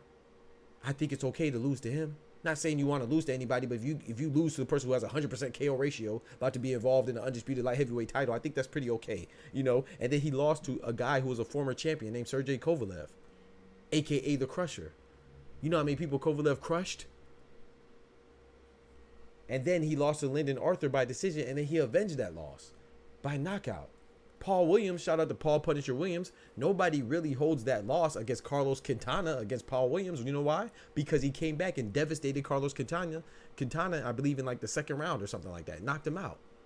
So you can have a bad night, bro. Boxing is not like basketball where you have 82 games. No, bro. You can have a bad night. And if you have a bad night sometimes, it results in you losing. And we may not see you for another year, you know. Yo, chill, man. Anthony Yarde. If Anthony Yarde's not good, then there's only 3 people. If Anthony Yarde's not good as a light heavyweight right now in this current climate, I'm not saying he's historically good, but if he's not good right now of the light heavyweights, then there's only 2 good people in light heavyweight division. Beterbiev and Bivol. Because I think everybody would struggle with Anthony Yarde. I think Joshua Buatsi would struggle with Anthony Yarde. I think David Benavidez would for sure struggle with Anthony Yarde. I think David Morrell would for sure struggle with Anthony Yarde right now. Hot Rod Kaladzik. Did they ever fight? I don't think they fought. I think Anthony Yarde beats him. Lock in. That's all I'm saying. Speak it into existence, Doc. You feel me? Appreciate it, bro. You feel me? You know what I'm saying? We gotta manifest that, you know? Yes, sir. Yes, sir. Absolutely. That's what faith does. I know I work hard. It's just a faith. I gotta have unwavering faith. God blessed me with a work ethic like few others. When he seen Yarde gas, Kovalev was like, yeah, boy, we got action, right? Depending on how good or bad ball looks tomorrow, Shushu may have a chance to a title. Ooh, I like that, Oscar. Like I said, I don't know, man. I need my boy Shushu to, like I said, Sullivan Sagawa is not a bad opponent, so it's okay to not look too impressive, but he had to look a little better than that. The fact that was a debatable win is not good, not because I'm knocking Sagawa, but it's the fact that it's a debatable win is not good because I don't think any of the champions would lose or struggle with Sagawa. Maybe Nick Ball. But, well, I shouldn't say that, because I can see Nick Ball and Ray Vargas potentially not doing so well against Sagawa as well. But it just doesn't give me confidence that he could beat Nick Ball, Sagawa, Angelo Leo. Sorry, Nick Ball, Ray Vargas, Angelo Leo, and definitely not definitely not Rafael Espinosa. So if we talking about this guy, and I'm not talking about Shushu, because Shushu doesn't do anything wrong. Shushu is nothing but respectful to Inoue. He just says that he believes he could win, and he's supposed to say that. It's the media, it's us that force everybody that's 126 and below, including Bam Rodriguez at 115. Every time they fight, we compare them to Naoya Inoue and ask them about Naoya Inoue. So he's just answering questions. There's nothing wrong with that. But I do think that a lot of people believe that Shushu could beat Inoue wrong, and I've always said that they're mistaken. And I think that his last performance, is indicative of that. That he's just not ready for that. Unless, like I said, there is a saving grace. We are assuming that Naoya Inoue's power will translate to 126. We have no reason to. Well, we have a reason to believe that. We don't have any proof to back that up. I think his power will translate to 126, but I don't know that. So if his power doesn't translate to 126, then Shushu would have a good chance, you know. And then also, but I will say, I think that Shushu has a skill set to beat Naoya Inoue. I just think right now he's too green. I don't think he could beat Inoue right now, and I think that it's premature. I mean, he has to. Can he at least? I mean, he finally fought a top 10 guy. I'm not saying finally like he needs to be rushed. I'm just saying that he fought a top 10 guy, so that's good. Then if he, let him be a title holder first,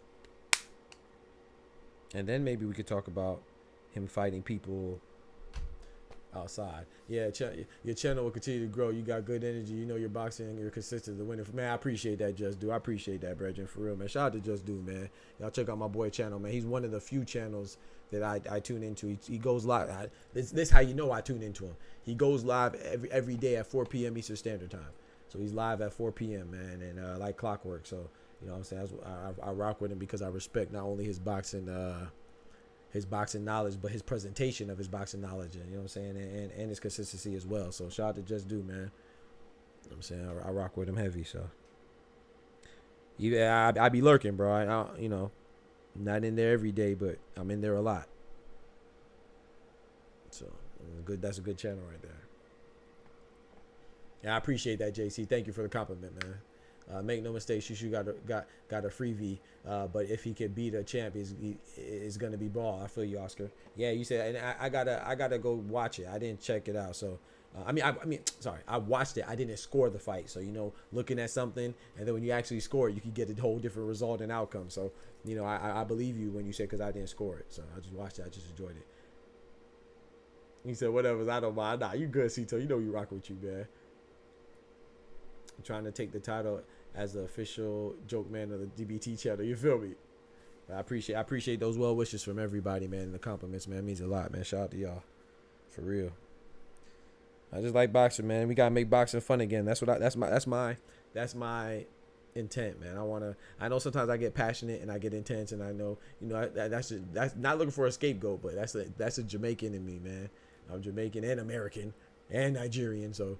Sometimes I get a little intense and passionate and loud when I speak on something, but I don't mean no harm, man. I do value everybody's opinion, but I have no problem calling a duck a duck. I'm not talking about like in terms of boxing. I'm saying, let me say a gazelle, or a lion, or a dummy, a dummy. You know what I'm saying? If somebody says something dumb, I have no problem saying that. If you act dumb, you look dumb, you talk dumb, then you dumb. I don't go out my way to call somebody dumb or be disrespectful, but if someone's going out their way to be dumb, then what's wrong with saying that? We got to be honest with each other now. Some people be saying some silly shit. There ain't nothing wrong with having an opinion, bro. You won't catch me arguing with somebody or be condescending or have some type of superiority complex or try to establish some inferiority complex within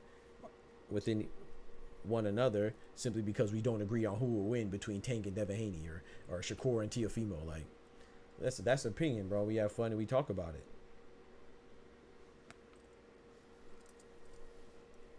When people get disrespectful, that's different. We won't tolerate that shit neither. Appreciate you, bro. We locked in. Growing the channel takes a lot of work. Got to get you on the panel to build too. Hey, I appreciate that. Hell yeah. I gotta be I'll be in the background, man. Yeah, growing channel takes a lot. Like I said, I'm new to boxing. My boxing channel is new, but I've been in It's crazy. I've been doing content creation for 5 years, man. I used to stream on Twitch, and I have another channel. I have another YouTube channel, which is the same here. Well, it's up there. You see it, Dr. PGNGM. That's when I used to game and stuff. That's my original channel.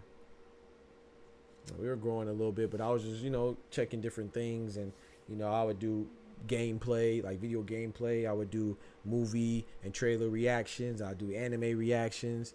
I would do just a variety of things. I would do instructional videos on how to you know what I'm saying, fix your IP, or recover your IP, or reestablish your IP, change your IP, or even you know, recover your account when you get hacked. I would do some how-to videos and stuff like that. But you know, I never thought of a boxing channel. And shout out to my partner who was like, man, you should do a boxing channel, bro. You love boxing. I was like, man, that's a good idea. I didn't know boxing was so heavily covered on YouTube. You know, that was a shock to me. But we're approaching a year now. Good Lord willing, it'll be a year in December for our boxing channel. So man, we're gonna keep going and growing, man. Good Lord willing, and we'll see how it goes. But yeah, I'm never one for the fast money, man. Of course, when you're on the process of doing something, when you're in the process, then you want to speed up the progress. But you know, I do know that there's a natural order of things, and sometimes, you know, God is testing your will and your merit. And I'm a firm believer that you got to earn things, and once you earn it, can nobody take it from you? Ain't nobody take nothing from me that I earned. That I earned a lot. Man, go do your homework on Dr. PG and GM cooking. Cooking YNs on Tekken is crazy. I done seen some people post 900+ videos daily, post for 2-3 years, making constant improvements and barely break 2K subs. It's a tough game to make. Yeah, it is. You're right, Vin. Yeah, bro. Yeah, it's tough, bro. I mean, bro, that's very tough, man. That's why I say I will disagree with things, and I openly critique the mindset of certain things that are said. But you won't catch me attack a particular channel. No, like, first of all, I ain't on the channel to see the nonsense they be saying in the first place. But I mean, I pay attention to boxing, so I will come across with nonsense. But I won't isolate anybody, because at the end of the day, I do, even though I may disagree with you fundamentally or morally, or, you know what I'm saying, from a foundational standpoint, like, you know, I may not agree with your ways or what you're saying, but I do respect anybody who grows in the content creation space, because it's tough, you know. But sometimes I think it's important, at least for me, to keep my integrity and my dignity, and I can't just lie or manipulate the truth. I could be wrong, but I never try to be wrong. I try to be correct, and I'm very meticulous and thorough, and put in my due diligence, you know, to try to be right. But of course, I'm human. Everybody's human. You're gonna get stuff wrong. I'm not infallible, but you won't catch me ever being wrong intentionally or manipulating narrative. And I cannot say the same for a lot of boxing channels, and you know, but that's how they grow, you know. And sometimes people want to be entertained and prioritize being entertained and prioritize somebody saying what they think, whether it's the truth or not. And that's okay, you know. And some people like being a channel that's predicated off of one boxer. I can't do that. I'll get bored, bro. I cannot make a channel for me. I'm not knocking anybody who does it. That's your prerogative. That's what you do. That works for you, you know. And I think it is beneficial for growth, because then people kind of know what they're going to get from you, and they can anticipate what you're gonna say, and your how you align with certain fighters and certain opinions. So people do value that. They also want somebody who feels like them. But me, I cannot, as much as I like Tank and Canelo, I cannot make a channel just talking about Tank and Canelo. I get bored. First of all, the bitches they only they ain't bitches, but you know what I'm saying. The bitch, I'm just talking figure of speech, man. Y'all know what it is. They only fight 2 times a year anyway. What am I going to do for the rest of the boxing? Am I going to just make conspiracy theories regarding Cinnamon and Gervonta? Like, I can't do that, bro.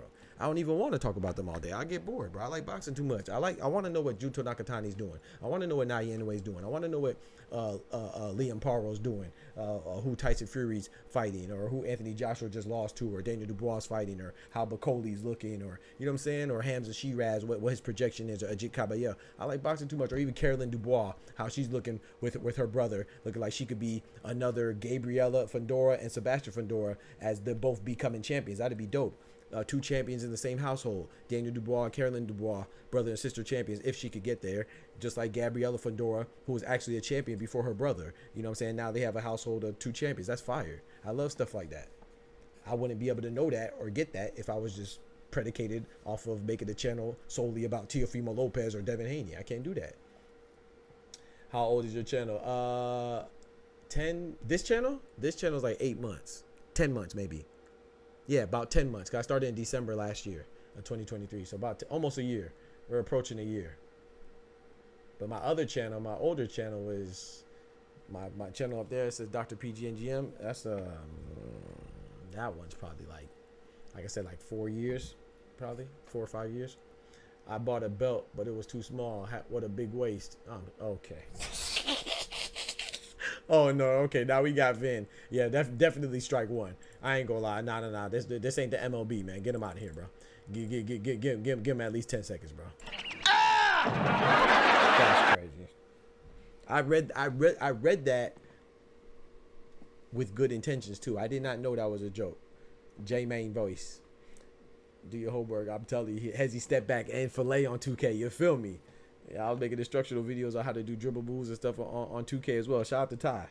I was a beast at 2K, man. That's really where I gained the majority of my limited notoriety, you know, in the gaming world was on 2K, because I was a beast at 2K. You can't fuck with me on 2K. That was from college in the dorms on all the way to the internet. I used to take people money on 2K and Madden, boy. And then when I went to Tekken, I was a dog on that shit too. I wasn't the best at Tekken though. I was very good, but I wasn't the best. I wasn't winning like tournaments and stuff like I was in 2K. But I was definitely what's it called? Tekken God Prime, TGP. 2 peanuts were walking down the dangerous alley, and one was so. All right, y'all. I'm about to go ahead and get off, man. Y'all blame Vin for the abrupt end of the stream. We've been kicking it for 4 hours. I'm gonna go get some food. Cause this bad Vin is off the chain. I feel like Vin done stole Cito's IP address. What do you call a bear with no teeth? A gummy bear. Okay. Yeah, I'm about to go ahead and call it, man. And bro, you just called a JANIBEK fight 6 in the morning. You don't like boxing, you love it. If you're definitely a boxing junkie too, join the fair. I appreciate it, bro. Yes, sir. Yes, sir. You know my team. Yes, sir, man. I be getting on early, bro. I've been doing the same thing for Naya anyway on a Tuesday, bro. Juto Nakatani, yeah, bro. I get on early, man. I'm a boxing crackhead. Plus, like, when I'm into something, man, I go full throttle, man. I try to go all the way, man. Because one thing I can't stand is a lazy person, bro. I might be many things, but lazy, I can't be one of them, bro. I despise that, me personally. So I can't be lazy, bro. I feel like if I'm lazy, then I'm taking for granted God's blessings, man. And at the end of the day, whether I make it or I don't make it, it won't be and it shouldn't be for a lack of effort.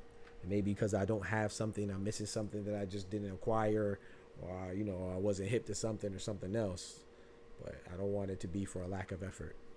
At least I do my part. What you doing for November 23rd? November 23rd is a year? Appreciate it. I thought it was December, so it was the end of November. Appreciate it, Ty. I don't know what we gonna do, man. Shoot, what November 23rd fall on? Where's Smoochie at? Smoochie gonna bring us some Smoochie been ghost lately though, ain't it? Let me find out. Smoochie gonna she gonna provide some catering. get us all eating as good as she does, cause Smoochie be cooking now. Shout out to Smoochie. November 23rd is a what? It's a Saturday too, Ty.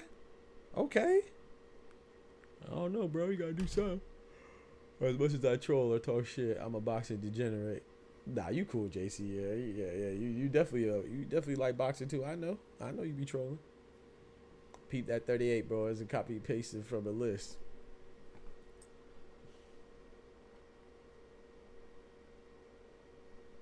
$38. What do you call a mobster who's buried in cement? A hardened.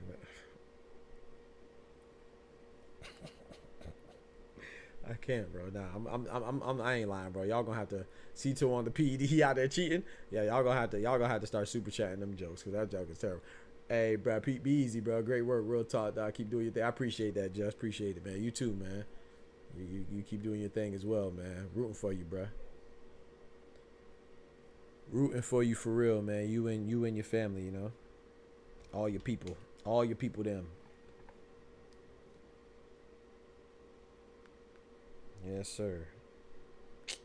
But chat, I'm about to go ahead and call it, man. Appreciate y'all rocking me as always, man. Those of you new to the stream, do not be afraid to hit that like button. It ain't gonna bite you.